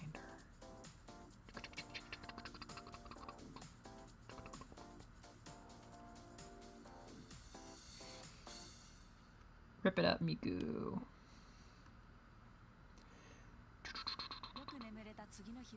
Yeah? Oh, happy day.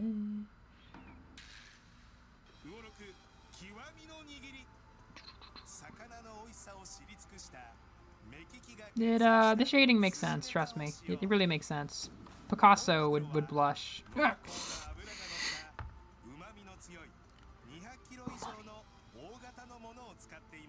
Okay. Uh-huh. Wait, why did I not finish this? Good.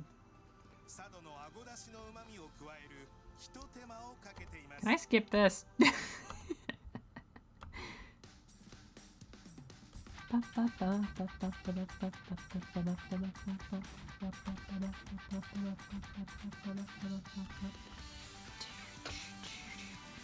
Wait, no. The collar can go in front of her jaw. No. Yes? No, no, that's not how that works.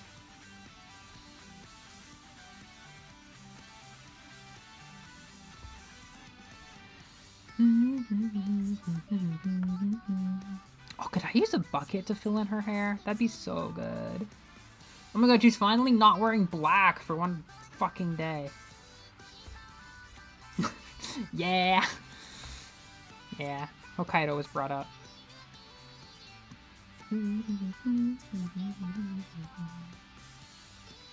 Okay, let's just make a slightly less dark kind of black. Which probably the viewers at home can recognize, but to me everything looks the same on this terrible color display. That's brown.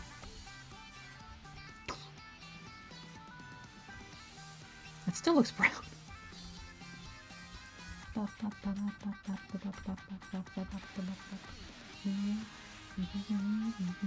Song is so good. They were selling Hokkaido. Yeah, no one wants it. Now that people get heat stroke, it's like, what the fuck is the point? Like the UK. Yeah, whatever. Ship it. Got this. Oh wait, I should give her a real neck. Yeah, I just delete that, and then the neck is real.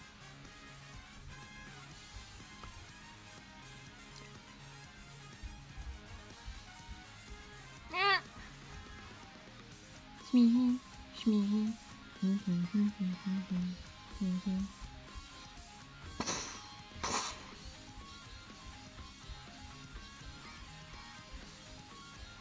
This is amazing. This is what Gandhi wanted for the world.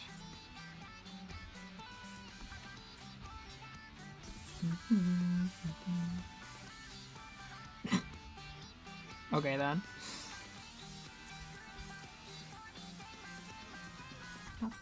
Ah! You know what? I can solve this a different way.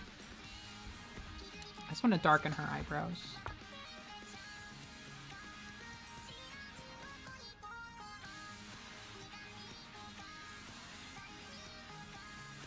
Maybe I should have chosen a different color. Whatever.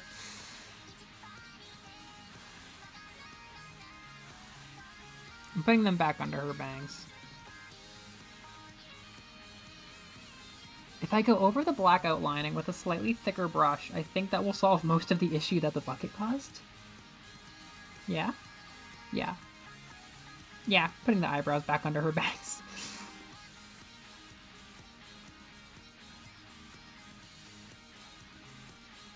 Suki, yeah, yeah.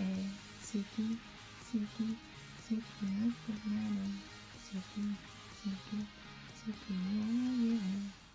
Rad.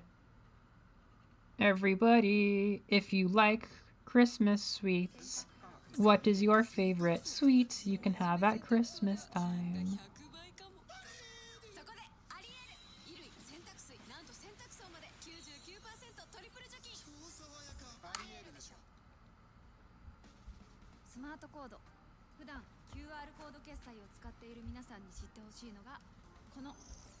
Ma'am, I'll be seeing you out.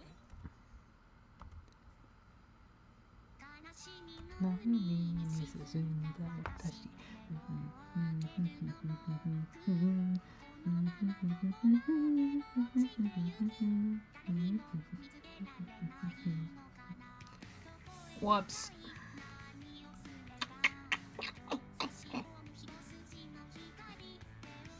Okay. beep beep beep beep beep beep beep beep beep beep beep beep beep beep beep beep beep. Marzipan. What is that? I'm unfamiliar. I've heard the name.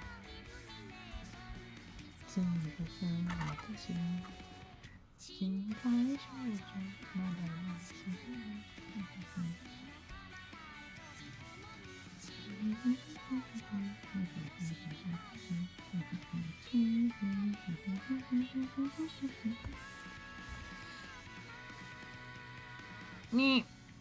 There we go.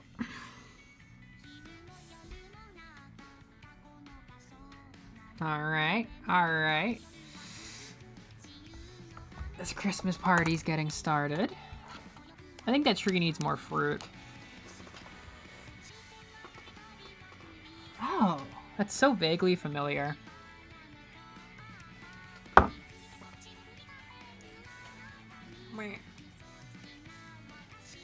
I've been doing good not just like binging snacks and candy during my streams, but my mom left a strawberry Pocky here. I'm gonna do it some honor. One sec.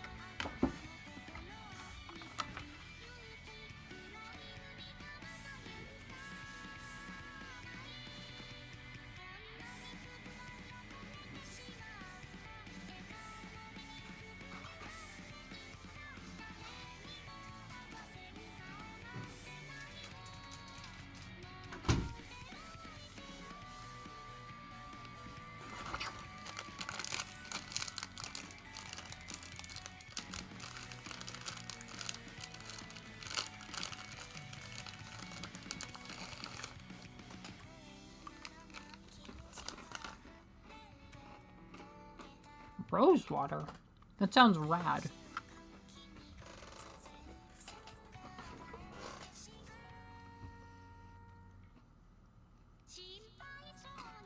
I was gonna say, I think that came from a cooking website.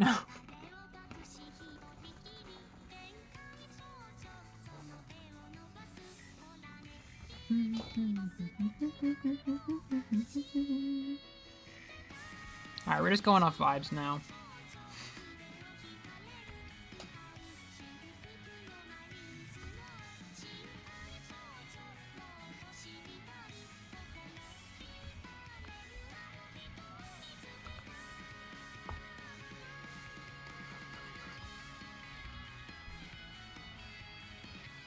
Stupid pink creature inbound. Stupid pink creature inbound. What the hell? What is this? What? Wait! Hard edge painting. That's what I wanted the whole time. I never wanted the paintbrush at all. Oh, song's so good. Oh, such a sneaky banger.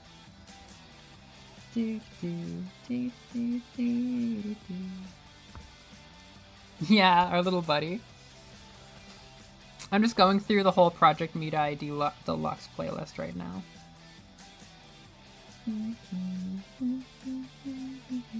We had Sweet Magic and Finder.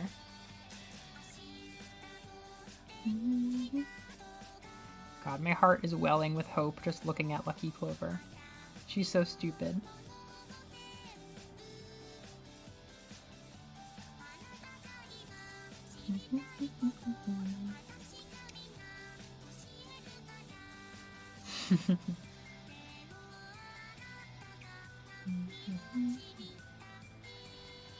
There are three different songs about animals on Project Meat-Eye Deluxe that I didn't think I liked at first, but then I listened to a second time and they're super fucking good.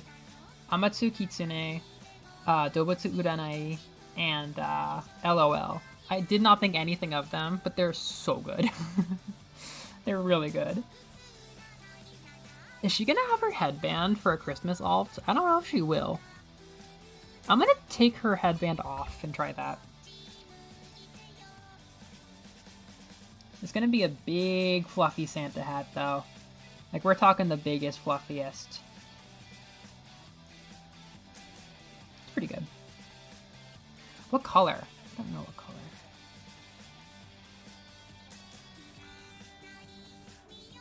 This pencil brush is definitely better than the paintbrush. I know a lot about art. God, I love this stupid character.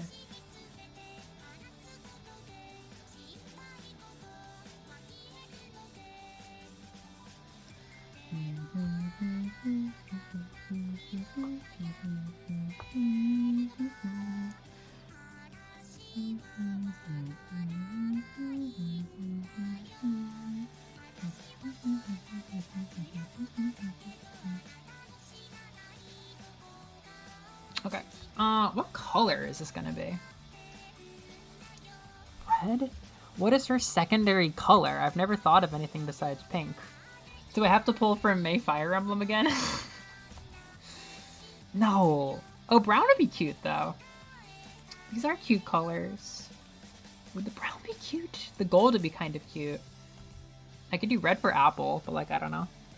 I could also put an apple at the end of anything. I could just do light pink to make her annoyingly pink.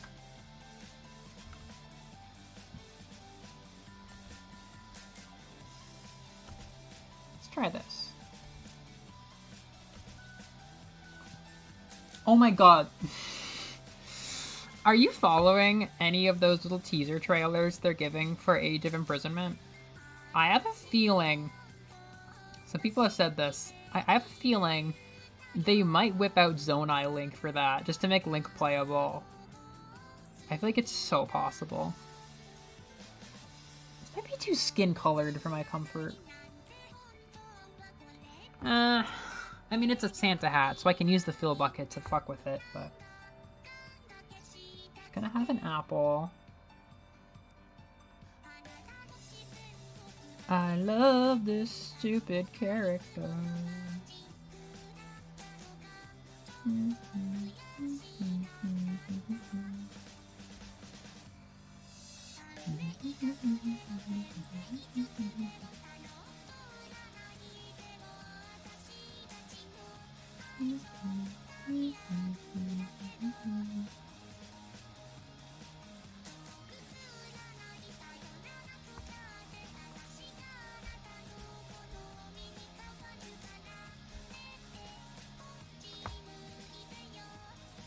Nintendo be like, weren't you all wondering what Link would look like as a Zonai? And the answer is no. Although maybe it was because of the drawings that showed the first hero looking nothing like Link. Like, it definitely looks like the first hero from the murals. Okay, it's bitten now. Yeah, it's good. Maybe it could do better. ふわふわでサラサラ。え？今夏だよ。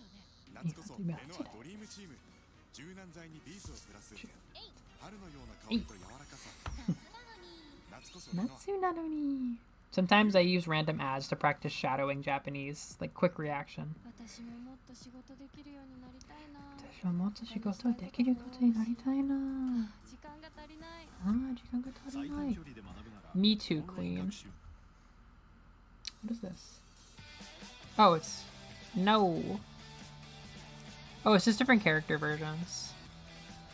Let's bring up this Len song I don't know. Barely know this song.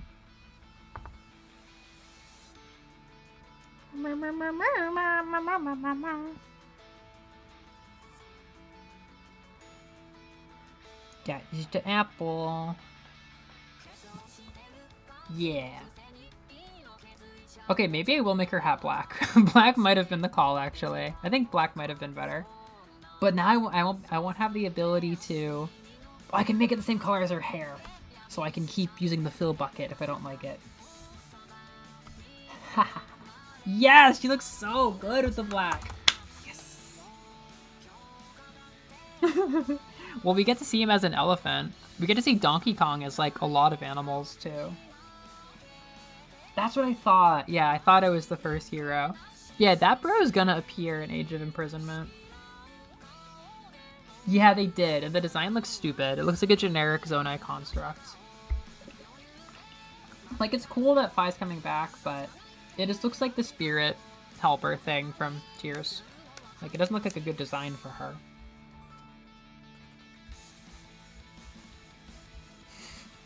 This pixel must die. Ew.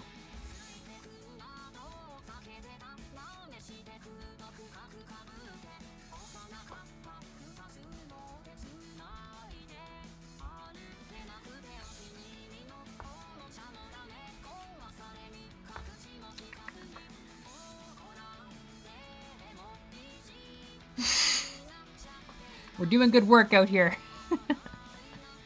I love her. Oh gosh. Okay.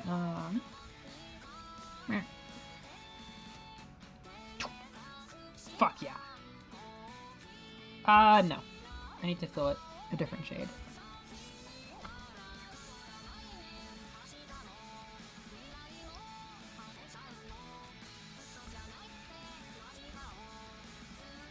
I don't know about this one. It's the same. It's basically the same.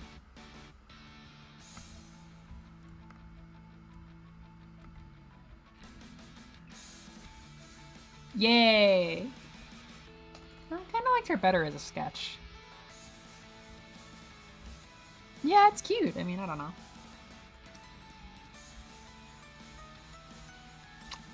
Alright, any more Christmas? I might draw more fruit.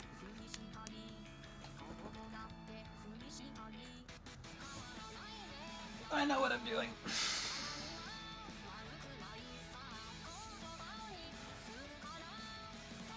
Based. Yeah, I don't think that's coming out anytime soon. I don't know. I really don't think it's making release here. For the Switch too.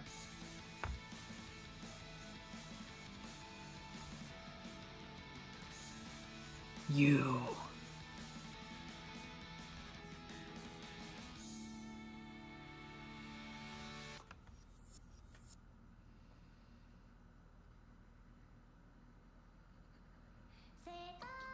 What?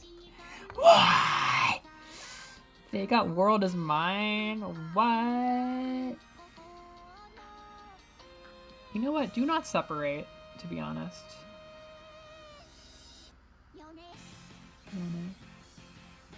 Ow!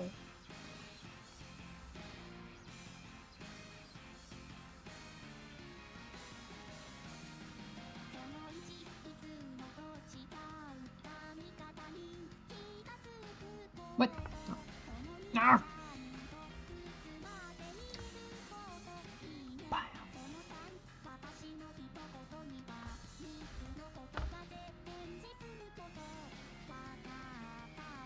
I think I'm in my final half hour now for streaming. Ah, no.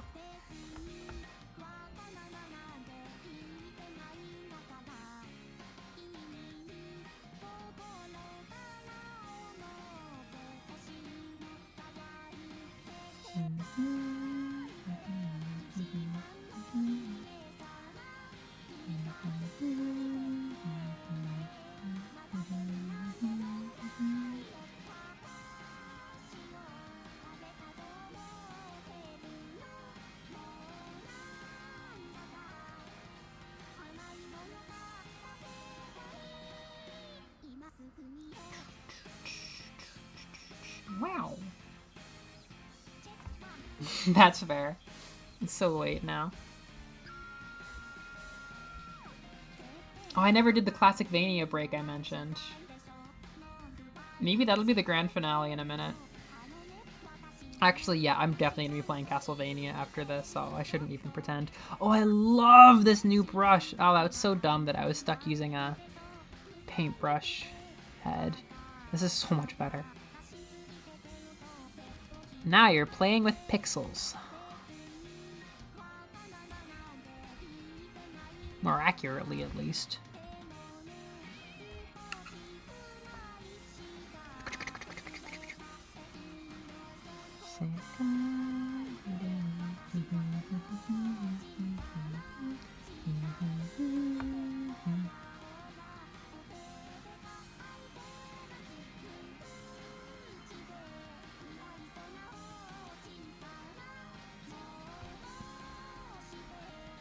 What exactly did I do here?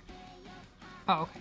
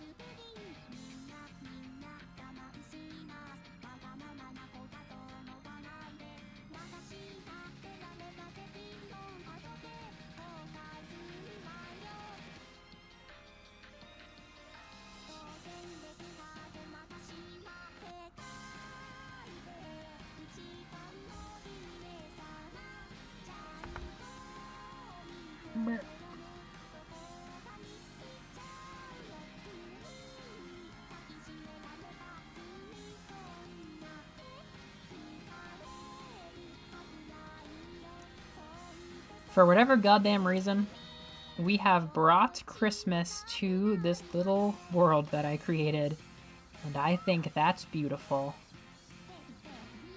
Even though it is August.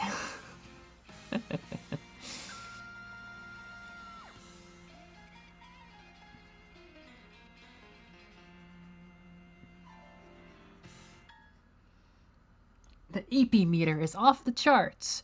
How will Charizard react?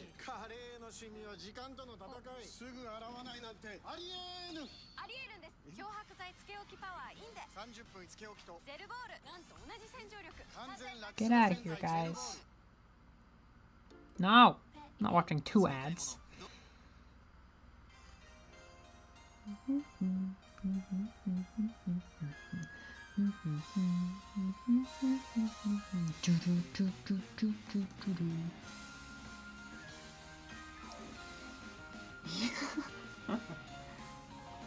We do.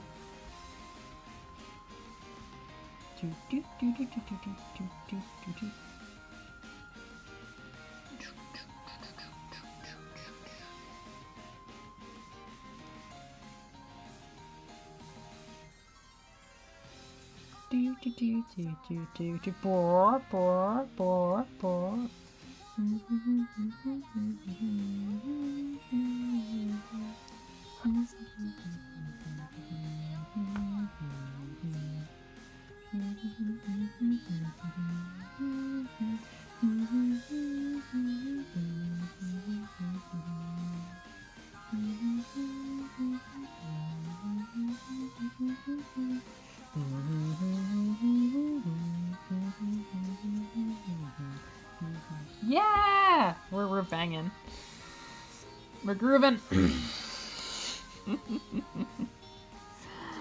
Wow, we're really bringing Christmas home with this one. Antler time. I'm putting the Skull and Bone Gang into the reindeer costumes. That'll be my last act before. I think I'm going to put a Castlevania on for the last like 15 minutes.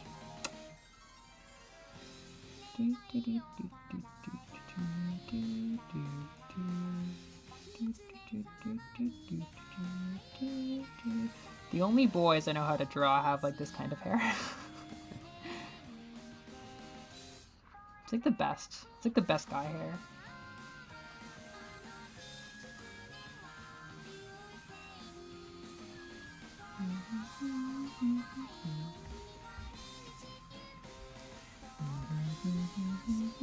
Oh no, we have like nothing for him. Oh no, he's so small.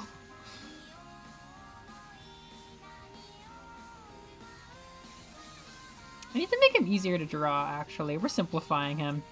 We're simplifying this man. He must be simplified for the narrative.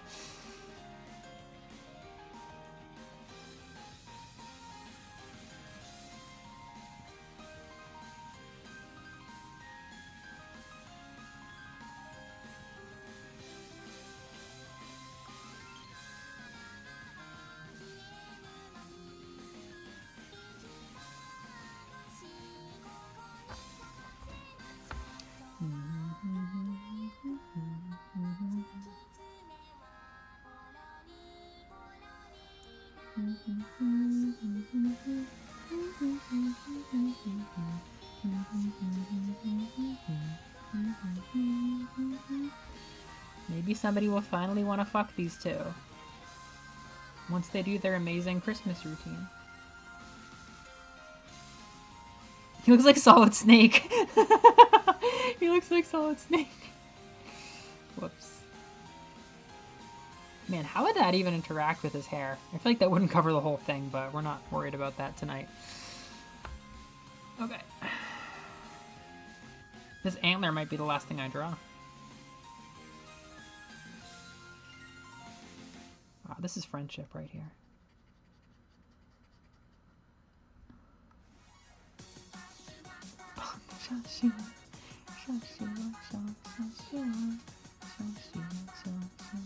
Damn it, I like this song now. Monday. Oh, sorry. Oh, but he's gonna get a red nose.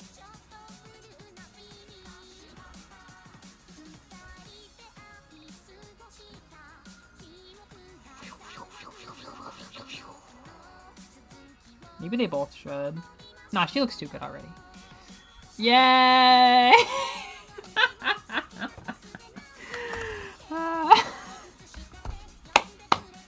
Merry Christmas from Skull Country. God, I would do anything to be able to draw 4 comas with these idiots. I gotta decorate that tree more. It's pathetic.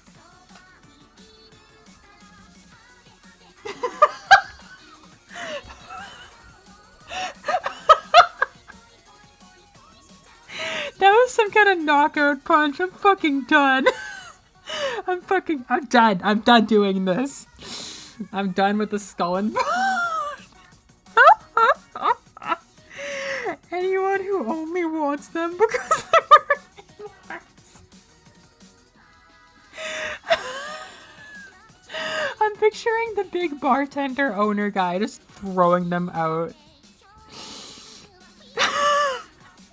I have no comment. As the world builder, I have no comment. God, Jesus Christ. Right, yeah, it's like I've been wanting Halloween for 300 days already. But when you say it like that, sent with capitalism effect. Merry Christmas, one and all. And to all a very good night. Alright, yeah, I'm gonna throw Castlevania on because I am so addicted. I don't even know which game I'm gonna play.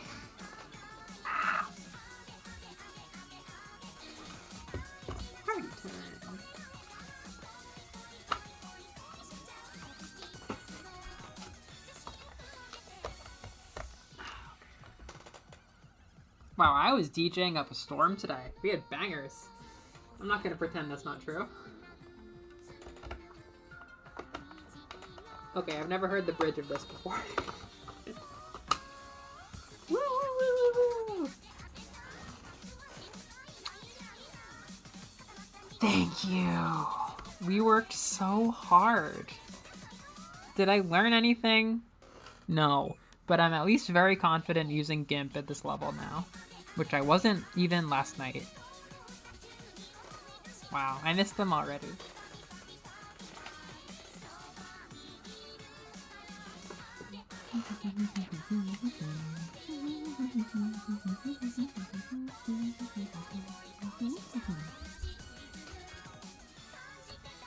Oh, I love that first drawing. This is a banger. Thank you, May. When did I use May? Oh, I used her for all of this. This was the first thing I ever did with the Shadows of Valencia color palette. I gotta start with nah, I hate to say it, but I'm gonna I'm about to put Castlevania 4 in such a good light. It's been like firmly my least favorite Castlevania, but once I get tired of stupid Dracula X, I'm gonna put that on and realize how much better it is. They're both like $300, 300 yen flavorless pizzas to me, but oh god, now I'm gonna want to go downtown and get pizza. Where did my Switch light go? May sweep.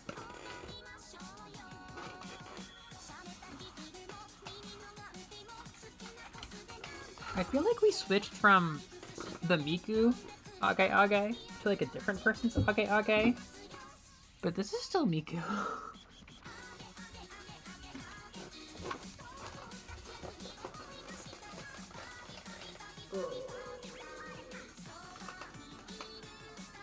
Yeah, where's my Switch light?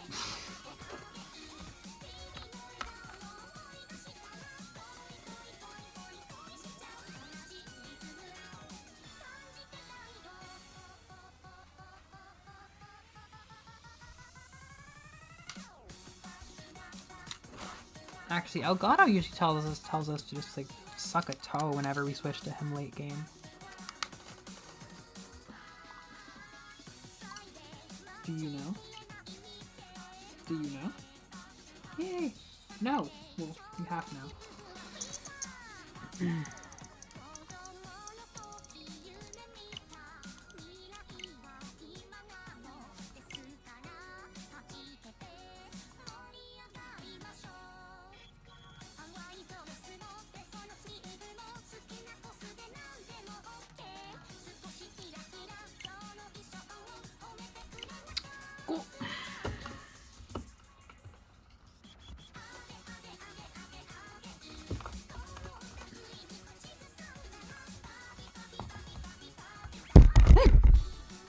firm elbow to that microphone.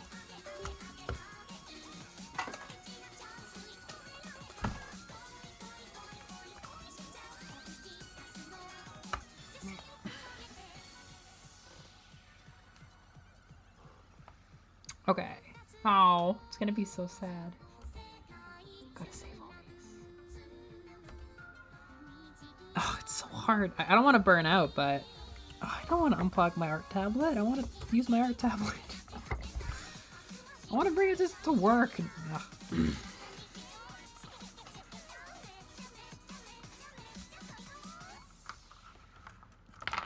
Best new video game console.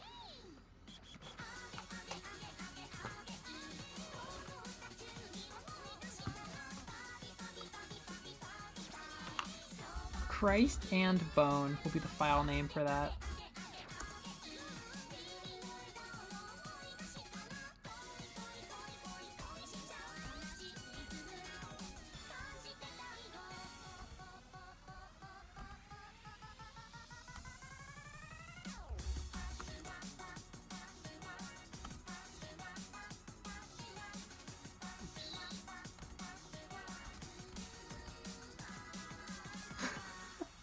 Oh god, why is there a Miku Dio?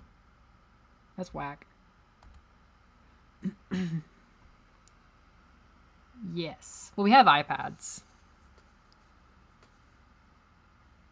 Yeah, just in case anybody asks. No! Than I could bear. No! We're back to just Mommy Me.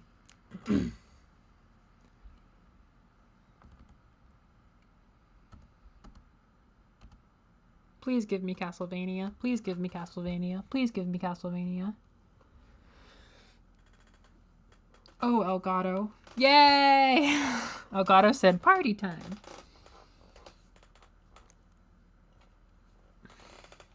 Okay. Please give me Castlevania. I'm starting to see everything differently now that I've been like drawing a bunch. Like, damn, that's some good color choice on that amiibo over there. I'd like to draw in that color. Okay. Wow, yay, Dracula X. Wow, great, lovely. This is my Nintendo Switch for art.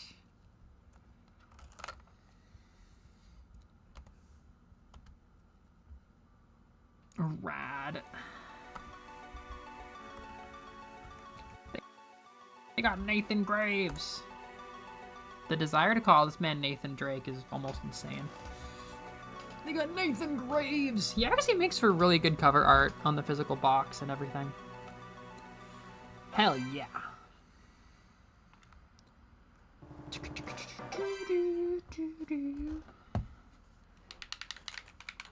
Yay, yay, yay, Dracula X, woo!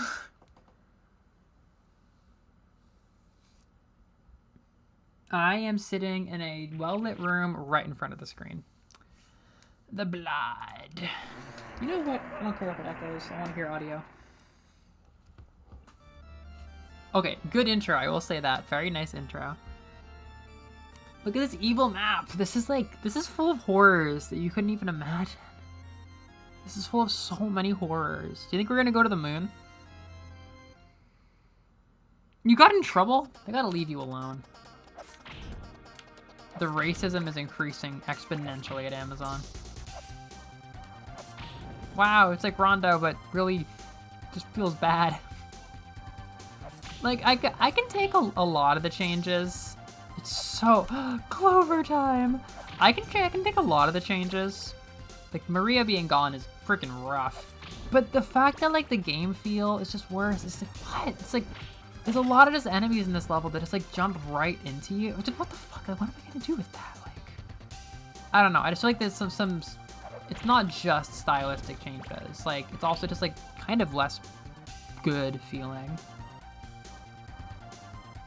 Yeah, they're oppressing. Like, they keep sending Medusa heads and bats to go, like, under your whip. I mean, okay, I guess you can kneel, but... then getting rid of the whip spin. Like, what are you talking about with this game? The blood moon rises once again. Yeah, Richter. Fuck, like, what? That's a terrible feeling. Like, let me jump and hit this man. And then there's this wall chicken down here, but like, I always die going to it. Oh wait, sorry. This is actually a fun sequence right here. I guess I do appreciate the length of the level being pretty short, but...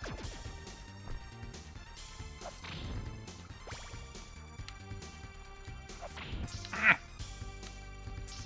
No! Okay, maybe crouching is good. Piss off. At least I don't need the chicken anymore. Ugh.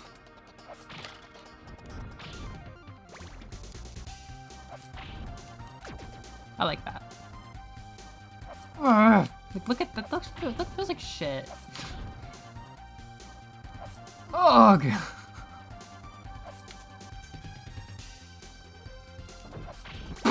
How did that miss?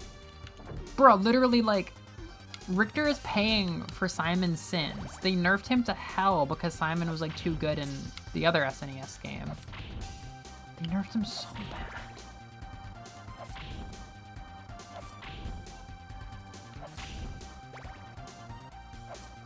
Oh, wow. Wait, but they sell everything. That means you can't bring anything.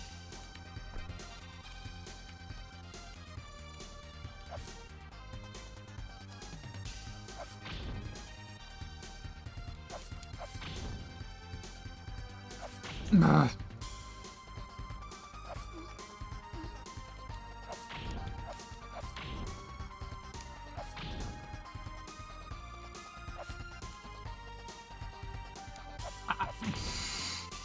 The difficulty of hitting moving objects in this level is so bad.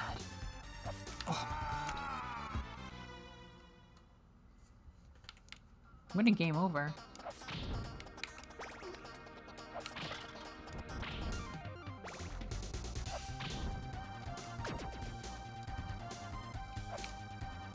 The SNES is a death trap that is designed to make you like Castlevania 4, because you only own that and Dracula X.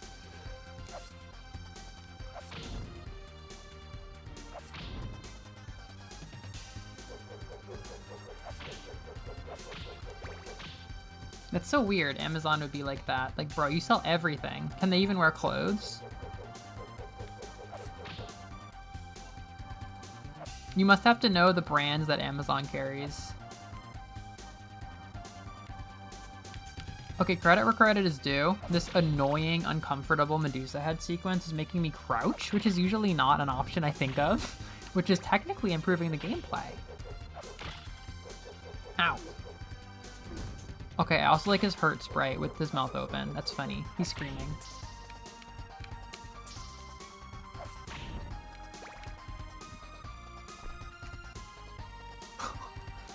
The only things I can't take. It's so... The fact I can't do the back jump, but they use it as like a hurt animation is also like, fuck you. I should be doing that on my own.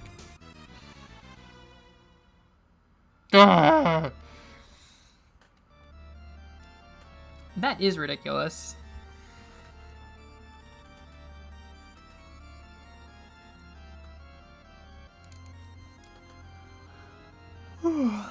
Having an in-universe friendly brothel is a really important part of making a Castlevania-inspired game. Okay. Watch and learn. Laters. At least the knives are powerful.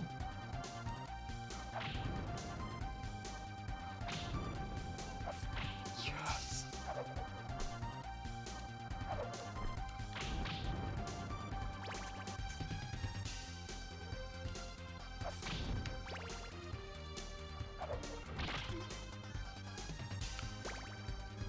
Fuck that bat.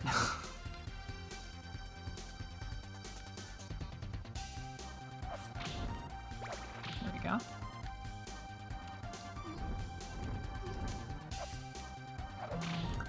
Ow.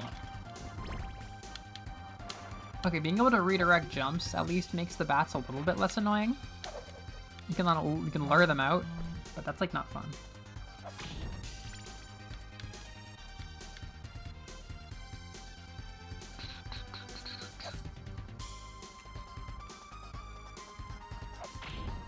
Yes. Oh. These are very polite dragon heads.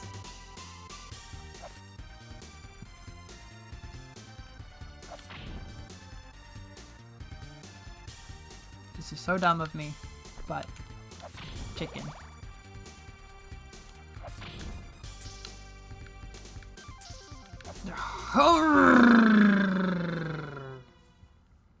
That felt bad. So next weekend, I don't know which day I'm gonna stream, but I'd like to stream. I don't know what I'm going to stream, but I'd like to stream.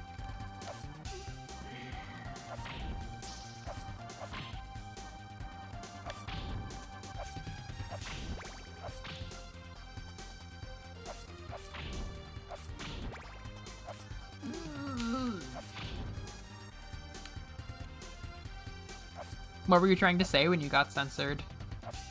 Can you slip the message by? There we go.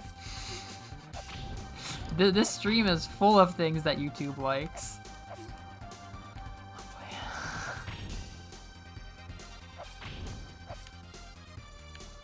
I'm gonna go for Dracula X Deathless for this year's Vampire Hunter thing that I saw people running last year on Blue Sky.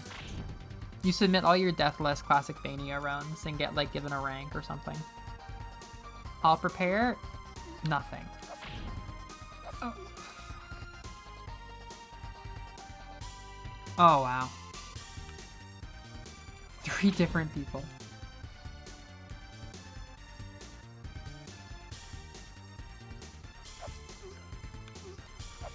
The double Medusa head hitbox is a choice, for sure.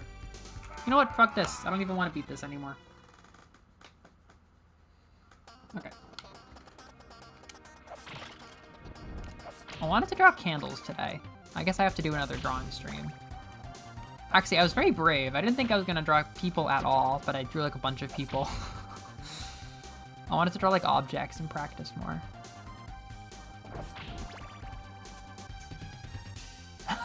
Seriously, just surrender. You're gonna violate our rights, if we have any. Go in and check? I don't think so.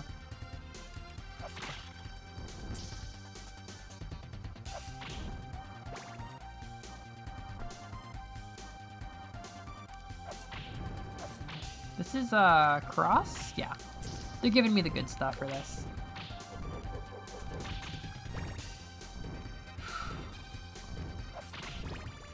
Real game, real game, real game.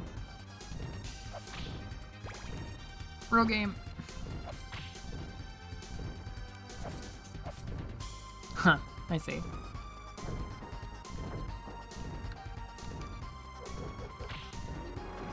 Okay. There's literally no reason to hit that thing. Time to one-shot the boss, right?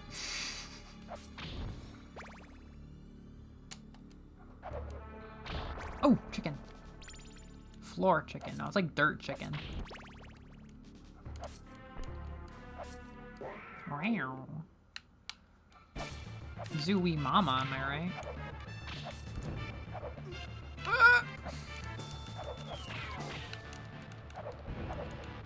I actually like this fight.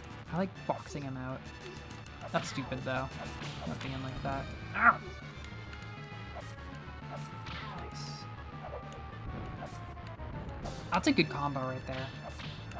There's a lot of health too. I've like whacked this thing before and still lost. I think that's it. The way they censored the blood is too funny as well. Ah, let me at him! Let me at him!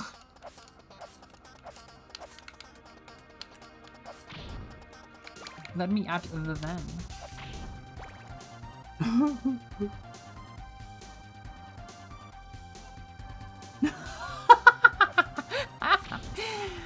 That's a funny. That's a funny mental image, Evie. I'm gonna play this with knives. I bet they can help me with the stupid Medusa heads.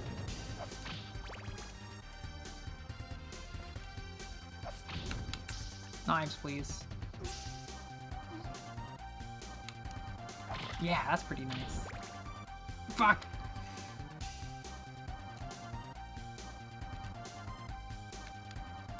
If you're gonna be this way,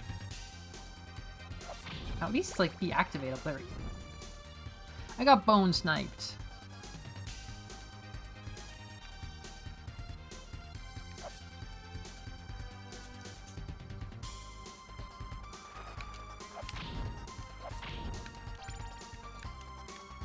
Yes.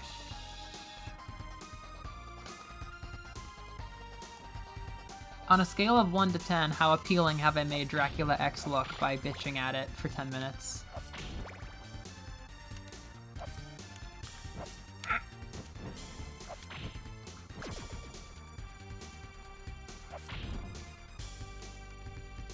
Yeah! Can't stop. What?!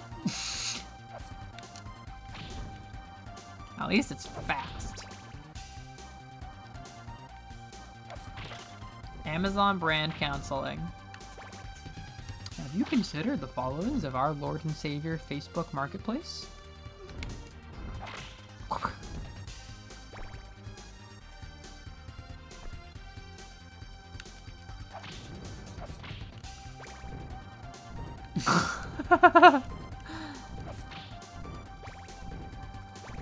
You are still a child of God.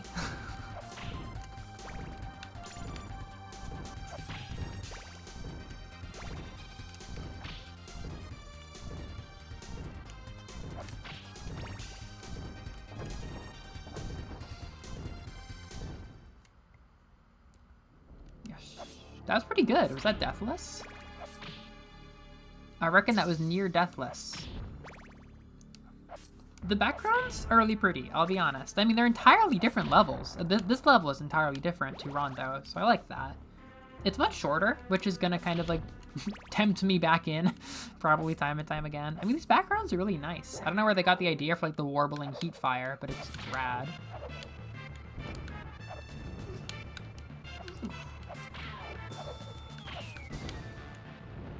Oh, geez, that is nice in dodge.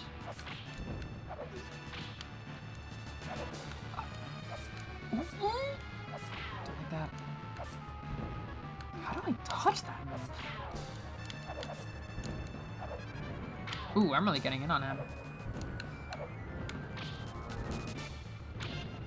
Ah, you bastard!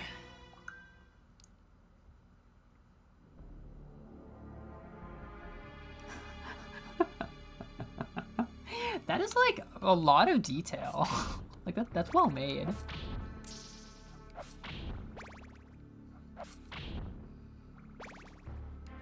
The balls were eyeballs. That makes me like self-conscious or something.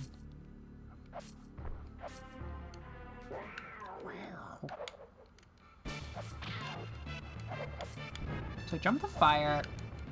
Then what? How do you dodge that move? I didn't think there were any more things they could make me dislike, but I really don't like how quickly you can take damage after taking damage. Oh, Jesus.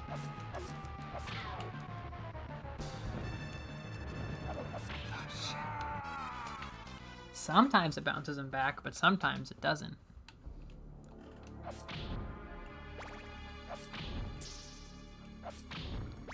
I'll show y'all a real game. Castlevania 4. My least favorite Castlevania.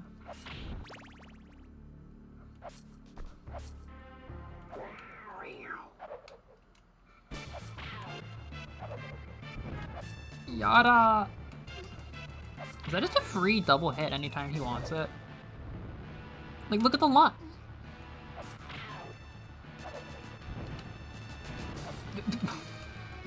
Get off me! You can't hit me twice with contact damage. This fight sucks, actually.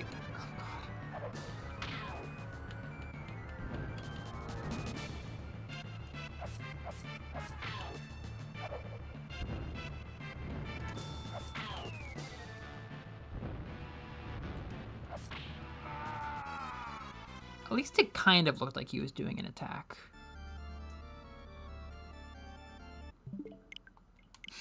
Okay. Oh wait, I wanted to see Soma.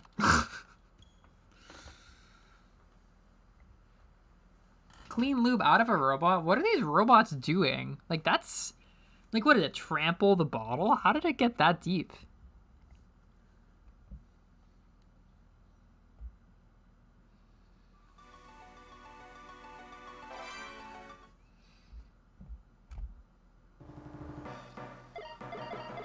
Woohoo! Real game! Real game! Yahoo! Oh. I didn't even think about someone trying to fuck the robot. That's so funny. Alright. Ah, it's just like my Wii U. So evil! Right off the bat, this is so evil, if you can hear the organs. I literally have like 2 souls. I have gotten so few souls.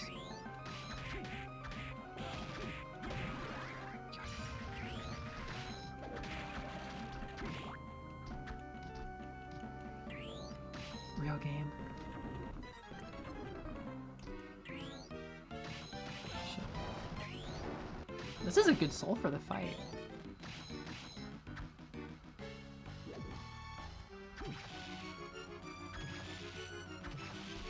He be stangerin'. He be stangerin'. He's got that stanger. This is bad. I think I'm gonna die.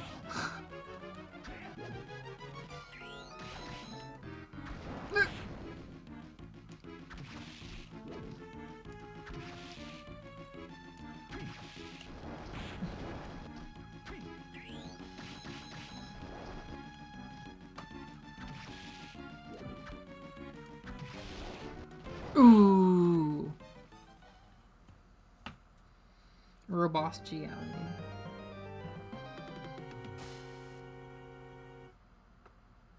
30 miles per hour. All right, robot. You do you.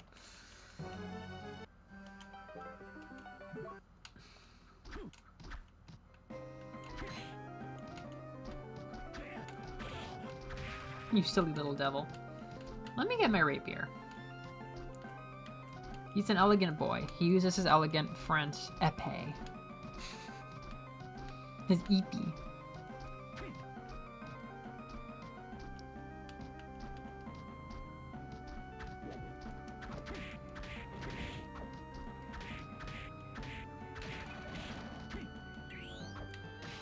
You know, I didn't mean to drag you into this, but you have to die too, Axe Armor.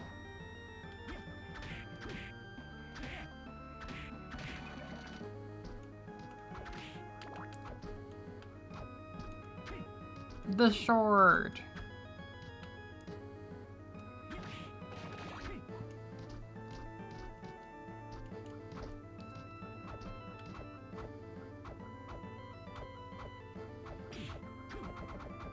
It could be used for bringing HRT to people.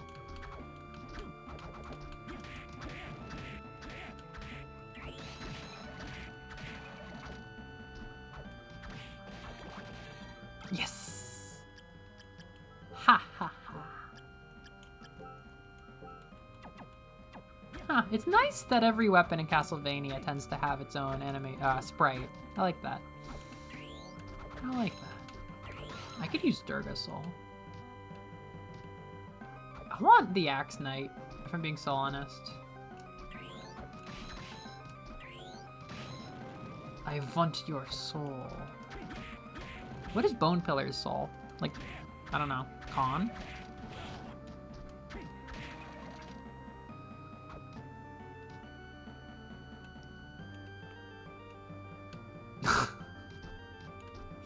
Come on, robots. Again, very cyberpunk of you. Having to serve dumb robots as capitalism collapses.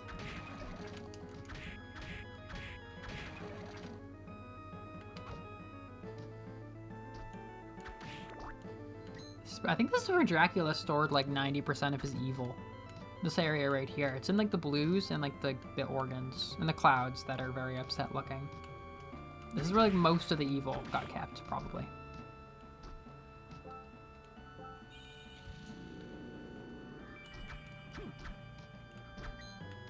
Tiny Devil. I don't think I have Tiny Devil soul. I have like no souls.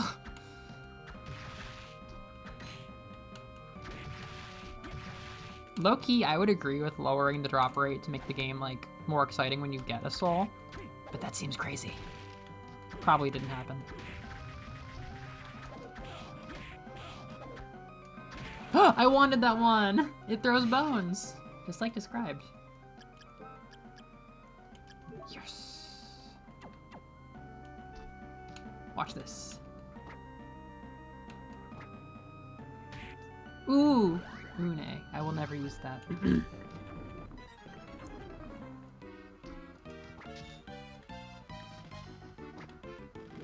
Ooh, 2 hits?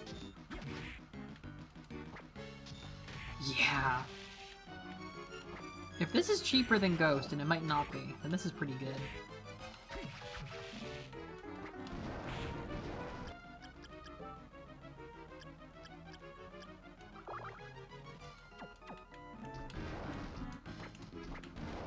Oh, I missed. I missed 3 of them. Oop. Where'd the bone go? Where'd the bone go? That's a lot of damage. Ooh. Yeah, we got that one. What up, Burb? Ha ha ha ha ha. Yeah, we took a break. I'm gonna be done in a couple of minutes. Well, not a break. We ended up switching to this after like 7 hours of drawing. Ha ha ha. If only I could draw. Aria of Sorrow. What up, Burb? I got the bat. Oh yeah, we got the bat. We got the Jiro. Happy birthday. Happy birthday, Jiro. I have used this on Dracula, I think. Sonic waves. I am, yeah, every frame. God, if only. Catch me in 3 days, then I'll be at that level.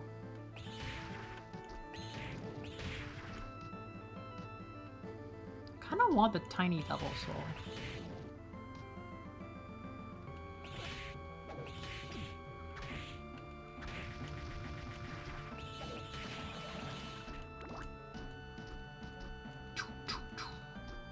They got the crazy dragon now, which is definitely sometimes harder than the boss. Quetzalcoatl, you're so goofy.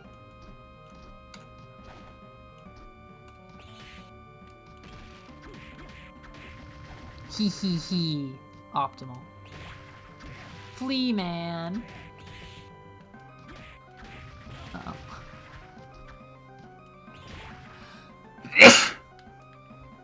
Thank you.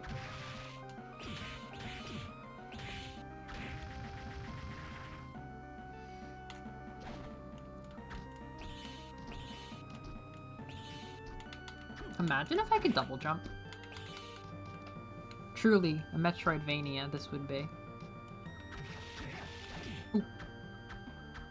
Don't like that. Okay, I said I wanted Tiny Devil, but now I'm afraid of Tiny Devil. Oh, it's so beautiful. Oh my goodness, the red and the white. Yeah. Good game. Is that really Dead Olrox? Is that like his sprite from Soten or something?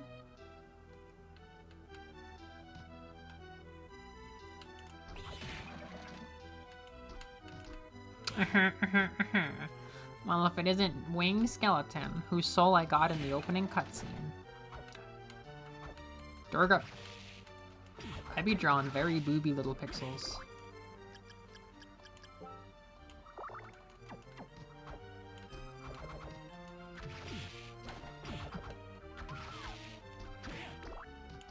This is Castlevania.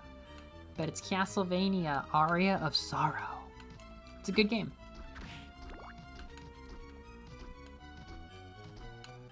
Oh no, I can't reach it.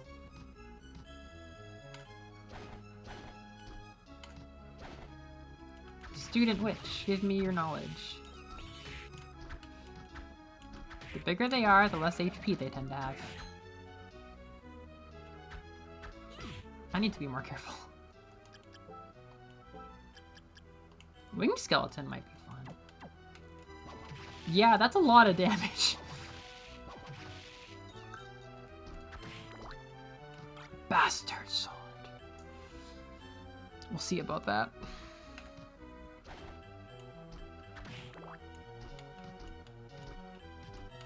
Maybe I can dismantle everything safely from a distance with Winged Skeleton. Yes.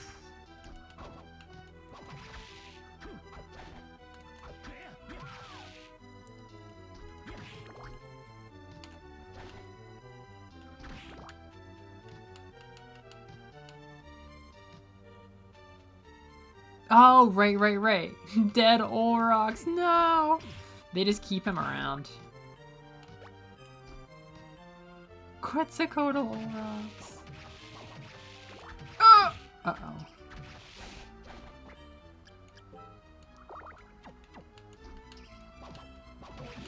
Blah, blah.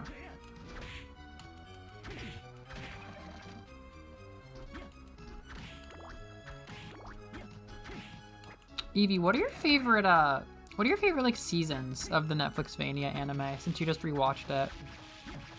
I feel like Nocturne season 2 and OG season 3 are pretty goated. Oh, shit.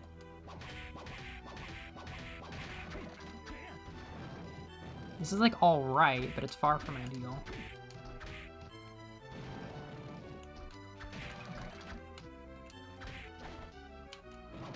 Ah, nice.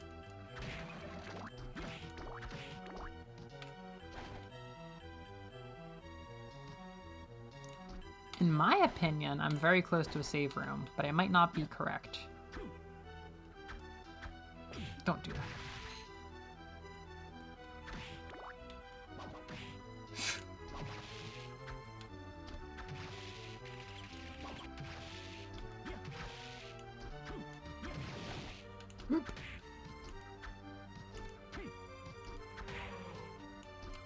Castlevania walked so Hentai Girl's haunted castle could run.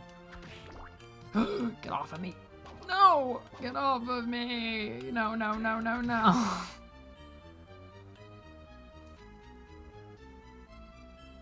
Yeah, I get that. I definitely think those might be the 3 most beloved seasons now. Which is good on Nocturne. Again, I really hope we get season 3. You know, I haven't done my search in probably a couple weeks. I wonder if they've gotten renewed yet. I really hope we don't have to wait till they're like ready to tease the show to find out. Like, please don't keep us hanging in suspense. I don't know whether to be anticipating it or not. Good, okay. Get out of here. Okay, I know where I am now. Yay! Woo, Castlevania! Woo! Okay. Alright, Google. Has Castlevania Nocturne been extended for Season 3? Nothing. Same as usual.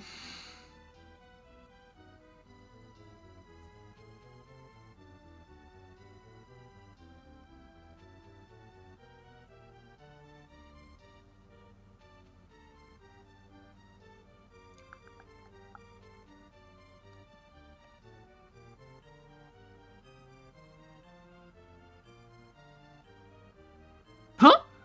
Hold up. What is this? What am I looking at? What is this?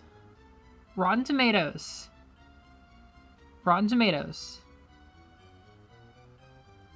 Whoa! Wait. Rotten Tomatoes. Renewed and canceled TV shows 2025. What is this? Is this official? What? Is this official? You gotta cite your sources, man. It's saying it's renewed. Whatever this is. You gotta cite your sources, bud. Has this really been renewed?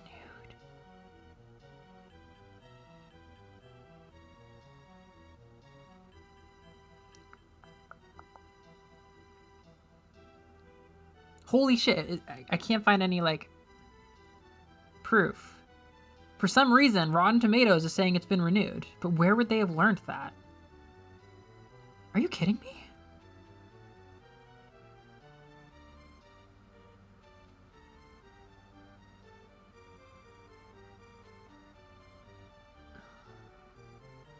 What is this? Canceled sci-fi.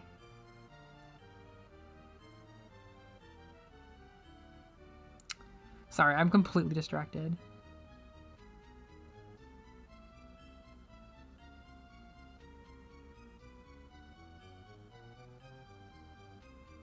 Okay, this site doesn't have a clue. Where does Rotten Tomatoes... A lot of people are very hopeful. A lot of people were hopeful from the start.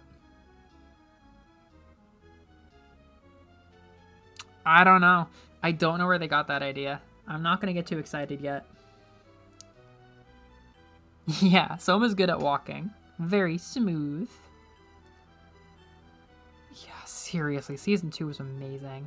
Yeah, there's no source, but the thing is, Rotten Tomatoes posted this literally yesterday, so maybe it's somewhere on Twitter or something. I literally don't have Twitter installed on anything right now. Ooh, Netflix has something? Okay, that's interesting. Where would they have gotten that idea? So cozy. I don't want cozy. I want pain. Classic Fania. Okay.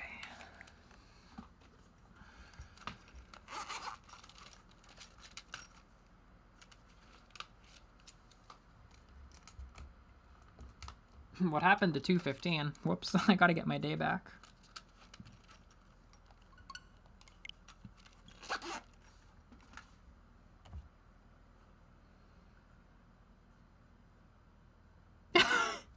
Rotten Tomatoes opened their mind to the void, and it said, yeah, I think we're gonna get more Castlevania anime.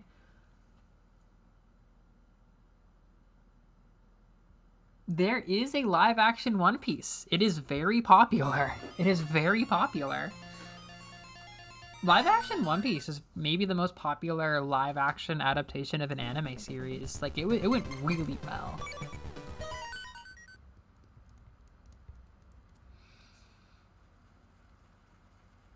Yeah, folks are crazy about that. I want to say it's even why they got Lego One Piece, was specifically because of the Netflix.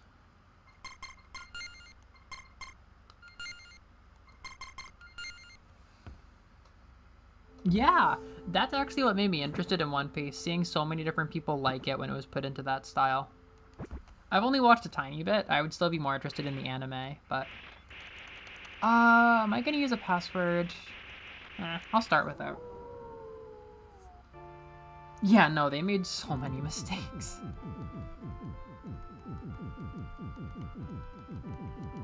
Whoops. Alright, let's go. My least favorite Castlevania game. Better than whatever this new one is, Dracula X.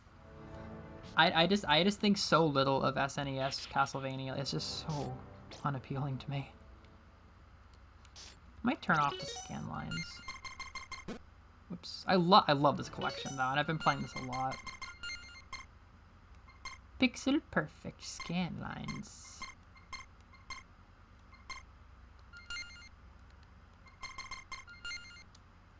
I don't like that. I do not like that. Ew, this isn't even much better.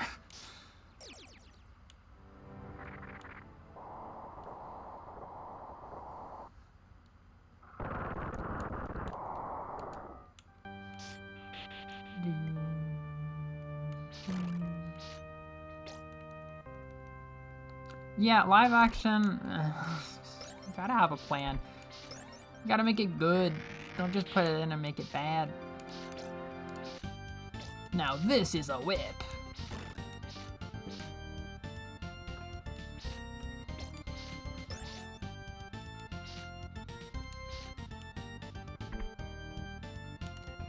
I'm not a big fan of this opening level, but the boss is good. The music is good. And I really like how the plants grow as you walk. Other than that, it's just a little bit long.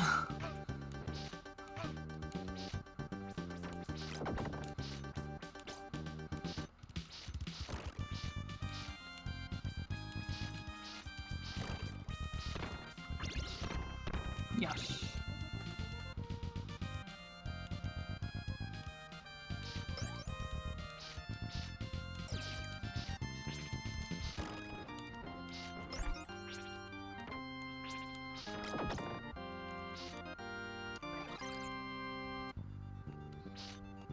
There's so much wrong with live action Lilo and Stitch. There's so much wrong. It undermines a bunch of messages from the original. They ditched the whole anti-tourism theme. And Nami gives up custody of Lilo to go to college. They completely ruined it. Like, was Nami continuing to live like hand to mouth for Lilo's sake? Was that like not a good message? Like, was somebody offended? Did that not age well for like MAGA Disney or whatever? Like, who had a problem with that? Who had a problem with that? No one ever complained about that. MAGA Disney is like, no. I don't like this.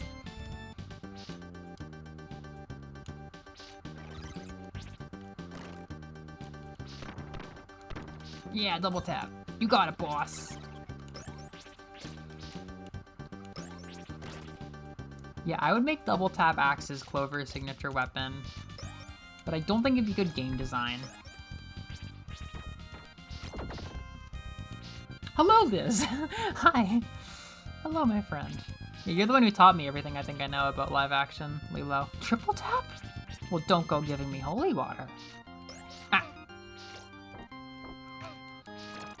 I have become such a Castlevania. I'm like, haha, watch again. This barn is like kind of novel, but I don't like it. I just don't care that much for this level. But I'm not just like hate playing it. I like everything that comes after.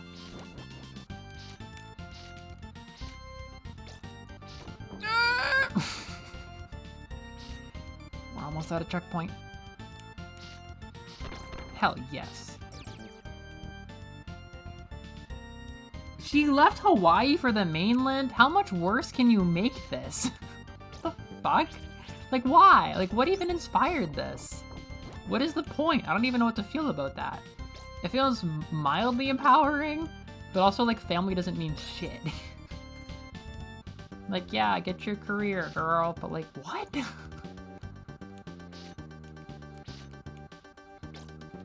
Alright, I don't know if I'm gonna make it through this. So I should just throw like crazy. Yes! Oh my god. Real game. Real game.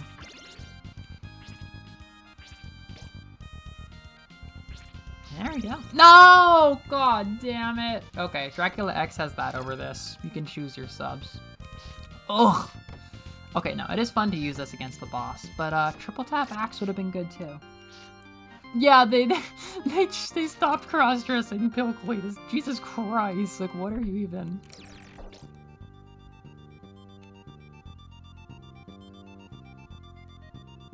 The actress wasn't even home. What are you doing at that point? Like what the fuck? Did an AI create this product? Alright, let's go, horsey. Did I do that deathless? Maybe. I like this boss. That makes it worth it. I really like hitting the bosses. They have a very cool effect with like that blur. Alright, bud. My Castlevania 4 Deathless run. Looking really good. I love him. I love how he goes boom, boom. Haha! I saved a special knife just for you. Hee hee hee. Looks like there's a new worst Castlevania in town, boys.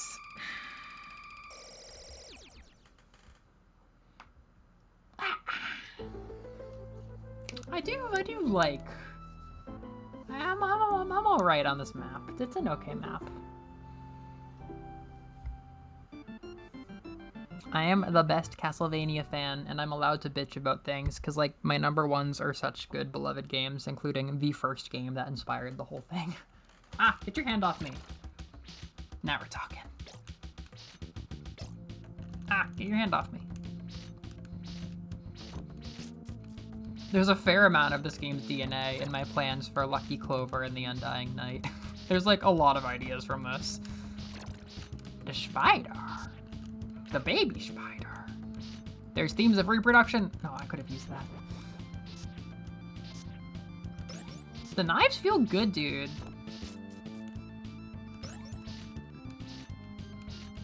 I want to get my buds together and drink a bunch of soda and play a bunch of classic Vania on the couch. This is when the colors will randomly get really good in this game too. I generally genuinely dislike the art style, it just doesn't appeal to me, but they will pull out really good colors now and again.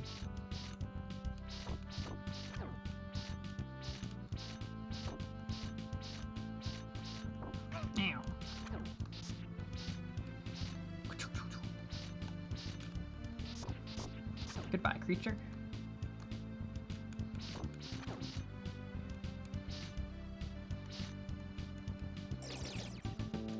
No, seriously. Oh, so you started with Dracula X?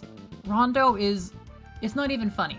Like, Dracula X is one of the worst remakes ever. Like, it's crazy how much they butchered that game. It makes Rondo look like Shakespeare. It makes Rondo look incredible. Just everything from Maria to the art style to the cutscenes to just the game feel is better. Like, what did you do? Like, what did you do? It feels like I mean, I don't know if I'm right about the timeline, but it feels like they took Rondo, they took the things that people complained about with Castlevania 4, and they just butchered Richter to pay for Simon being overpowered and this game being boring and watery.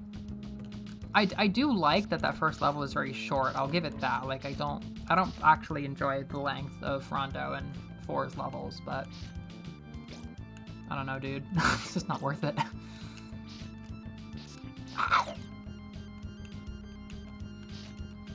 Being able to lean back in the air and dodge an Une feels illegal.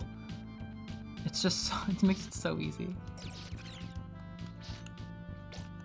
If you like the art style, then I'd say go for it. Like, this would be a good first Castlevania if you like the art style. But I don't. Look at that frog. That frog's cute, though. That might be my favorite enemy sprite. Although I've got to have a boss that I like more. Look at him! He's so cute!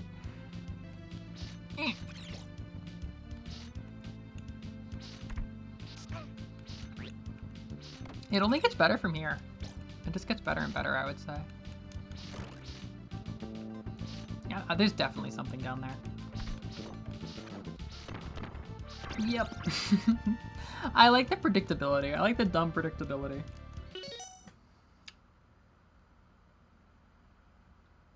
As long as it's Baja Blast, I'm in. I would love a day of pizza and Mountain Dew and video games. It's a good day. I mean, that's kind of what my streams are. Oh yeah, those are good times. Oh, that's a good video. That video was what made me interested in playing Rondo, actually. And yeah, that guy, he doesn't poo-poo Castlevania 4. Like, he sees a lot of value in it, which I respect. He's a really good reviewer. Like, he didn't just make a really well-made 5-hour, 9-hour video, but his opinions are very measured. Like, his video really helped me feel like I could understand the full franchise. I really value that video. I feel like he had nice things, he had good things to say about Portrait as well.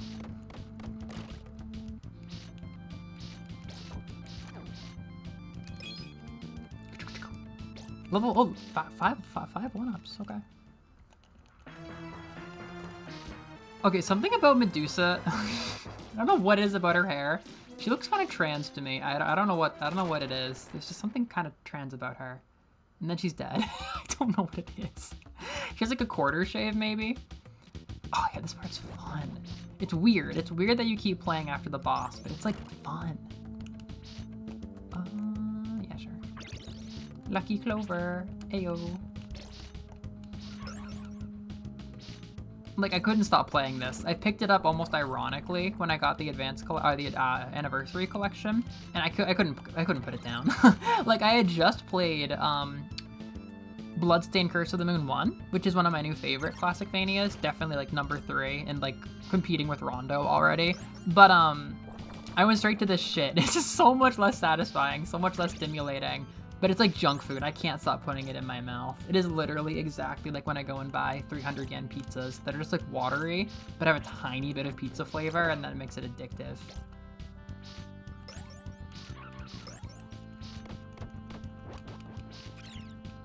As cute and fun as the whip spin is, I don't always like having to do it. Sometimes, like in the Dracula fight, I don't like having to like mash it really hard. You know what level? Oh my god, 6 1-ups. Wow. You know what is amazing though is the death fight in this game is fucking nuts. It's a really cool death fight. It like, I don't know how to describe it. Like, it is kind of Mega Man Robot Master style, where he just has like, I think 2 phases he repeats, but they're really overwhelming, and I feel like there's like a kind of open-endedness to how you deal with it, where like I really felt like I made my own strategy, and I felt like it was a very like good, powerful strategy. The visuals are cool because the bosses are almost always cool in this game, but no, Death was rad. My only issue was Slogra, the pterodactyl, is fucking awful. It's so hard. I don't understand it. It's just an annoying fight. She just like jumps on top of you and does contact damage, which is the stupidest way to take damage. I was furious, and using save states. Oh really? I don't think I've watched any of his other ones. What else has he done? I wonder what he's done. This cave is so pretty that I used to think when I saw gifs of like the gold bat that this was where the golden bat was, but no, they just have 2 separate pretty cave levels. Like, I could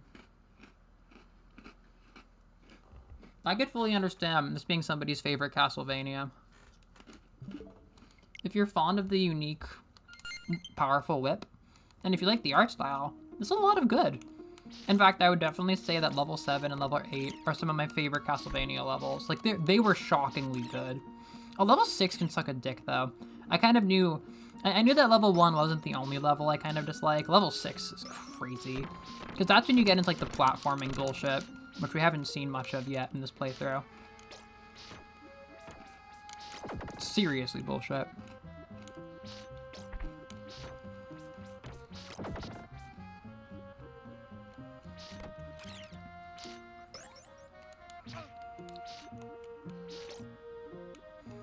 That could have been an insta-kill. I don't know.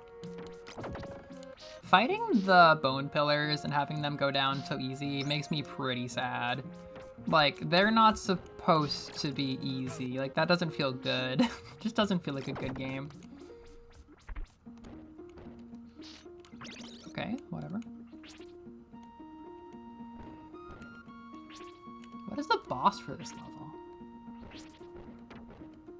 Oh my god, the mummy is a good fight, actually. That's a crazy thing. That was just a random, like, flash in the pan during my, like, sprint to finish the game.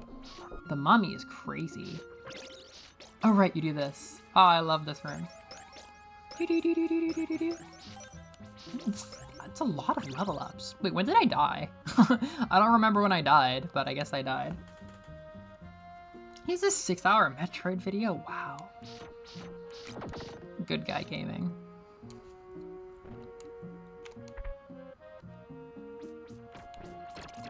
But does he have a video on Lucky Clover and the Undying Night yet? Can he review my Google Docs? This song is so rad. So peaceful. Get your little Gollum family away from me.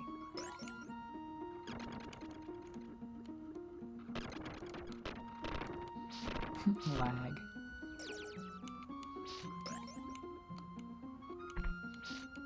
Yeah, I'm definitely addicted to Classicvania. I've been addicted for like a month and a half. It's because Bloodstained Curse of the Moon was so good. It was so good.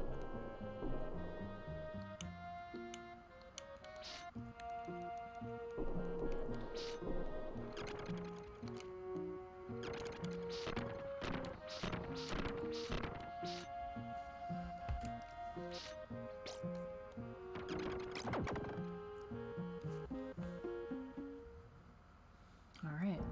Oh shit. Oh, this is the same level? This is a long level. I don't know about this one.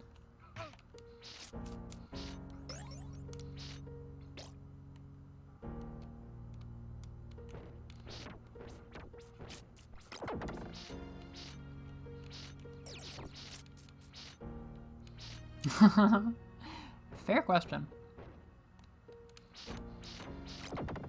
Right now, the Undertale Deltarune community is freaking out over, like, whether or not monsters bleed.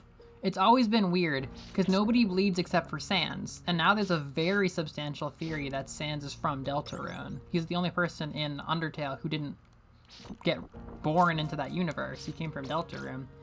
And now but it doesn't seem like even in Deltarune it's that common for people to bleed. It's getting really weird, actually.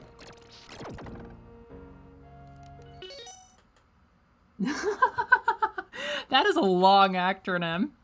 Clover and the Undying Night. I should make a 3-hour Clover and the Undying Night.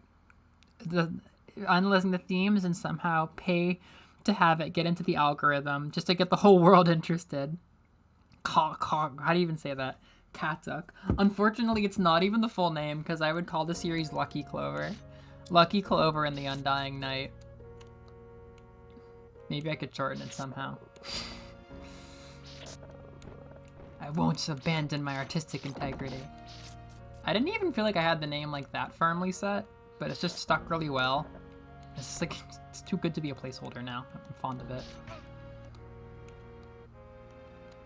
You could do like Lucky Clover Undying Night, which is actually really close to an amalgamation of luck. L-C-U-N. L-C-U-N. There are worse acronyms. I mean, you can just call it Lucky Clover.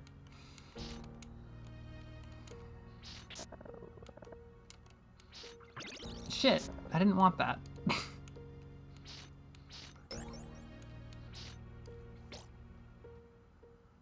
Yep, there was monster blood.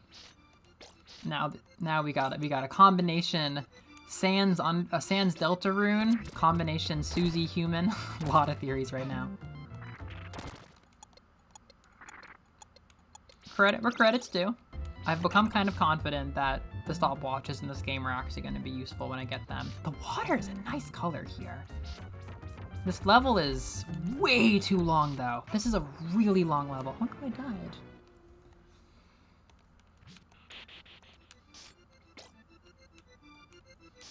Did any merfolk even spawn the first time I ran this? Oh boy.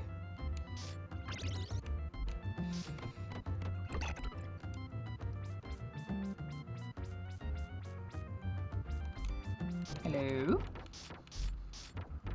I should never feel like I'm bullying a white dragon. This is like super dumb. It's like super dumb, Simon. I'm telling you. Yeah, I mean, we don't know jack shit about her past. It would make sense if like she didn't look like a monster till she like got to a certain age and then got like kicked out of her family, you know? And like she bleeds. Like I think only her and Sans and the humans bleed. It means that you're getting into Smash. If you bleed, you're getting into Smash. I do think that Toby, if we had like indie representation among like the most high profile indie games for Smash 6, I think Toby would way rather do Sans or Susie than he would a player character. I don't know why, but I feel like that's just his vibe with the player characters.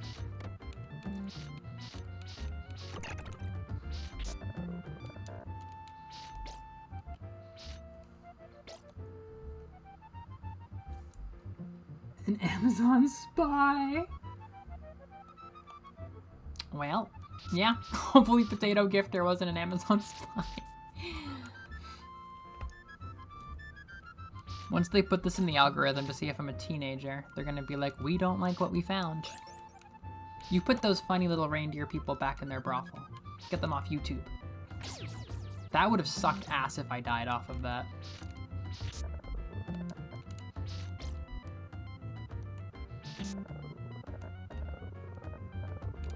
Yay, yay, yay, yay. Oh no.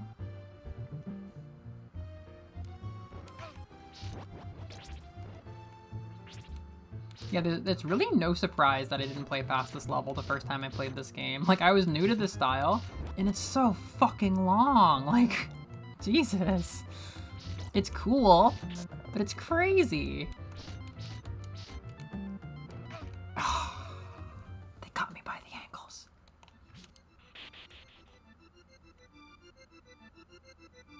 Yeah, Chris would be fine, but then it's like, where's Frisk and Kara? It's like, I don't know. We're just not doing that. I don't want to do that. Maybe like Chris with Rouse and Susie, you know what I mean? Like, that's possible. But... yeah, Sans and the Fun Gang would be pretty great. But I could also see Toby with his like particularities being like, no, it makes the most sense for Susie and Susie only, or whatever. Rouse and Rouse only. The Lightners can't be in Smash. Except Sans.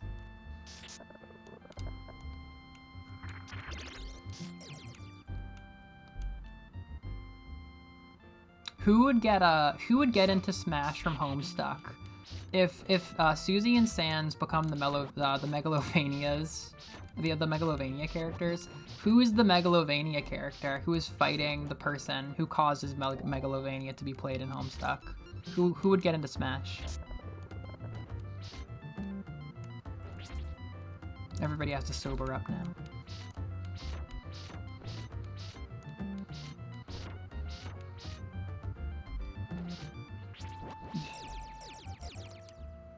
Ha ha ha. Don't fucka with me. Can we wrap this up? Can I fight the boss? Can we be done with this?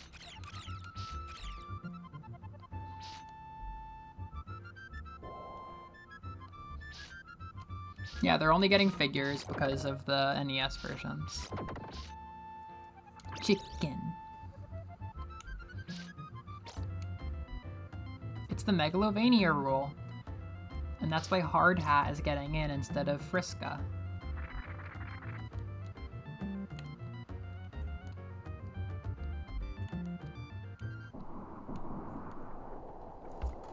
Oh wait, doesn't this boss rule?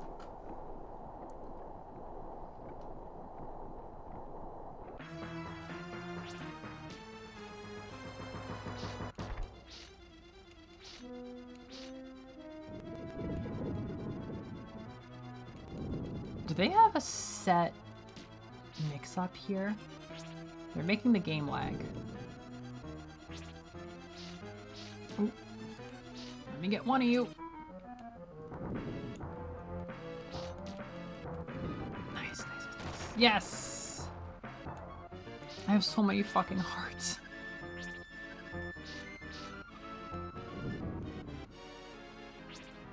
Yeah! I almost died. Do, do, do, do, do, do, do, do.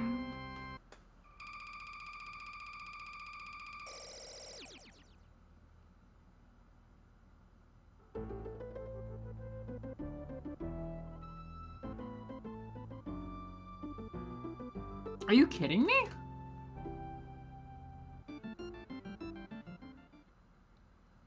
They can discriminate against who they give insurance to? What the fuck? It's one thing to say don't use HRT, but to deny actual, like, usage of insurance is fucking nuts.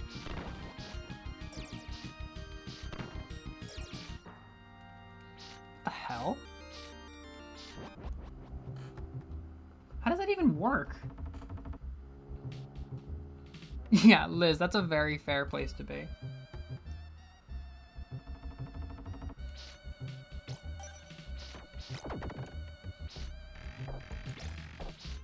Like, I know things are getting worse and worse, but like, I didn't know that kind of discrimination was allowed.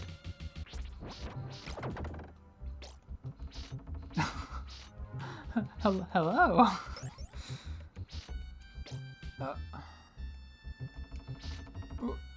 Let's go. Damn. They're trying to like backroom, like, deny you health insurance?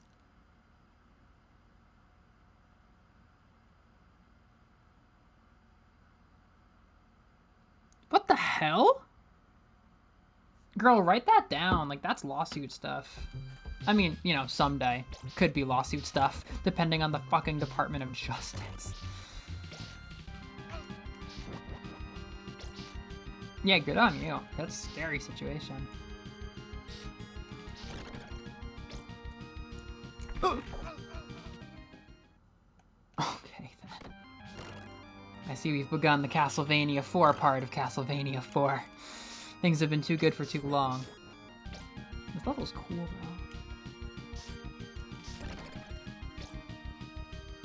Oh, what? Okay, I think I'm about to lose this entire Deathless run. To the funny jumping mechanics. I've been making 4 look way too fun. I pushed the jump button! I pushed the jump button! It just feels so incalculably bad to be playing freaking classic Vania, where like you're being slow and like thinking out every action, and you die because of platforming.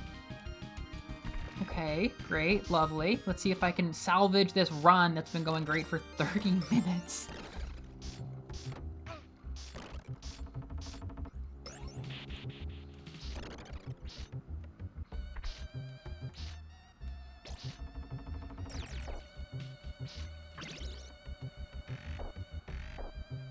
But I have a good feeling about this. Okay.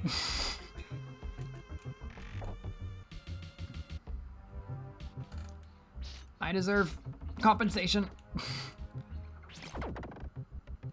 I remember grinding this level now. It's got good colors. It's pretty. I mean, legit, like, this game randomly goes from, like, subdued nature tones to, like, the most, like, funny, like, scene girl checkerboard neons you've ever seen. That's a short level for what it is. Oh, it's a good boss for what it is. I'm dead. I don't like that. Oh, I really don't like that run back. Fuck. That's Castlevania 4. Rondo or Dracula X looking pretty good right now.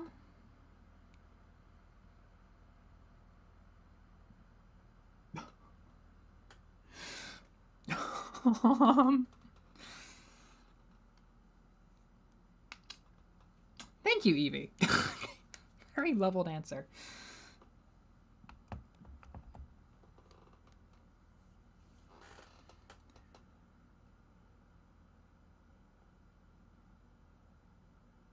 Alright. That's the stream. I went an hour extra because of Classic Mania. I feel crazy. At least tomorrow's not a normal work day. I think that feels better. It's like a field trip. We're going on an adventure.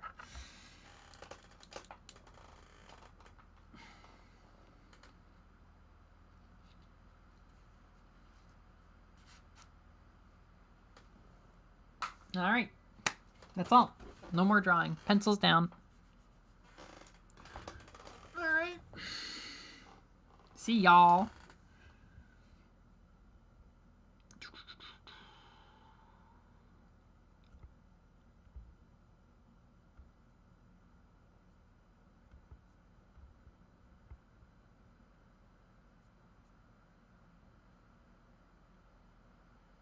Yeah, classic Vania moment. Yep. Yep. Whips and chains made a show. Yeah, yeah, that was a roaring success. I was able to just draw for hours and hours.